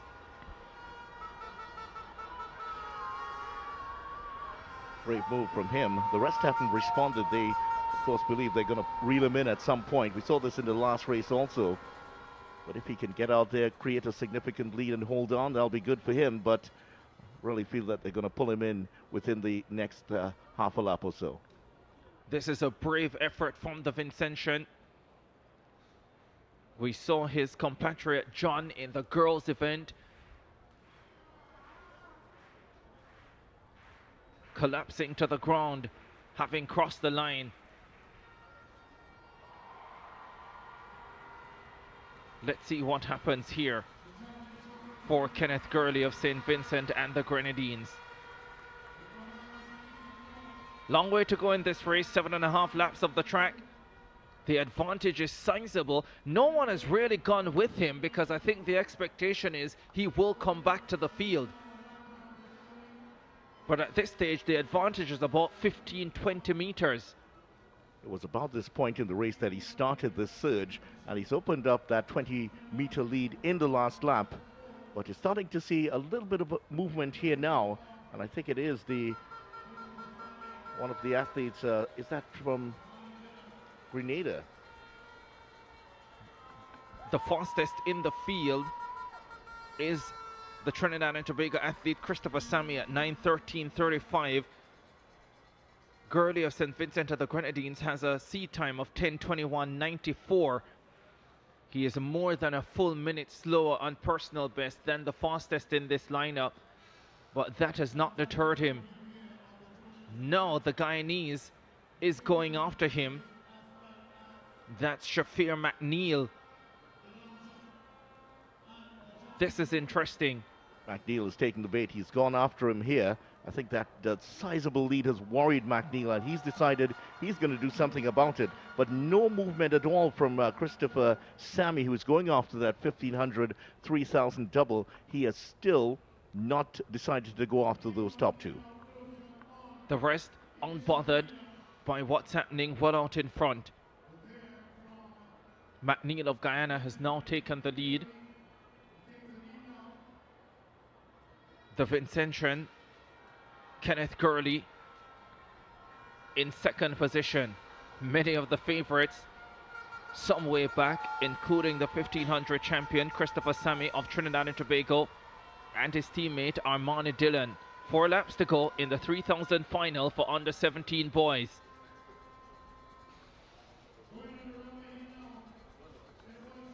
He was so good last night, Christopher Sammy of Trinidad and Tobago. Said that had he known it would have been that easy, he would have gone a little earlier, looking to run a faster time. It was a commanding performance. Let's see what the approach will be from here on in the 3000 final. And the Vincentian out of shot at the moment, but he's been gobbled up. And in a jiffy, he's gonna be at the back of the pack. It's gone through the pack like a bowling ball at the moment.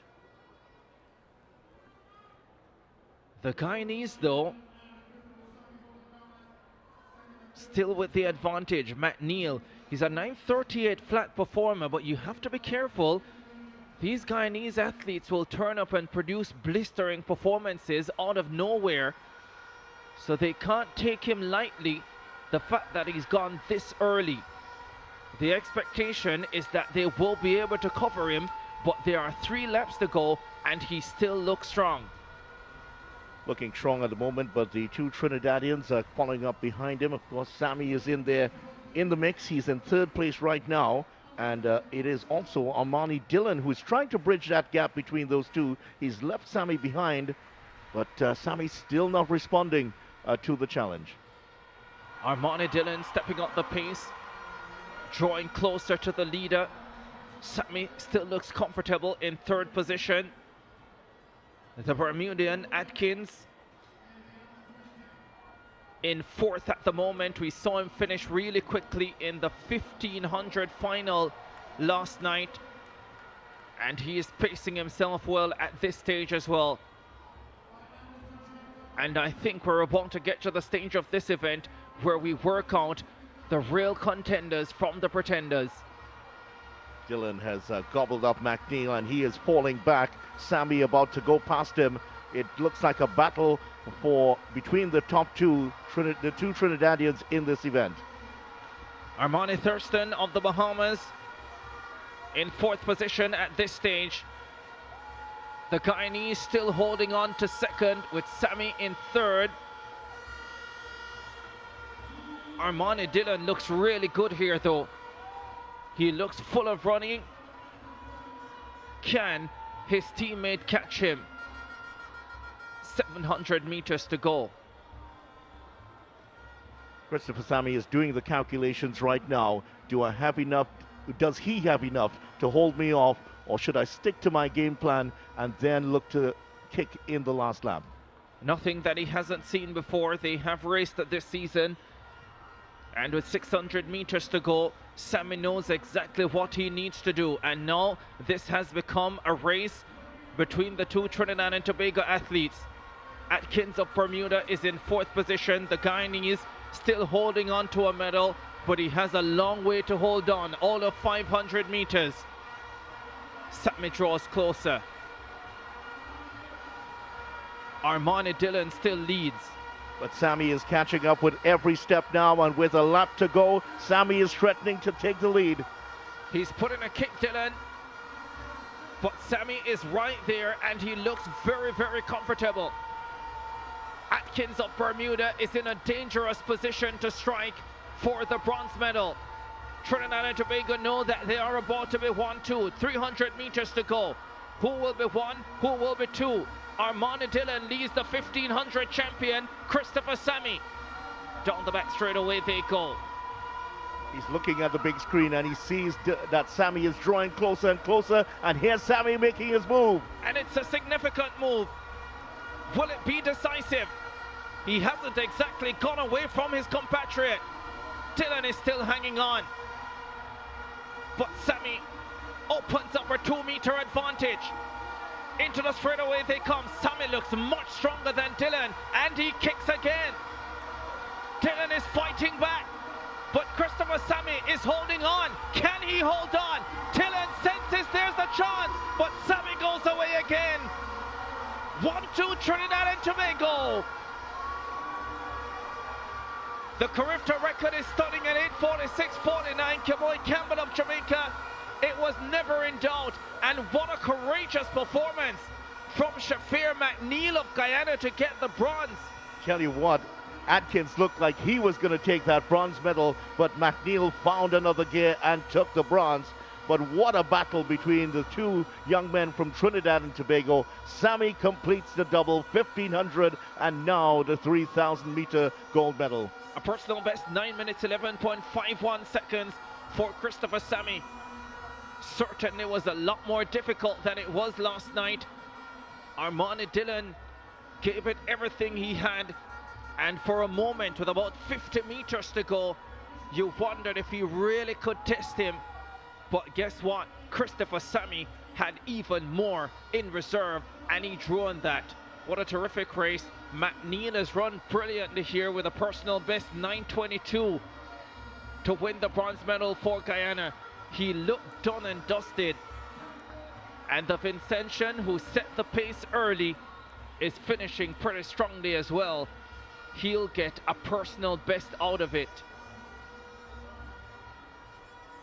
Difficult to be critical of the likes of Armani Dillon, who's won the silver medal here, but I really have to say that just about that 200 meter mark, he allowed, I think he just lost concentration, just opened up a little bit of a gap, and he allowed Sammy to come through on the inside. That's something you never want to do. You never want to give your opponent that inside lane.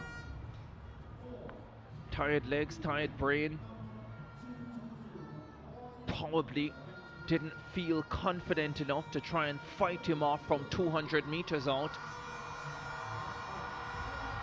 Sammy always seemed in control, always seemed as if he knew what he was doing. Out of shot, we're looking at an amazing picture of the three medalists celebrating across the grandstand.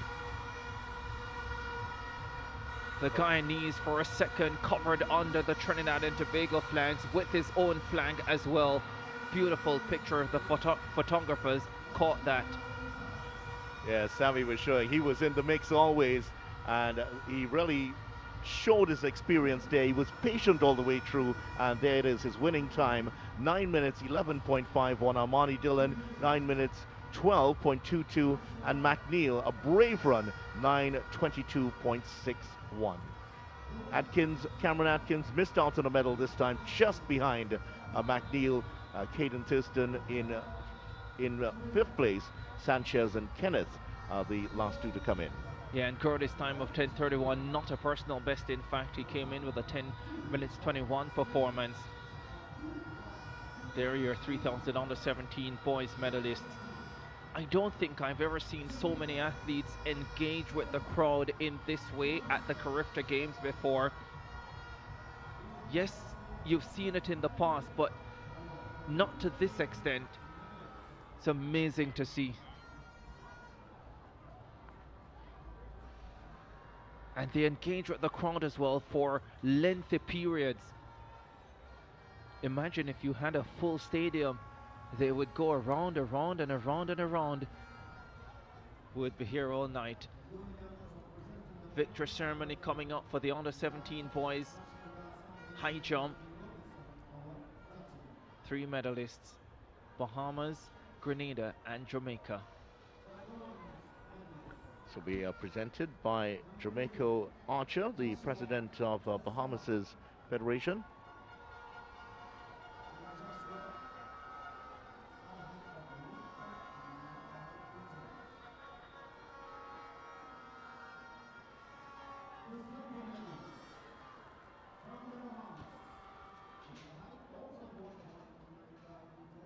The bronze medal going to Joshua Tellisford of Grenada.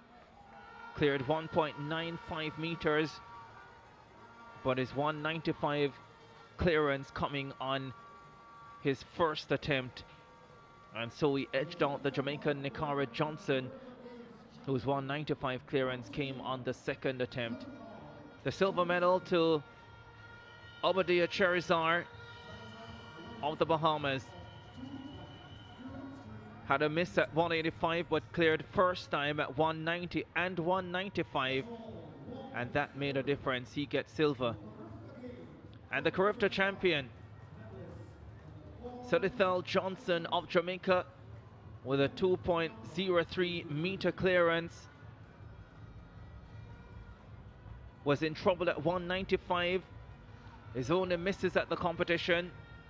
Needed a third time effort to advance beyond that height, but when he did, first time clearances at 2 meters and 203, struggled with a knee issue, heavily wrapped left knee throughout the competition, and called it quits after his 203 clearance. One of those rare occasions where you finish with a clearance in the high jump competition. 400 hurdles on the 17 girls. Medal ceremony coming up.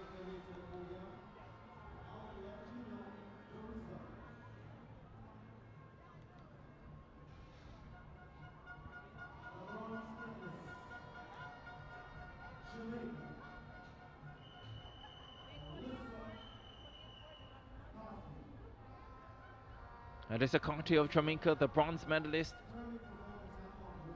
looked as if it might have been silver for a long way, but a terrific finish from the Trinbagonian denied her. But still, no doubt, must be pleased with being able to leave Port of Spain with a Carifta medal.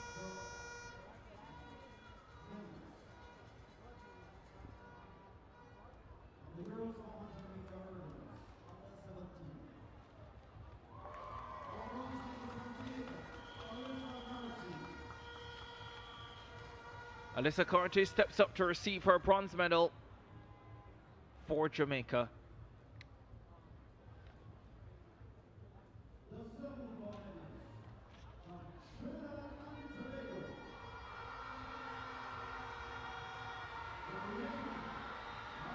The silver going to Trinidad and Tobago's Darlene Rouse. Great finish from her. And the gold medal was never in doubt. Sermia Crowley of the Bahamas dominated the race, and at 102.85 was a convincing winner.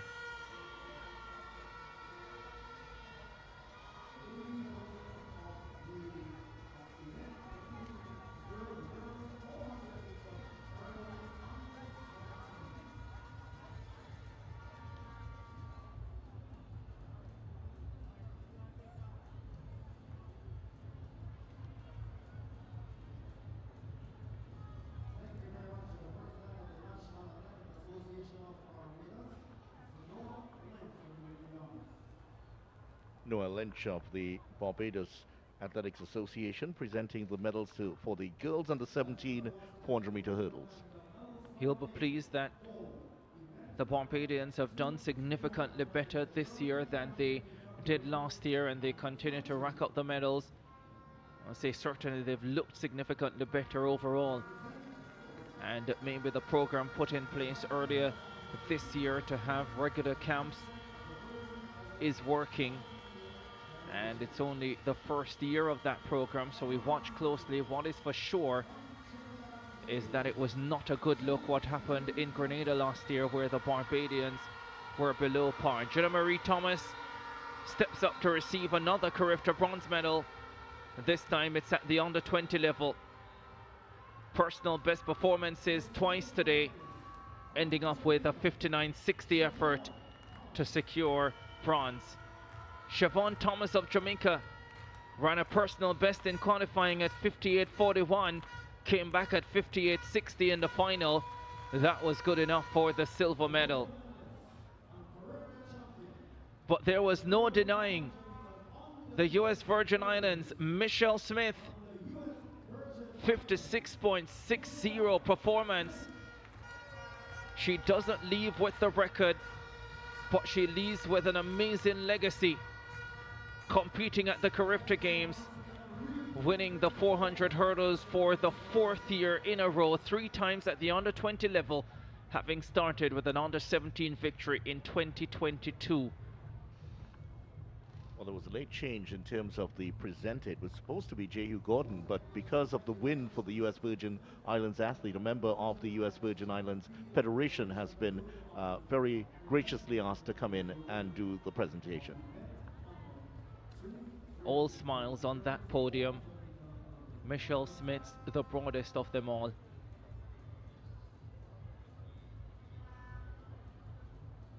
Let's head to Donald Oliver.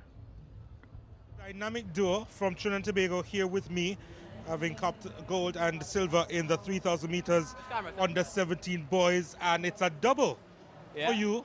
We're having another conversation here after winning the 1,500 meters, now the 3,000 meter champion. It was really tough. You were under some serious challenge tonight. If it wasn't for Armani, I mean, we're not biological, but after these few days, he's basically my brother. If it really wasn't for him, you all want to thank us so much entertainment. So really thanks to him, I finished like that, and it's great to be up here with somebody I know and love. Armani, I'm sure you feel the same way about racing with him. Yes, of course. If it wasn't for Christopher, we would have never be doing things like this. In our home country, in our clubs, we just push each other to break limits. And if it wasn't for my boy Christopher right here, we would have never be on this stage, we would have never be pushing this hard, and we would have never be representing the country in such a great manner, you know?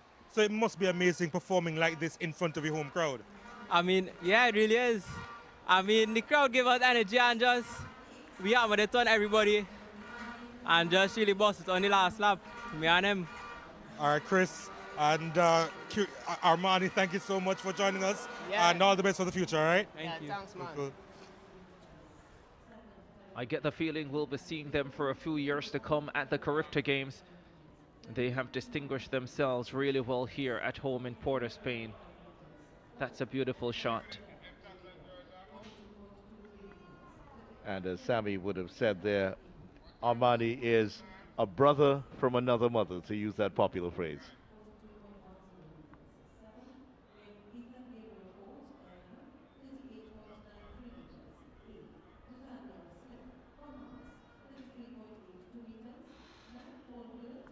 Well, we're preparing for the heptathlon girls, 200 shortly.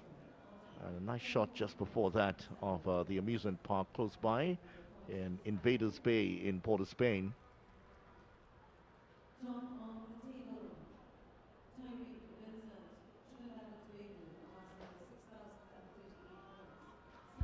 The heptathlon 200 meters for girls coming up.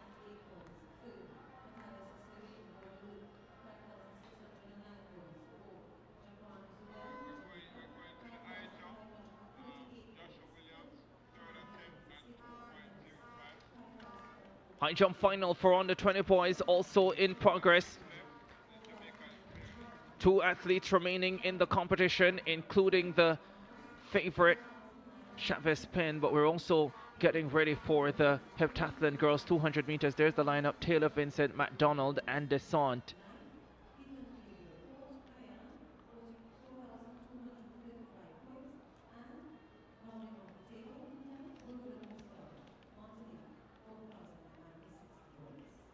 There, the girls getting ready for the final event of the heptathlon today. Thought for a second we were going to that high jump competition. There's McDonald, the Jamaican.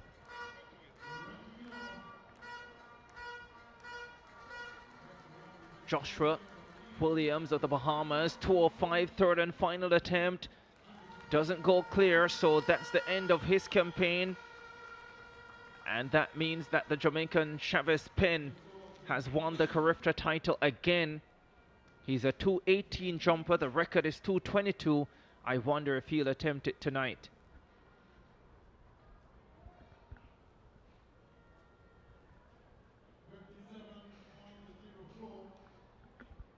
There are the girls getting ready for the first section of the heptathlon, 200 meters. Taylor, Barbados; Vincent, Trinidad and Tobago; McDonald, Jamaica; and Desant of Grenada.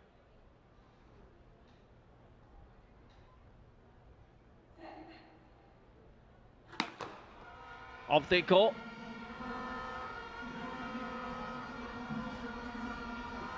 Tanique Vincent of Trinidad and Tobago running a positive curve.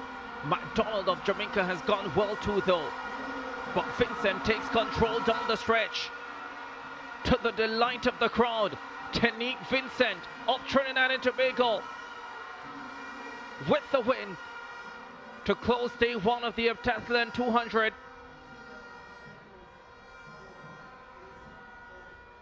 Brilliant effort. And how she would love to win this gold medal, given that her brother also is in position to do so. He's coming up in the final event of the decathlon, the 1500 meters, 25:42 for Tanique Vincent. Hiding somewhere under there. Well, Christopher Sammy is a very tall guy. He's getting an interview with one of the local television stations. And Vincent just wants to get through. Well, she's through today. We'll be back tomorrow to complete this event. They started with the 100 hurdles. They had the shot put, the high jump, and now the 200 meters. Day number 2, they'll have the long jump, the javelin throw, and the 800 meters. And Tanique Vincent finishes the day really well.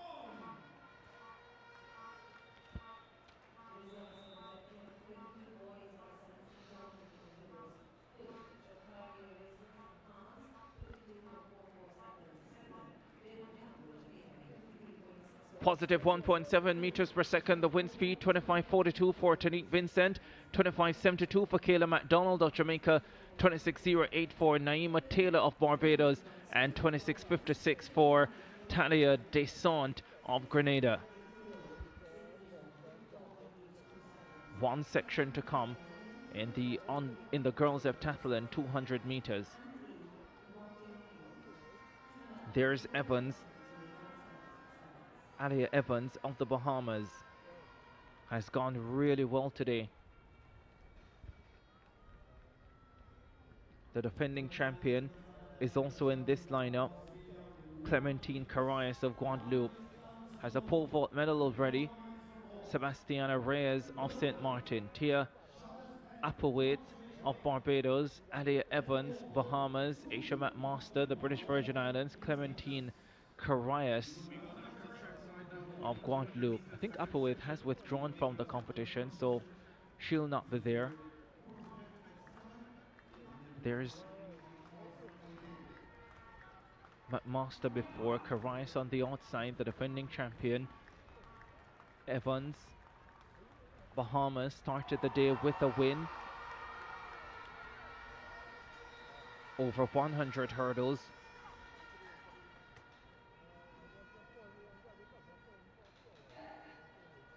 Let's see if she can finish with a win over 200 meters. Away they go. The Bahamian gone up quickly. Running a fine curve. Alia Evans ahead of McMaster of the British Virgin Islands. Carayas well down at the moment. Evans in front. Does she go faster than Vincent did in the first section? It's Alia Evans, and a brilliant finish from Reyes of St. Martin to snatch second. 24.95 is the flash time. That is faster than what the Trinidad and Tobago athlete delivered in section 1. 26.38. Not much faster, but still faster. Carifta finishing in 4th place. She'll hope that her time was good enough not to affect her chances of winning another medal. Yeah, at this point you can see the defending champion struggling. But it was Evans of the Bahamas comfortably in control at this point. A challenge there for second. And it was Reyes that came in to get the second place. So day 1 on the way in the heptathlon for girls, positive 0.4, 26.38 for Evans, 26.69 for Reyes, 26.89 for McMaster, Carifta 27.16.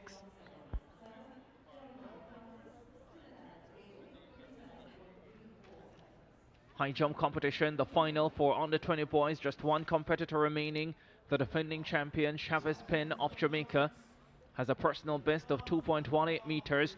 This is his second attempt at 2.14, and he goes clear.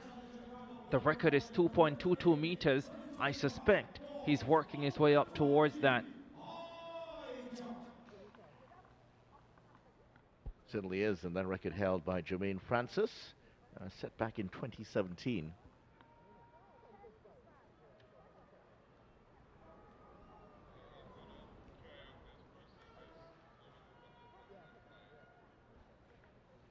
So he'll first of all go for 2.19, which would be a personal best.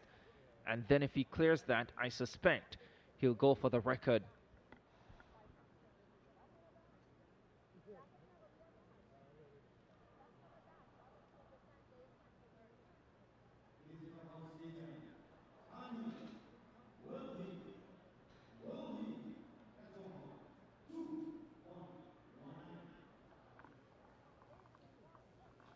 Chavez Penn going out for a little bit of personal history first of all, getting his personal best, and how he'd love, he's already sewn up the gold medal, how he'd love to break his personal best here.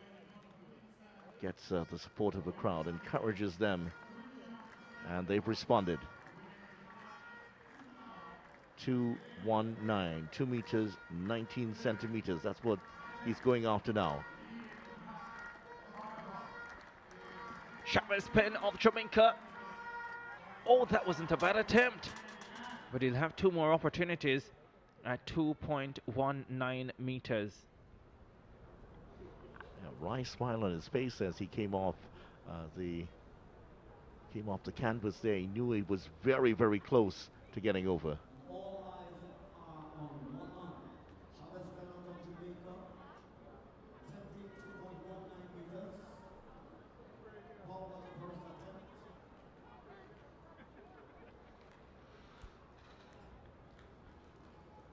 Only competitor left in the event, so has a bit of extra time. So, ladies and gentlemen, the next event on track is event number 240. It's the octathlon competition, the final. The completion of the octathlon boys coming up with the 1500 meters to close the show. 8 events in this series. They started on day number 1 with the 100 meters, followed by the long jump, the shot put, and the 400. And then today, the 110 hurdles, the high jump, the javelin throw, and they'll close with the 1500 meters.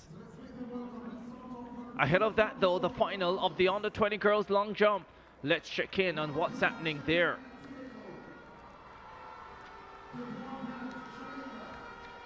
We're in the 3rd round of that competition. 650, the championship record. Sinead Gans, Trinidad and Tobago, that won her the Austin Seeley Award a year ago.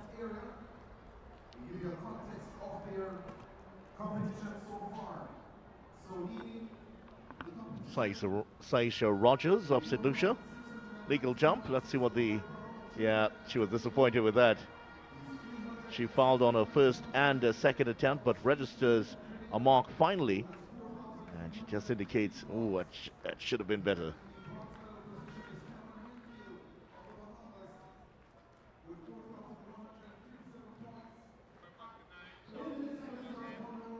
Back to the high jump, away from the long jump. Chavez Pen, second attempt at 219, doesn't have it. Will have one more opportunity to land a personal best tonight. Didn't quite get the elevation that he got in the last one. Well, he indicated, I think one of the officials was asking him if that he's going to pack it in there. He said no, he has one more attempt. Carifta out of the British Virgin Islands. Third round effort in the long jump final for under 20 girls. Two outstanding Trinidad and Tobago athletes in the field. Also there, Rohanna Sudlow of Jamaica, last year's silver medalist, behind Janae DeGans and Gianna Paul, both of Trinidad and Tobago, expected to do very well in this event. As we have a look there at Shira Stout of the British Virgin Islands.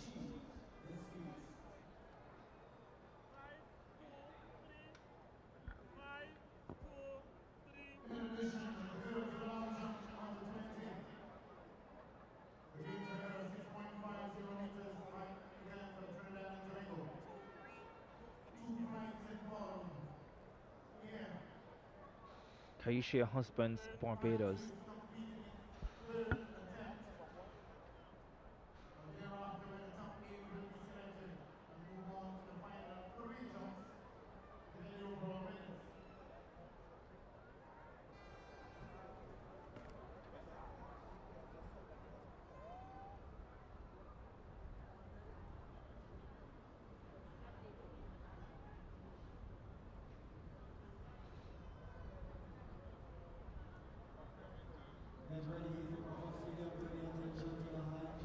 Final event in the octathlon, the 1500 meters.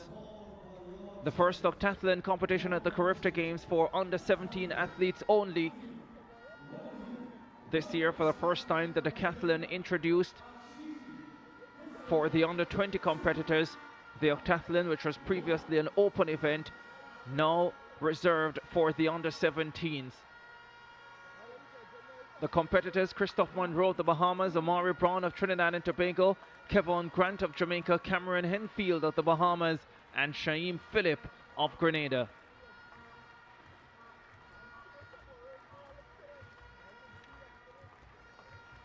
The leader, like he has been from event 1, is the Trinbagonian. Has been dominant through this competition, Amari Brown, and leads with 4,690 points. Shaim Phillip of Grenada with a fantastic high jump competition, followed by an even more impressive javelin throw, has moved into silver medal position, where he started the day at 4,315 points. Starting this event in bronze medal position is Cameron Henfield of the Bahamas at 4,157.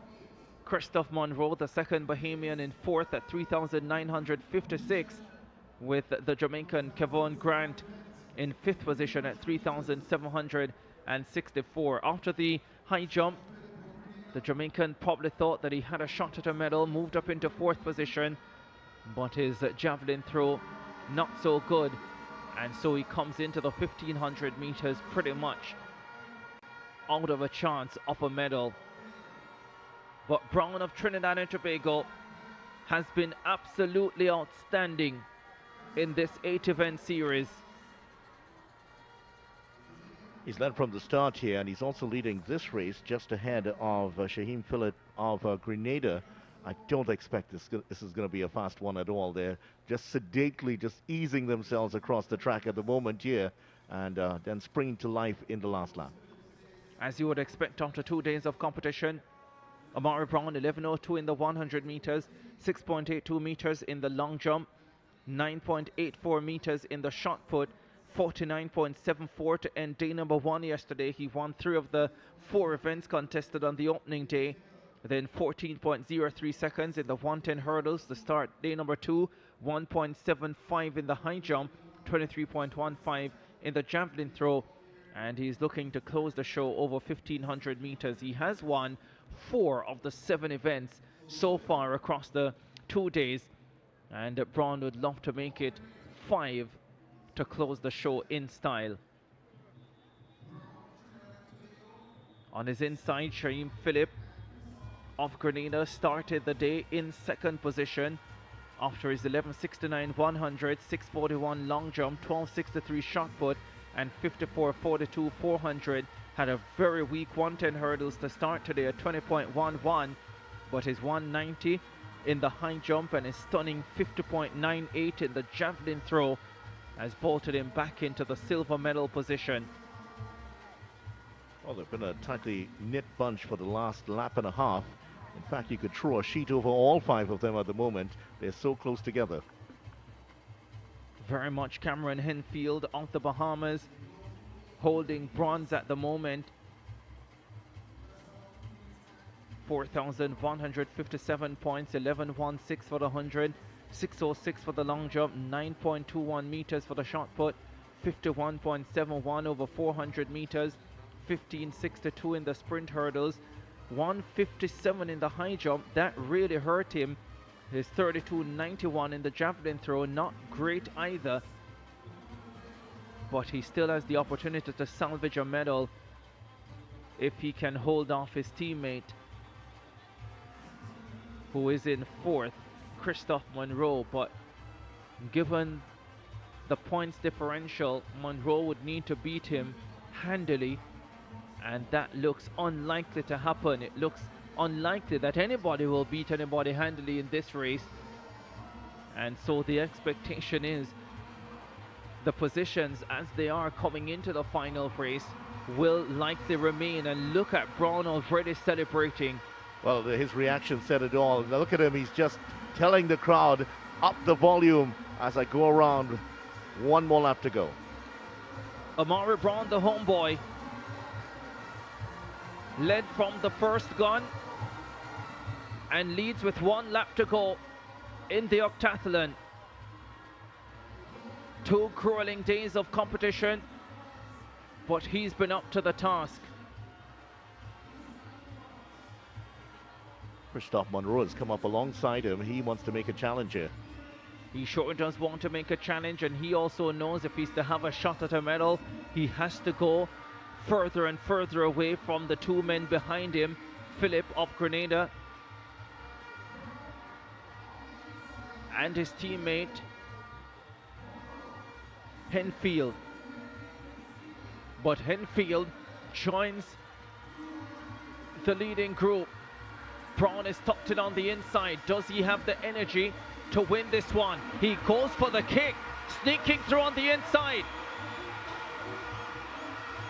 The Bahamian Monroe trying to fight back, but Amari Braun is heading towards a 5th victory in the 8th event of Octathlon, and that will mean gold. It's among the most dominant multi-event performances I've seen at the Carifta Games. His gold medal was never in doubt, and he wins the final event to put an exclamation on a terrific 2 days of competition. 5 wins out of the 8 events for Amari Braun. Will this ever be repeated? Well, Amari Braun, he has put in a great performance here and wins the gold medal for Trinidad and Tobago. Confirmation of the final time, 5 minutes 16.52.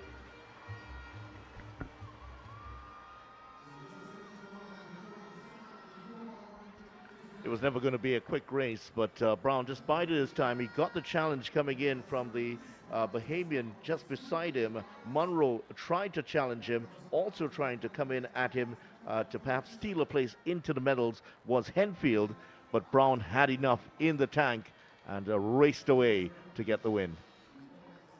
Another gold medal for Trinidad and Tobago. The Bahamians have come to party. They have come meaning business. So too Trinidad and Tobago, but Bahamas continuing to hold them off in the gold medal count. This will surely help the host nation. And Amari Brown revving them up.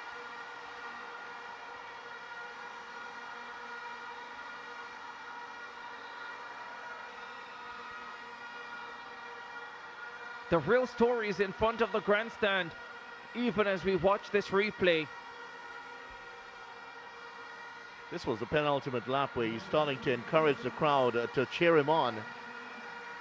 And he's doing a different type of lap just in front of us.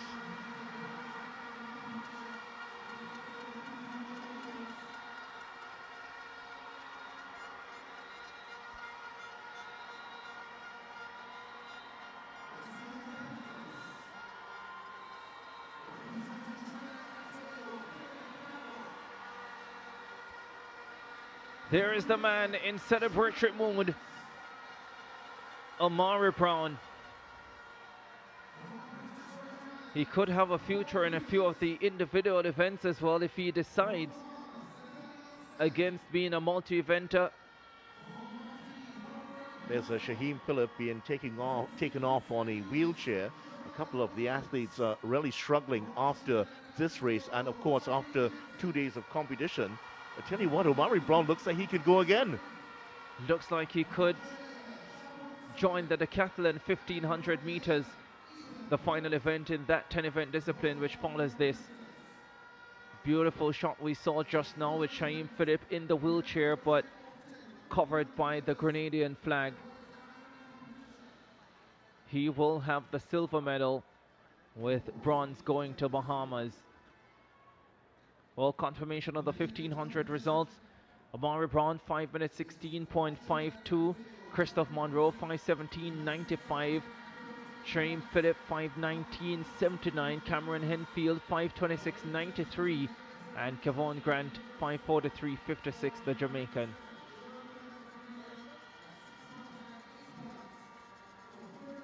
Donald Oliver.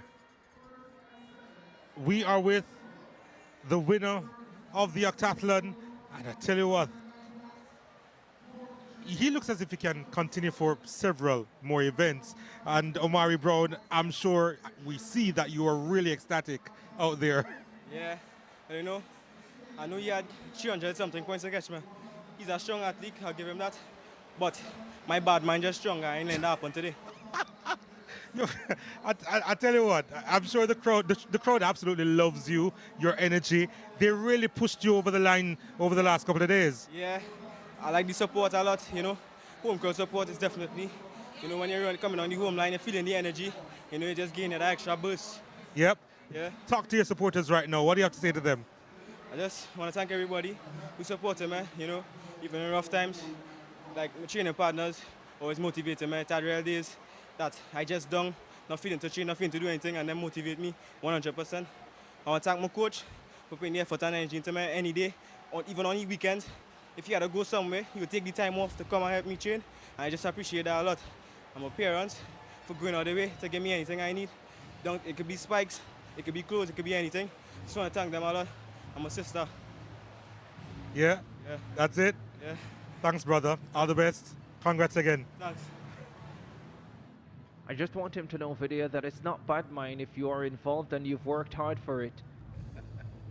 Yeah, it's a popular phrase here in Trinidad and Tobago. Also in Jamaica, I think the English would say bloody-mindedness. That's our version of it. 1500 decathlon boys. Caleb Campbell, Trinidad and Tobago. Joel Clement of Grenada. Paul Hewlett Jr. of the British Virgin Islands. Nathaniel Smith, Bahamas. Boystel, Martinique. Hugginson, Kitts and Nevis. Vincent of Trinidad and Tobago. Serin of Guadeloupe. Sudan of Jamaica also in the lineup. This is the final event of the decathlon. 10 events over 2 days. The leader coming into this, Tariq Vincent of Trinidad and Tobago. As they are sent on their way, they have been recalled. I'm wondering if the Grenadian did not hear the gun. The lead is not significant for Vincent. It is only 30 points. He has 6,038. Joel Clement of Grenada has 6,008. Matthias Serin of Guadeloupe, 5,609 points in third. Jaquan Suden of Jamaica in fourth at 5,538 points. Jamad Huggins of St. Kitts and Nevis, 5,043 points. He'll need something special to get into the medals, but I tell you what, all three medals still up for grabs based on the difference in points at this stage coming into the final event. A lot to run for. And you can tell there's some anxiety. One of the runners, their foot was over the line. That's why they were recalled. They're sent on their way. Jamad Huggins of St. Kitts and Nevis was a medalist in the octathlon last year. Would love to be a medalist in the decathlon this time around, but he is so far back. He needs a special performance and maybe two of the men ahead of him to underperform in this final event, but he's going to give it all he has. The Bohemian moving into second position. Nathaniel Smith, he's in 7th overall with 4,972 points, so he won't challenge the medals. Huggins with the lead in this 1500 race. It's quite a different position in this particular race. In the last one, Omari Brown was way ahead. He was going to win it. This time, as you mentioned, all three medals are up for grabs, and they have to come and get it. If they want to get the gold medal away from Tariq Vincent, somebody in this field has to come and get it. Vincent just biding his time at the moment here, hanging just about the back of the pack. Joel Clement of Grenada, the one best placed to deny Tariq Vincent the gold medal. At this stage, though, Clement not far ahead of him, just one spot. And Vincent knows that. Huggins won 110 hurdles and 400 hurdles. 110 hurdles bronze at the under 17 level back in Kingston in 2022. Has been focusing on the combined events for the last 2 seasons, and he's the one with the lead with 2 laps to go. He knows he has to produce something really fast to have a shot at a medal, and he's giving it all he has at this stage. Suden of Jamaica in with a chance of a medal as well. Serin of Guadeloupe is in second in this race, and he's in third in the overall table. Now, as they round the turn here, take a look at the back. In 10th place right now is Tariq Vincent. He's struggling in the 1500 meters, Vincent, but the man in second position from Grenada is not significantly ahead of him, but maybe it is significant enough with a lap and a half to go. Does Vincent have enough of a cushion here? He is way back. And the Grenadian Clement is fighting. Could it be Serin, who is in 4th in this race, who could end up winning the gold medal? What a turn-up that would be. How about the opportunity for Huggins to get into the medals here?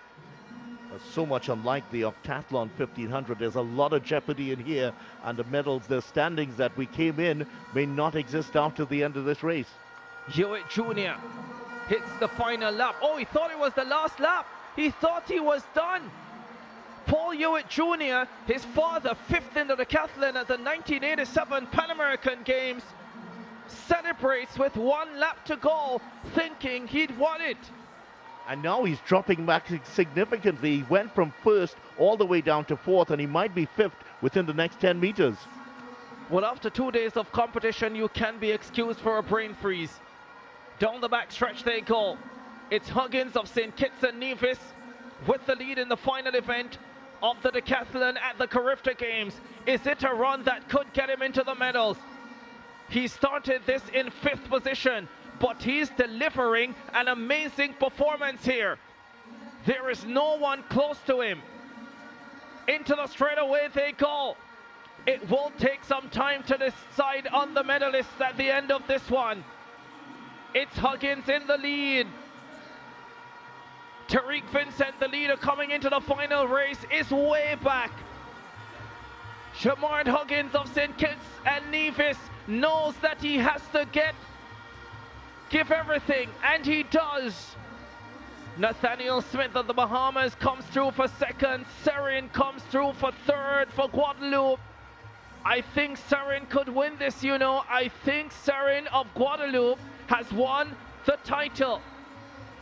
Well, the celebration after he came across the line told it all. He thrust his fist into the air and was shaking it as he got over the line. Vincent coming through at the back of the pack, but the man in second, I don't think has finished sufficiently ahead of him to surpass him in the overall standings, but I think Serin might have done it. This is going to be really tight. And did this man at 4:39.51, Huggins, get into the medals? Pull out those calculators now, because there's a lot of calculation going on all around the stadium at this time to figure out who is going to win the gold medal in the first ever decathlon in the Carifta Games. And look at that. That tells you they've put everything out there. But is it going to be enough for the man on the right? Jamad Huggins of St. Kitts and Nevis finishing the race in first place.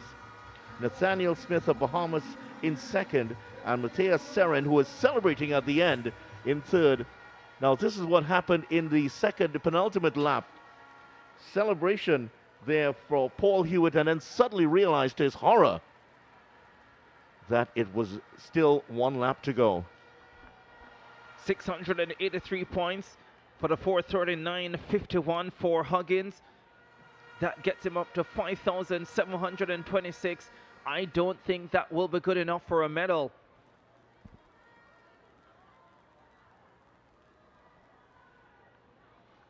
There he is crossing the line in first place. But has he may not have done enough here. But really, you can't fault his effort. He's put in a sterling effort. And look at that. Coming across the line, Serin of Guadeloupe. Well, his fists were in the air. He was celebrating. A look of disappointment on the face of Bahamas' Nathaniel Smith as he comes across the line. But no one really celebrating right now. The only person with a flag out at the moment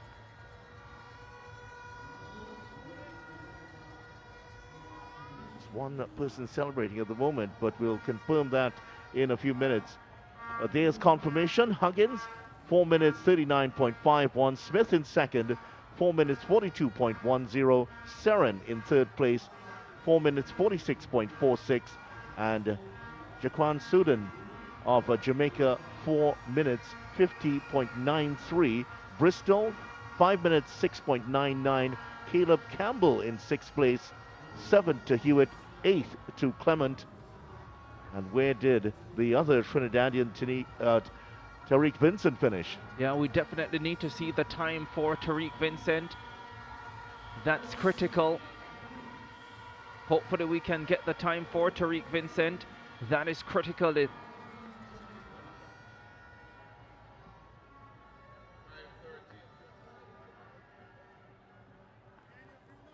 Tariq Vincent, 5:15.37. That is his time. 5:13.57. Will that be enough? I'll tell you in a minute as we get ready for a medal presentation.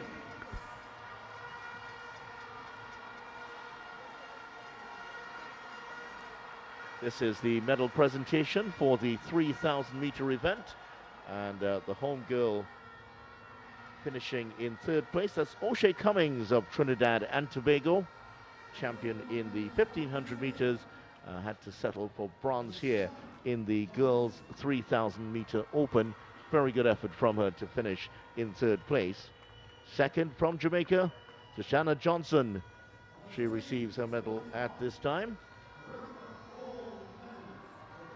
And just like the rest of the athletes receiving her medal from Ms. Annecy Toussaint, president of Aruba's Federation.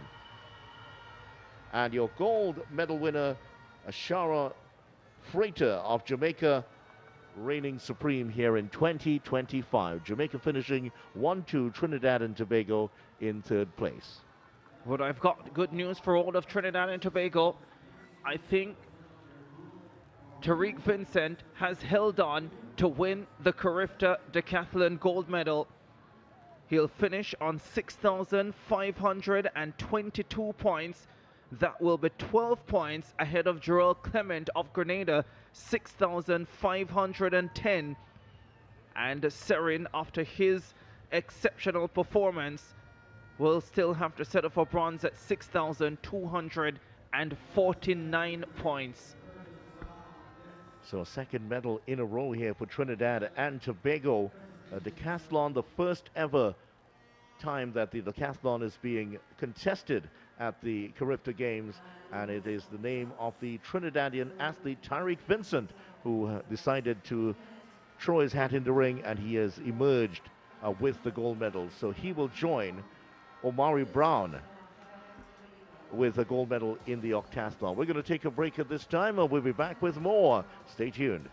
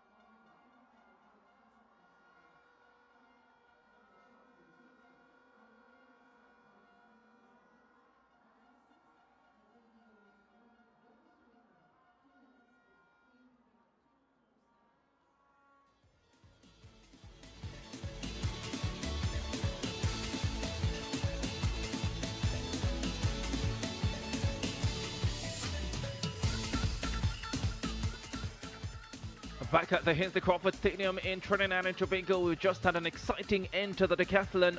The decathlon for under 20 boys. Tariq Vincent of Trinidad and Tobago holding on to the gold medal by 12 points. 6,522, getting the better of Joel Clement from the boy from Curacao, Grenada. 6,510. And I tell you what the moment it was announced, Tariq Vincent celebrated in style. Look at that. Can't believe he has all that energy after 10 events over 2 days. Well, he does his best imitation of the Kenwyn Jones celebration, the former Trinidad and Tobago striker who would do the somersaults after every goal he scored.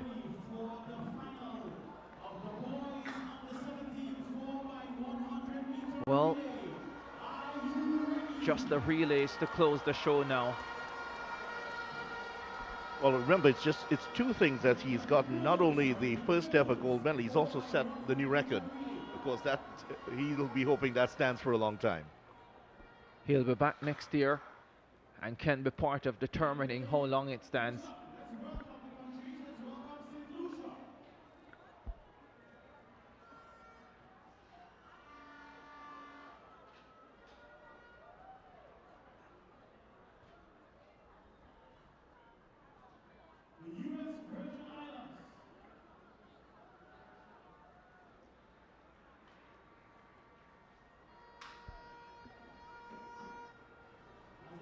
4x100 finals coming up.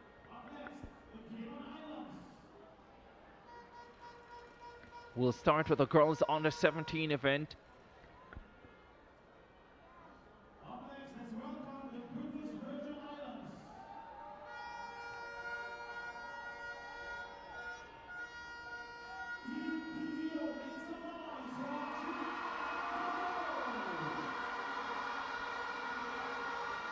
You can see the teams making their way into the stadium. Trinidad and Tobago, who will run from lane number 4.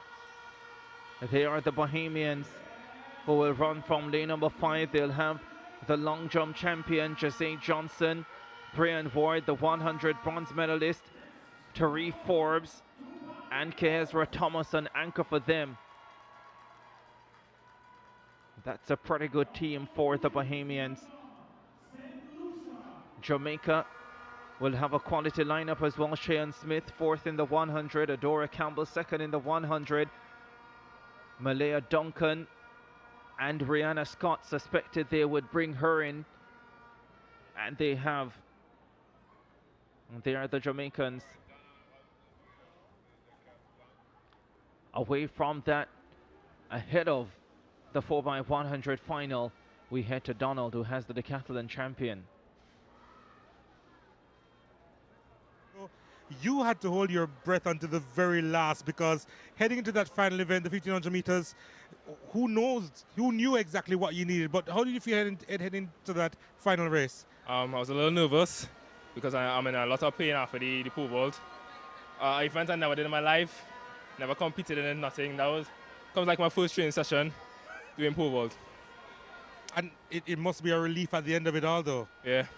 My coach, my decathlon coach, he told me the person who was right behind me can't beat me for more than 5 seconds. I know 1500 is my weakest event. I hate long distance. So I tried. I see him start slowing down, come around the 200 bend. And I said, well, I can't really see what I said during the race. But I said I had to catch him at a close gap at least. And that's what I did. Well, you have created history. You're the first decathlon winner here at these Carifta Games. Congratulations, Tariq. Thank you. Tariq Vincent, the decathlon champion, as we get ready for the 4x100 finals here to close day number 2 of the 52nd Carifta Games in Port of Spain, Trinidad and Tobago.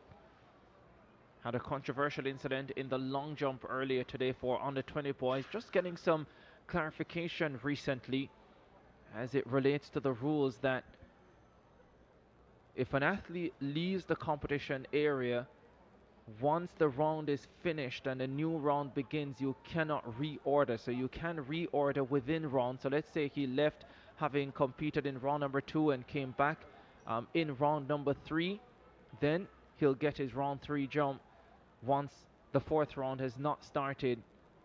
But you can't reorder once a round has been completed.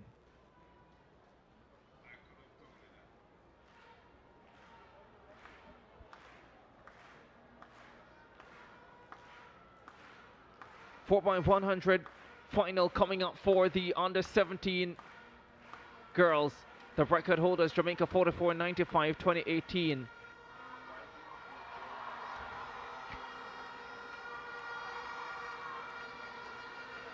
There's the lineup: US Virgin Islands, Cayman Islands, British Virgin Islands, Trinidad and Tobago, Bahamas, Jamaica, Barbados, and St. Lucia.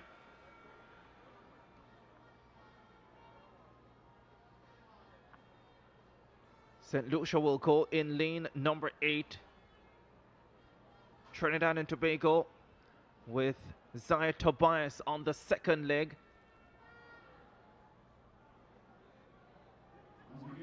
The Jamaicans will start off with Cheyenne Smith, their 4th place finisher in the 100 meters. Let's start in lane number 8 with St. Lucia. They will go with Barbara Maximin, their 100 champion. J.D. Manuel will be on 2nd leg with Gabrielle Facey and Destiny Senek in the lineup. Barbados go in lane number 6 with Wiggins, Bentham, Innis and Maskell on anchor. The Jamaicans are in lane number 6. They have Shayon Smith, the 104th place finisher, Adora Campbell, the 100 silver medalist, Malaya Duncan, the defending sprint hurdles champion, and Brianna Scott, the debutant, on the anchor leg. The Bahamas in lane number 5. The long jump champion, Jose Johnson, is on first. Brian Ward, the 100 bronze medalist, is on second. Tariq Forbes and Kezra Thomas, the 400 silver medalist, will be on anchor. The home team, Trinidad and Tobago, like they did in qualifying, Zeta Charles, Desire Tobias, Eden Chiwa, and Michaela Grandison, who is in the 100 final. Lane number 3, British Virgin Islands, Michaela Logan, Mackenzie Crabb, a 100 finalist, Danielle Clark, and Shamisha Leonard. Cayman Islands go in lane number 2 with Gabrielle Cook on lead off to Jella Mays, Daquana Howell, and Delafia Smith. And closing out the field in lane number 1, the US Virgin Islands, they go with Faith Eatman, Safia Prasad, Amina Prasad, and closing out for them, Shawnice Morris. Final of the under 17 girls, 4x100. St. Lucia have brought in their star, JD Emmanuel. She'll run the second leg.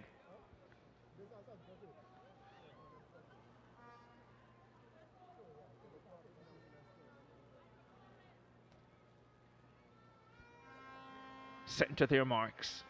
Final of the under 17 girls 4x100 relay.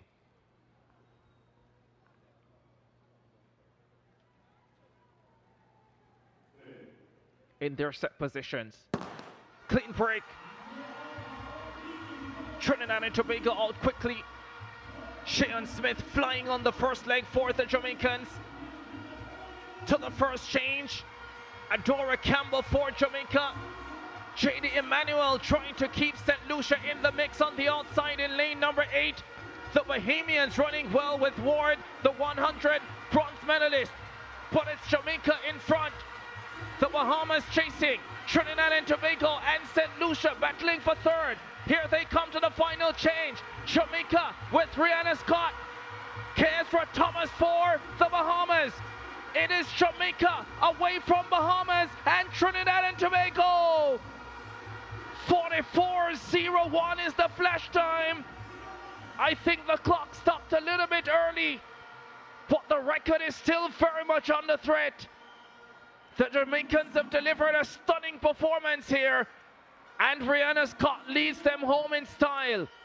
That was never in doubt, from Shayon Smith on the opening leg to Scott on anchor. Well, this certainly is an event that the Jamaicans have dominated over the years. 44:86 we're hearing is the time. It is a championship record for the Jamaicans. They bet a 44:95. And the stadium announcer makes it known now. And the Jamaican fans, they're all over the grandstand. They celebrate 44:86. A terrific performance. And to beat a record that had a Clayton twin on it, you know that's special. 44:95 set by Jamaica. 1st of April 2018, Brianna Williams, Tashika Steele, Serena Cole, and Tia Clayton. That was a terrific team, sensational team that. Trinidad and Tobago celebrating their bronze medal. The Bahamians ran really well too. Trinidad and Tobago last won this event in 2003. The other 5 times, 4 wins for the Jamaica. So this is 5 out of the last 6 years this event has been contested. Jamaica has reigned supreme. Another look at the event as the teams celebrate in front of the grandstand. JD Emmanuel ran a terrific leg for St. Lucia down the backstretch. She single-handedly put them in contention, but they didn't have the legs to stay in a medal position. And the problem was also the changeover did not go very well for them in that last leg. Rihanna Scott leading home the Jamaicans ahead of Kezra Thomas for Bahamas, and Trinidad and Tobago with a bronze medal. Cue the celebration here. She gets to the line, starts to celebrate, arms out, and she knew that the record had fallen. Bahamas in second place, Trinidad and Tobago in third. Another medal for Thomas of the Bahamas. 44.86, a championship record for Jamaica. They take the under-17 girls 4x100 final. The silver going to Bahamas at 45.30 seconds, with Trinidad and Tobago anchored by Michaela Grandison taking bronze at 45.96.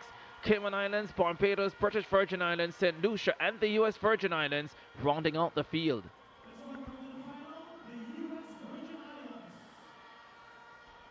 Now the teams making their way out for the boys. Under 17 4x100 relay. So many things went wrong in qualifying.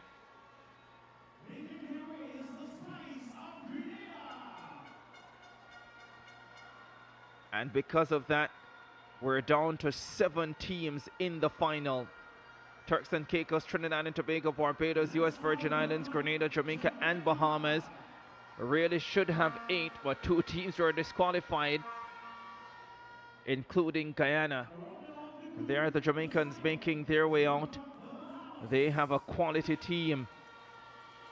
They have brought in their 400 silver medalist, Dwayne Sharp, on the 3rd leg, with Brandon Bennett set to anchor that team. The Bahamians, they have brought in Egan Neely. He'll be on anchor.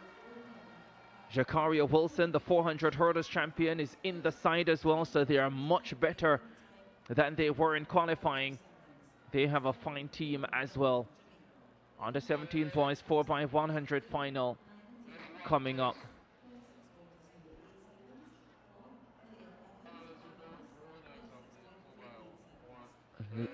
Let's head to Donald Oliver. Well, we're here with the winners. We're here with the record holders. A phenomenal achievement, girls. Talk to me, what was it like out there, and how does it feel now that you are the champions at the under-17 level? At first, we were all a little bit nervous, but we came together, we prayed, we did what we had to do. We came out here and said we're going to win, and we just put in our minds, and we did what we did. Well, congratulations again, girls. Thank you. Back to you, Ricardo. 4x100 under 17 girls. The Jamaican team delivering in the first final. The under 17 boys final coming up. 7 teams in this championship race. The record 40.76, set in 2009 by Jamaica. A team of Adam Cummings, Akeen Williams, Michael O'Hara and Devon Baker.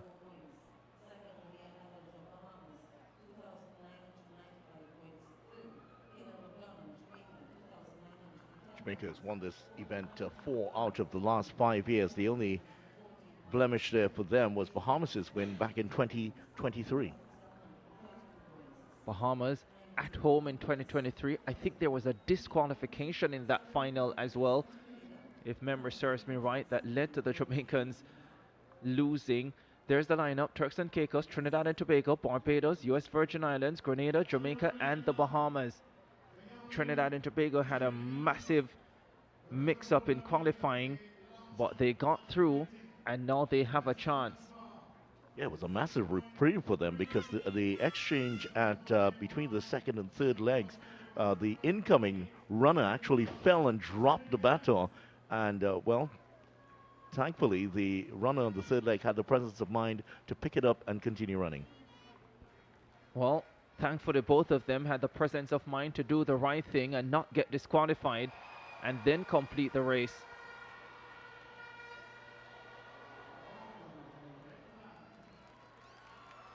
There is the 100 champion, Michael Graham of Jamaica. He runs the backstretch.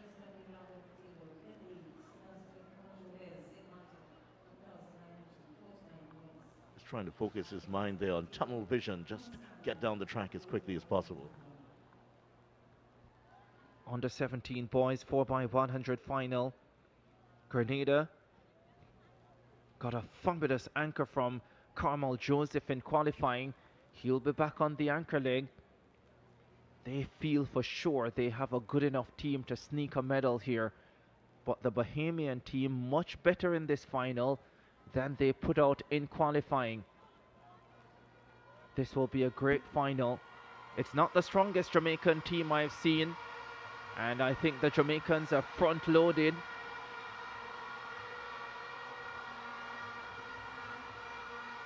As we get ready to go through the field.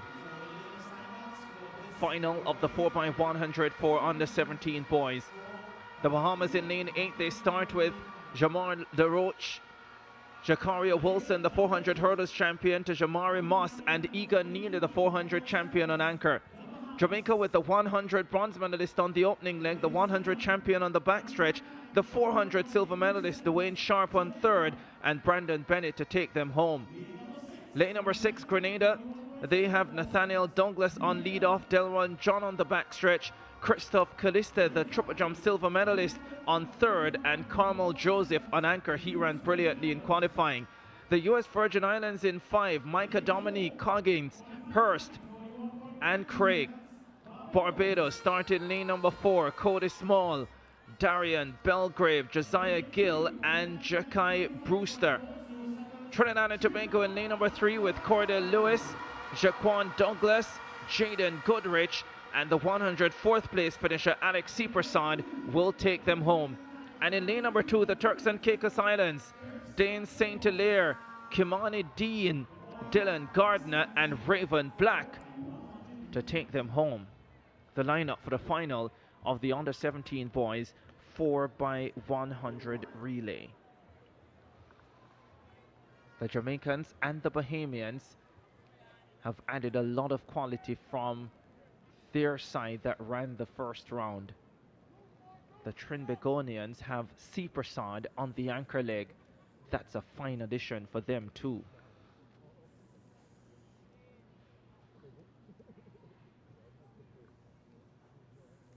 Final of the under 17 boys 4x100 relay.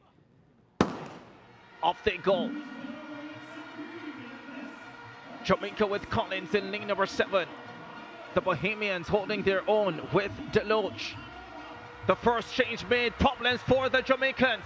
It's a terrible change. Grenada flying down the back stretch.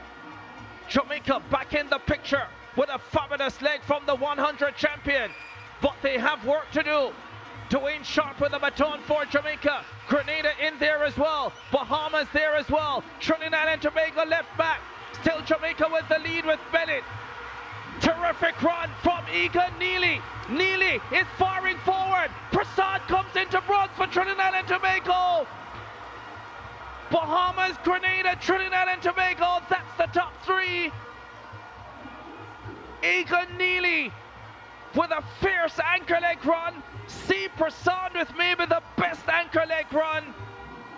And Grenada holding strong all the way through. The Bahamians, they won at home in 2023 and they win in Port of Spain.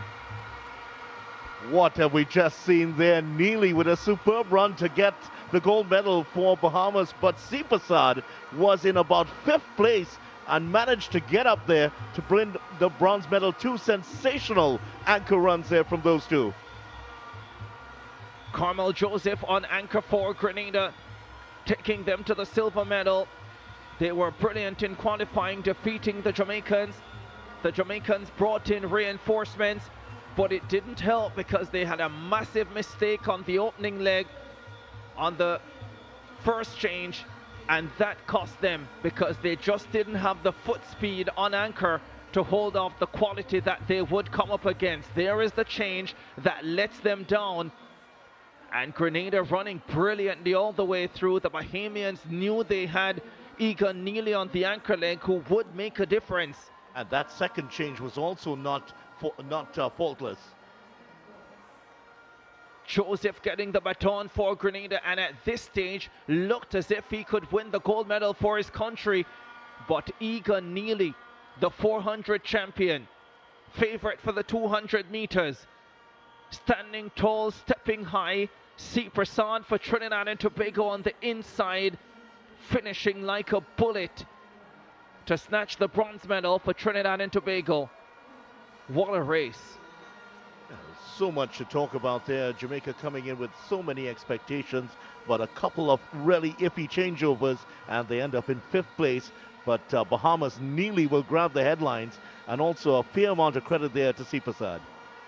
41-1-1 for the Bahamas, 41-40 for Grenada, 41-61 for Trinidad and Tobago. Barbados 41-68 in 4th, and Jamaica 41-71. When I said it, it's not the strongest Jamaican team I've seen.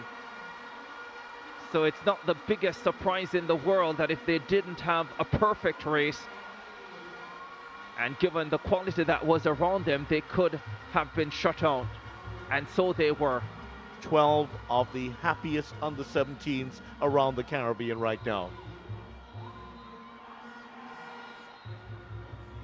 Haven't seen anything from the swimming, but they look like the 12 happiest to me. What an anchor leg run from C. Prasad. Well, he has really made a name for himself in these games. When he came in, not a lot was known about him, but I tell you what, Trinidad and Tobago have seen perhaps a little bit of their future in sprinting.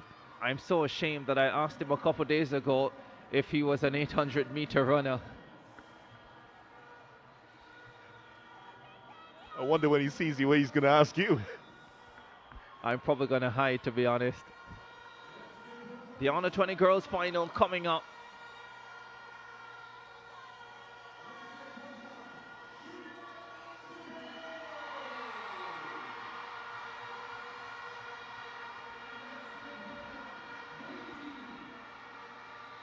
Trinidad and Tobago, followed by Haiti.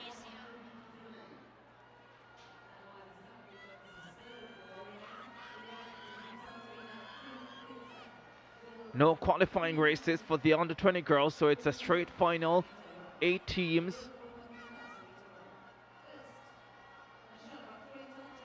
The Trinidad and Tobago team with the Frederick twins.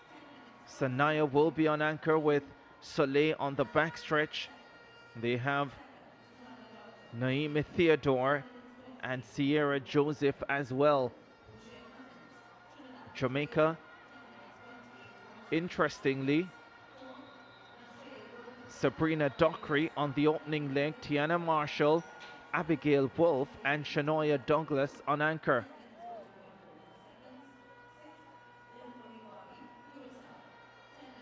The Barbadian team, they have Anaya Nurse with Kadia Rock, the 400 silver medalist, to take them home. Final of the girls under 24 by 100 relay final. The Carifta record 42.58 at the time when it was set. A world under 20 record, later not ratified because doping control procedures were not followed at the meet. That was in 2022, but of course subsequently the Jamaicans broke the record again at the World Under 20 Championships in Cali, Colombia. But it still remains the Carifta record at 42.58. And we don't expect that it will be tested here tonight or on many nights to come.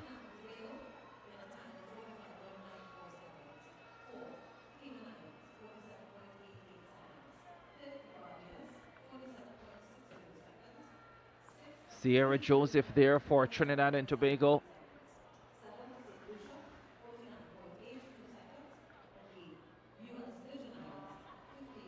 Donald Oliver is downstairs. It's a beautiful gold medal for the Bahamas team in the 4x1s under 17. And it was just a matter of getting the baton to you safely. You picked it up in 3rd. What was going through your mind? What was going through my mind is that I had to really run. I see the Jamaican and the Grenadians in front of me. I say, I want to get this goal for the Bahamas. And I push me to keep striding and striding and striding to eventually pass them and reach to the finish line. Never in doubt? Never in doubt. Congratulations, brother, and the rest of the Bahamian team. All the best. Congrats on the gold medal. Egan nearly taking home the Bahamas in the under-17 boys 4x100 relay. Under-20 girls final coming up. Record set in 2022, 42.58. Jamaica. There's the lineup. Barbados, Grenada, Guadeloupe, British Virgin Islands, Bahamas, Jamaica, Trinidad and Tobago, and Haiti. Uppermost in Neely's mind in both of the interviews was about winning the medal for Bahamas. Country first, as always with him. Fantastic. Guadeloupe will go in lane number 3. Melody Melfort, 356, will be on anchor for them.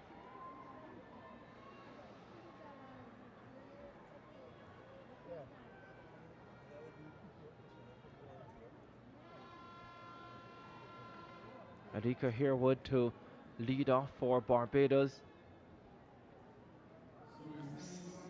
8 teams in the final. There's Shanoya Douglas, the anchor leg for Jamaica. She's already won the 100 meters. She is favored for the 200 meters. She would love to leave here with triple gold, which would mean helping her team to the 4x100 gold medal. Let's start in lane number 8 with Haiti. And in lane number 7, Trinidad and Tobago with Joseph, Soleil Frederick, Theodore and Sanaya Frederick. The Jamaican team, Sabrina Dockery, last year's 100 champion, Tiana Marshall, the sprint hurdler, Abigail Wolf on 3rd, and Shanoya Douglas, the 100 champion, to take them home.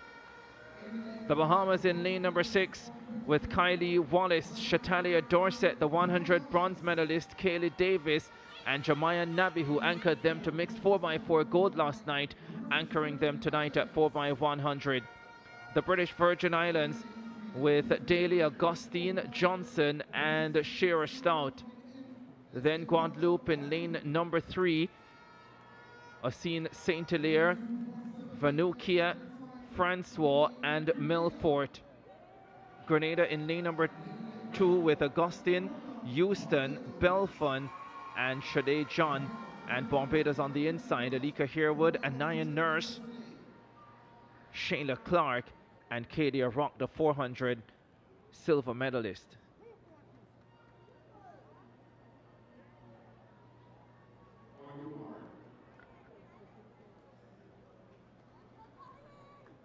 Sabrina Dockery, the Jamaican, false started in the 100 meters. In the final, she's on lead off.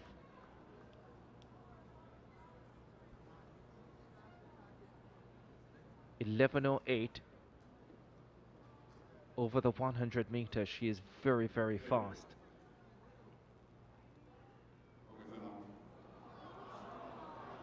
That was a long hold.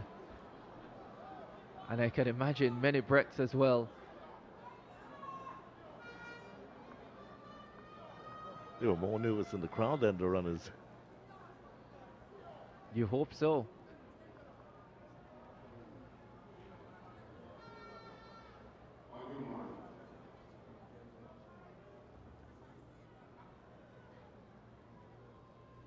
And they go again.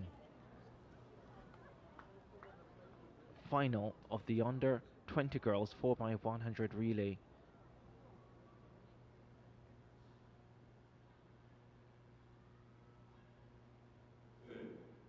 In their set positions. Sent off. Dockery got up brilliantly for the Jamaicans. Look at her move away from the Bahamas and close in on Trinidad and Tobago. The Jamaicans make this change successfully. Soleil Frederick running well down the back stretch for Trinidad and Tobago, but Tiana Marshall holding her own for Jamaica. Jamaica and Trinidad and Tobago. The Jamaicans slightly ahead. The Bahamians coming through as well. Here they come to the final change. Shanoya Douglas has the baton, and she is well clear for the black, green and gold. The Bahamians in second. Sanaya Frederick closing fast for Trinidad and Tobago. Jamaica gold. Bahamas silver and Trinidad and Tobago bronze. 42.93. That is sensational from the Jamaicans. The second time in the history of the Carifta Games, if it holds up, that we will get sub 43 in the 4x100 final. 43.65 it's been adjusted to. It almost seemed too good to be true. It is still a sensational performance, mind you. The Jamaicans deliver on a terrific lead-off leg from Sabrina Dockery. Second leg, Trinidad and Tobago had started to get closer to the Jamaicans, but after that it was all over really. Jamaica forging ahead in that third leg, but Trinidad and Tobago holding on to get the bronze medal. That's the third straight bronze medal for Trinidad and Tobago in the relays. 2 gold medals so far for Jamaica. Bahamas, a gold and 2 silver medals. Those have been the 3 dominant countries so far in these relays. The Trinbagonians celebrate. The Frederick twins alongside Sierra Joseph and Naomi Theodore. But look at that start from Sabrina Dockery. It's as good a start as you'll see in a 4x100 final. Handing off to Tiana Marshall. Was a brilliant second leg from Soleil Frederick for Trinidad and Tobago. Abigail Wolf running the third leg for the Jamaicans. Hasn't run yet at these championships, so a first outing for her. The final change not perfect for the Jamaicans, but they were so far ahead, and the 100 champion tearing down the home stretch, desperate for a fast time. 43.65. Well, for the home interest, Trinidad and Tobago held that second place until the changeover into the last leg. It wasn't the smoothest of changeovers, and that's where Bahamas went ahead to take the silver. Confirmation, Jamaica winning the under-20 girls 4x100 final, 43.65. Bahamas in second at 44.65, and Trinidad and Tobago the bronze at 44.76. Barbados in fourth at 45.22. Well, Vidya, up next on the track, the race that I came to see today. Had this been the first race, I would have been long gone and left you here alone. Thankfully, it's the last one, the under-20 boys 4x100 final. Before that, though, you know, Donald Oliver will do his thing. Thanks, Ricardo. I'm here with Gianna Paul and Janae Gans, who finished first and second in the girls under-20 long jump, winning gold again. I mean, what does that mean to you doing it in front of your home crowd? This was actually my first Carifta gold. It was amazing. It was overwhelming, and yeah. I'm sure representing Trinidad and Tobago is such a big deal, especially doing it in front of your home crowd. It is, you know, there's no other place than competing at home. So I think the crowd, the environment was really amazing. It get me going. I think with both of us at home, you know, we support each other, and we just know that, you know, we will do good. So we just went out there and do our best. What do you say to your supporters right now? Thank you. I love y'all. Y'all really contributed towards. Sorry, y'all really contributed towards the win today for both of us, and thank you.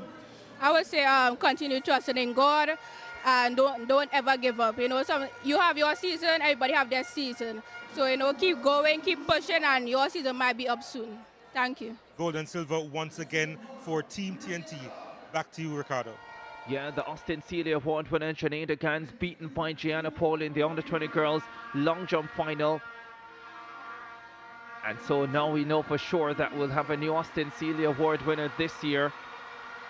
Don't forget, as the Gans spoke about having your season, the Trinbagonians making their way out. As suspected, Akeem Chinapu in that team. Suspect he'll be on third.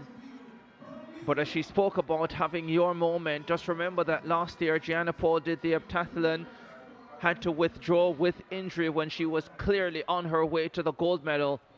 She returns this year focused on the long jump, and she has defeated her countrywoman and reigning Austin Sealy Award winner. Great story there for Gianna Paul after what happened to her last year. Really frustrating for her. She's put into training and emerges with the gold medal here in the girls under 20 long jump. And also for Janeda Gans, she's going to come back stronger next year, I'm sure. As expected, Trinidad and Tobago have made one change to their team from qualifying. Akeem Chinapu in on the third leg, replacing Michaelan Woods. The rest of the team remaining Travon Stewart, Kadeem Chinapu, and Dylan Woodruff, the 100 silver medalist, on anchor. The Jamaicans were superb in qualifying. One change made for them as well. As expected, Tyrese Foreman in on the anchor leg. There's Shaquane Gordon. He ran a blistering backstretch in qualifying. He's the reigning 110-meter hurdles champion.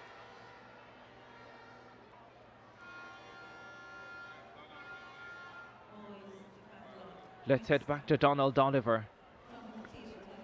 And Tiana Marshall will be speaking on behalf of all of them. Another gold medal for Jamaica, the under-20 girls 4x1. It was another phenomenal performance from your team. What are your thoughts on the race?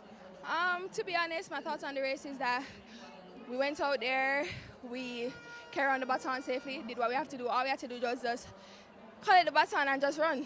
Were you a little bit conservative in terms of the passes? You just wanted to get the baton around? Yeah, to be honest. How does it feel winning the gold medal now? Amazing. All right, congrats, girls. All the best. Thank you. Tiana Marshall there ran the backstretch for the Jamaican team in the under-20 girls 4x100 final, a 43-65 victory. Now for the final race of the night, the under-20 boys 4x100. The record on notice 39.15 set in 2022 by Jamaica. There's the lineup: British Virgin Islands, St. Lucia, Grenada, Antigua and Barbuda, Trinidad and Tobago, Jamaica, Barbados and Bermuda. This is an absolutely titanic battle. There was a fair amount of feeling after that final last year when Trinidad and Tobago won. There was some words exchanged, as you would expect, between athletes. So I know there's going to be a lot of emotion after this race. A lot was said following that final last year. Of course, Trinidad and Tobago followed up as well with a win over the Jamaicans at the World Relays. Ultimately, the Jamaicans had the final say because they won the World Under-20 title. So that was a majestic performance, with DeAndre Daly producing one of the most stellar anchor leg performances I've ever seen, reminiscent of his anchor leg performance at the Carifta Games in the Bahamas in 2023. No DeAndre Daly on this Jamaica team, but they are still full of quality and speed, including the 100 champion Jamal Stevens, who will be on lead-off. Final of the under-20 boys 4x100. And while all the attention is on Trinidad and Tobago and Jamaica, there's still a lot of quality teams in here that could possibly pull an upset. For sure. Grenada, they will go in lane number 3. Well, let's start in lane number 8 with Bermuda. Noah Robinson, Kaya Richardson, Ephraim III, and Miles Outerbridge. Barbados in 7 with Mackay King, Jaden Green, Kevian Newton, and Tian Haynes, the 100 bronze medalist, on anchor. The Jamaicans, the favorites, the 100 champion, Jamal Stevens, will lead them off. Shaquane Gordon, last year's sprint hurdles champion. Antonio Powell, who was in the 200 final, and Antonio Powell, and Tyrese Foreman on anchor. Then Trinidad and Tobago with Travon Stewart, Kadeem Chinapu, Akeem Chinapu, and the 100 silver medalist Dylan Woodruff. Antigua and Barbuda with Kevin Campbell, Conroy Wilson, Judah Ash, and Daniel Skeppel, who is in the 200 missed out on the 200 finals. Keppel. Lane number 3, Grenada, Ian George, Emilio Blanco, Ethan Sam, their 100 bronze medalist, on third, with Mark Stanislaus taking them home. St. Lucia will go in lane number 2 with Ryan Simeon, Josiah Dupree, Jaquan Alexander, and Laverne Baptiste. They look ready for the battle. And closing out the field, the British Virgin Islands in lane number 1 with Mario Carter, Jaden Jackson, Shamal Donovan, and Latrell Williams. BVI in lane number 1. Final race of a long day of track and field at the Hazley Crawford Stadium in Port of Spain, Trinidad and Tobago. Tell you what, now that we've gotten to this race and the excitement is at its peak, I really don't feel the long day anymore. I must admit, that is true.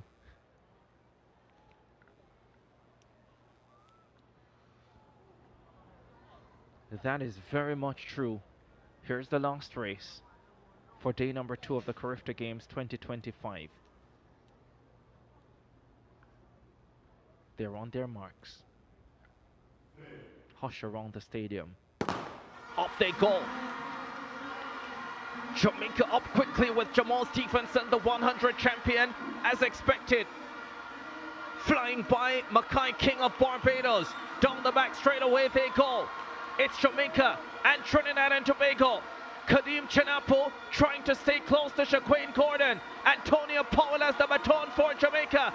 And Akeem Chinapo is trying to stay close for Trinidad and Tobago.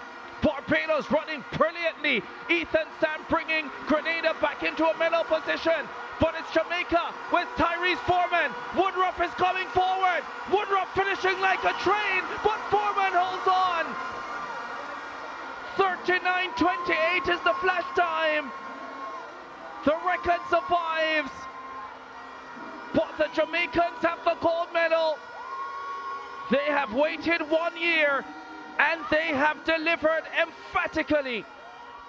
3 gold medals in the relays for Jamaica. A great race, and certainly it was a wonderful finish, and Jamaica reigning supreme here in 2025. Trinidad and Tobago have lost the title, but they put in another good performance to finish with the silver medal. 39.75 for Trinidad and Tobago, and Dylan Woodruff had every single Jamaican scared on that anchor leg because he was absolutely flying, and there were moments where it seemed as if he may unbelievably overhaul the lead. Barbados have gotten the bronze medal. Terrific performance. And for the first time today, there is a smile on the face of Tion Haynes. What a performance from the Barbadians. They ran brilliantly. Trinidad and Tobago gave it all they had. But the quality on that Jamaican team, just too much in the final analysis. And it all started with that wonderful first leg by the 100-meter champion. He really set Jamaica on their way, and Trinidad and Tobago was not able to eat into that lead after that. Put the rest of the field under tremendous pressure. Jamal Stevenson out in lane number 6, remember, won the 100 meters in a personal best, 10.24 and negative wind. Handing off to Shaquane Gordon, his high school teammate as well, so they have made that change so many times this season. Gordon handing off to Antonio Powell on the third leg, almost ran into Tyrese Foreman. They kept the change safe, and Foreman pouring down the stretch. But Woodruff, look at the finish. Look at the finish from Woodruff. The Jamaicans needed that advantage going into the final leg because Woodruff was coming. Sensational anchor leg, but it's not good enough. It's the Jamaicans at 39.56. Confirmation. Gold for Jamaica to close day 2 of the Carifta Games in Port of Spain. Silver for Trinidad and Tobago at 39.75. And bronze to Barbados at 40.43. Grenada just outside with 4th at 40.66. Antigua and Barbuda, Bermuda, British Virgin Islands and St. Lucia rounding out the field. Wow. What a day. Whew. It's a good time to take a break. The Jamaicans are celebrating. The Trinis, no doubt, slightly disappointed, but they were brilliant too, made the spectacle what it was. And the Barbadians are in jubilant mood after their bronze medal. Let's go to a break. We'll be back to wrap up the action on day number 2 of the Carifta Games from Port of Spain, Trinidad and Tobago.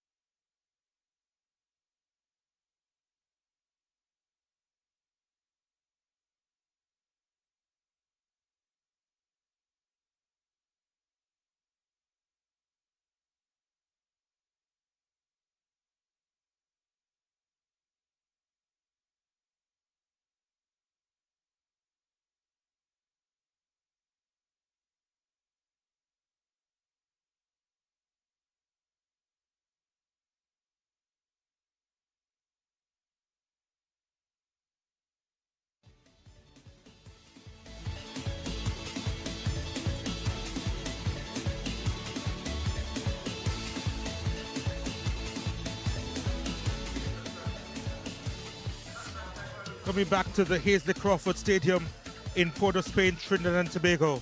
And what a second day we have seen here. A day of so much action on the track and on the field. And it really sets up the final day because we have seen some astounding performances. And I tell you what, it's been just mesmerizing. Couldn't keep our eyes off the track, couldn't keep our eyes off the field. And yeah, we're going to remember this day, this night, for quite some time. Vidya Ramphal with me in the commentary box, and I tell you what, this is just there's just so many things to go over. So I'm putting you on the spot in terms of highlighting what stood out for you today. Well, there's so much to really look back on, but you really have, I mean, the relays are fresh in the mind of everyone. Yeah. Great performances in there. But if you want to go back in chronological order, there were 4 records that were broken earlier today. And certainly the first one was a very sensational girls under 20 shot put. Mary Kay Lampard breaking the record, smashing the record. In fact, she added a meter and 69 centimeters to the record. That was absolutely brilliant. Annie McKay of the Bahamas finishing in second place. Yeah, she was pushed to go over the previous record as well. And both, it really was phenomenal to watch them breaking the 16-meter barrier. Yes, certainly. And eventually the 17-meter barrier. When you think that the previous record was under 16 meters, yeah, they went on fast forward mode. They went all the way up to 17. That was absolutely brilliant. And certainly the other event that really stood out was the boys shot put under 17, another record falling there. And this time it was the turn of Kimari Kennedy of Jamaica, the soft-spoken giant. He got a big record, 18.90. He threw the iron ball to get the victory there. So that was another great performance from him. Brandon Lawrence in third place, 16.82.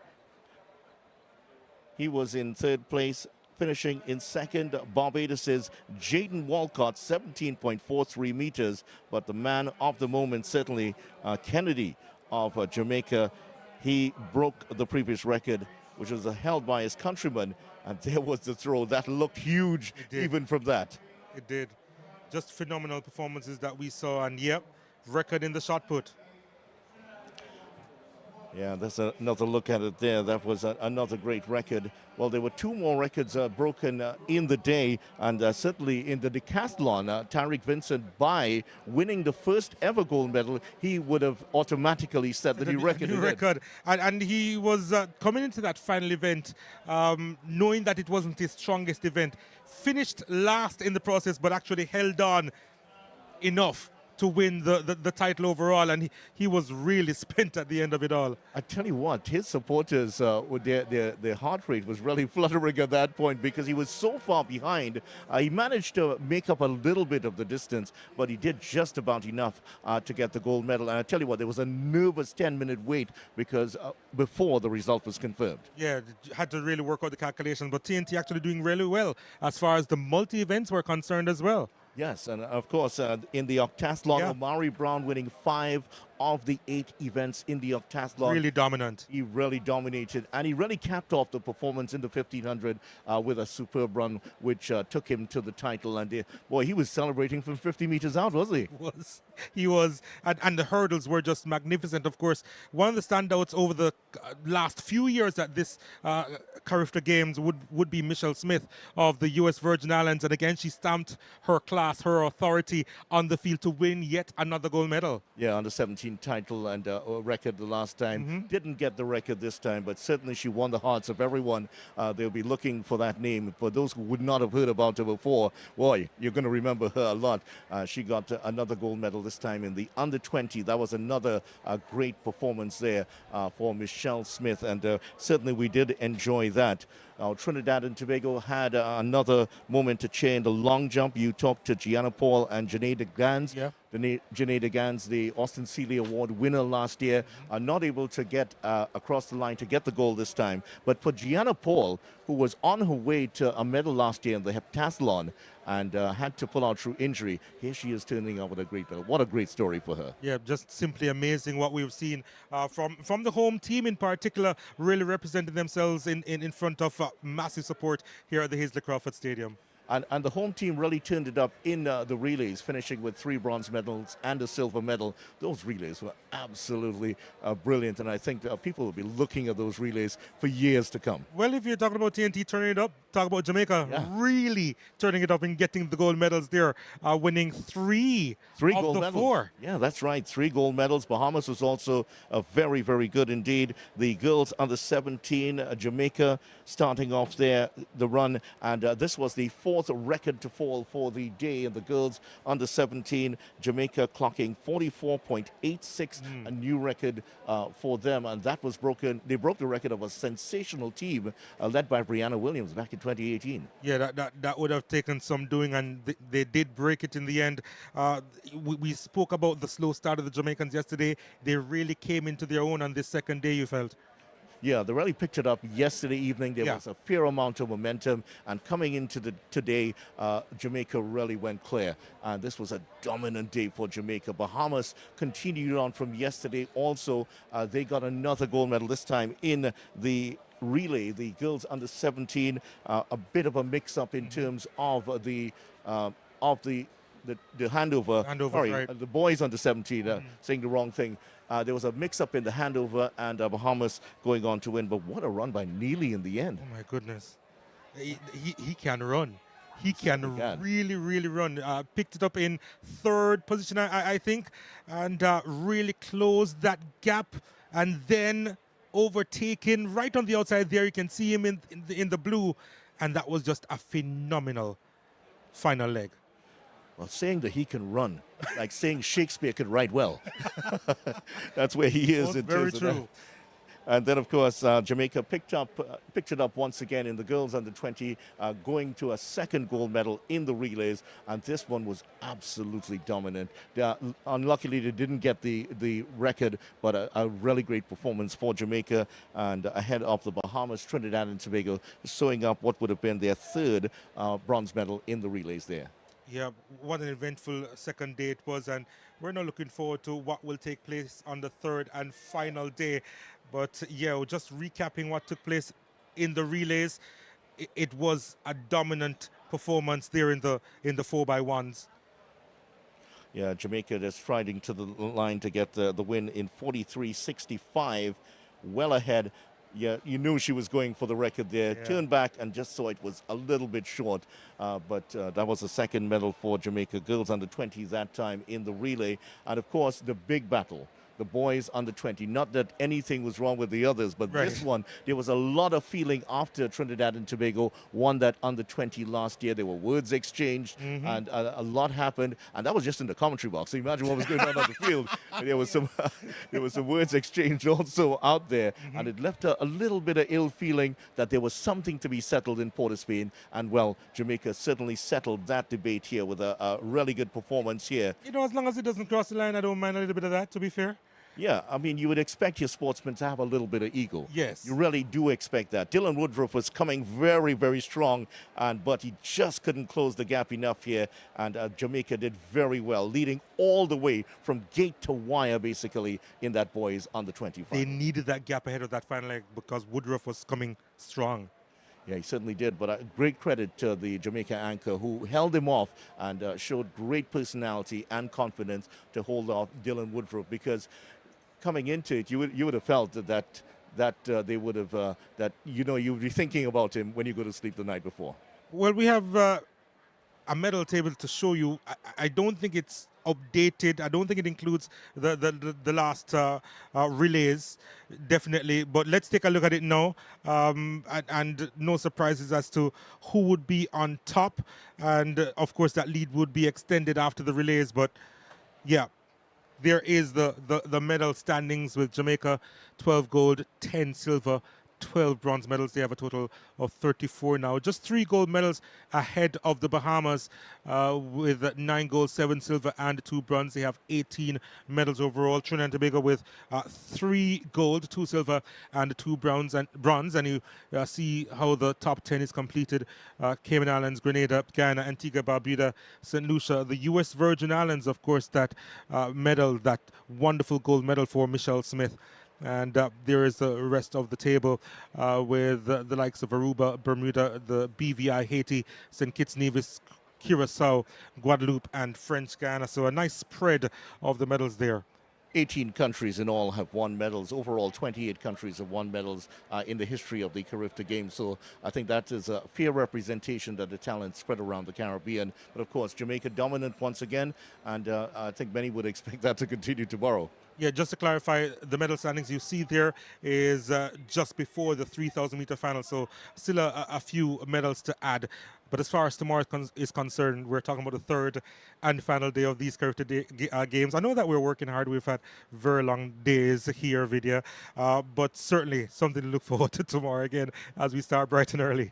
Yeah, certainly. I mean, I felt it would have been a long day, but after watching the relays, I feel pumped now. I can get out there. Yes, I'm ready to take you on. We don't need to sleep at all, right? No, not at all. But having said that, we are looking forward to tomorrow. Yes, what are you looking forward to the most? We certainly are. There are a lot of races on tomorrow. Of course, the 200-meter finals would be uppermost in the minds of many. But if you like the relays, yep. 4x400-meter relays. That's another chapter of the battle there. Can Jamaica come out and dominate that also?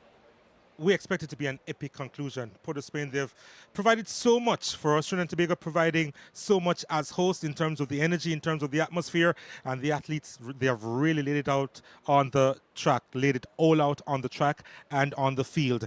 And it's been a pleasure bringing you coverage of this day 2 of these Carifta Games, and we're looking forward to the third day. Remember, you can join us on all the channels, on Rush Sports, on SportsMax YouTube, on Scene TV on the app, as we bring you comprehensive coverage on the third and final day of the 2025 Carifta Games live from the Hazley Crawford Stadium.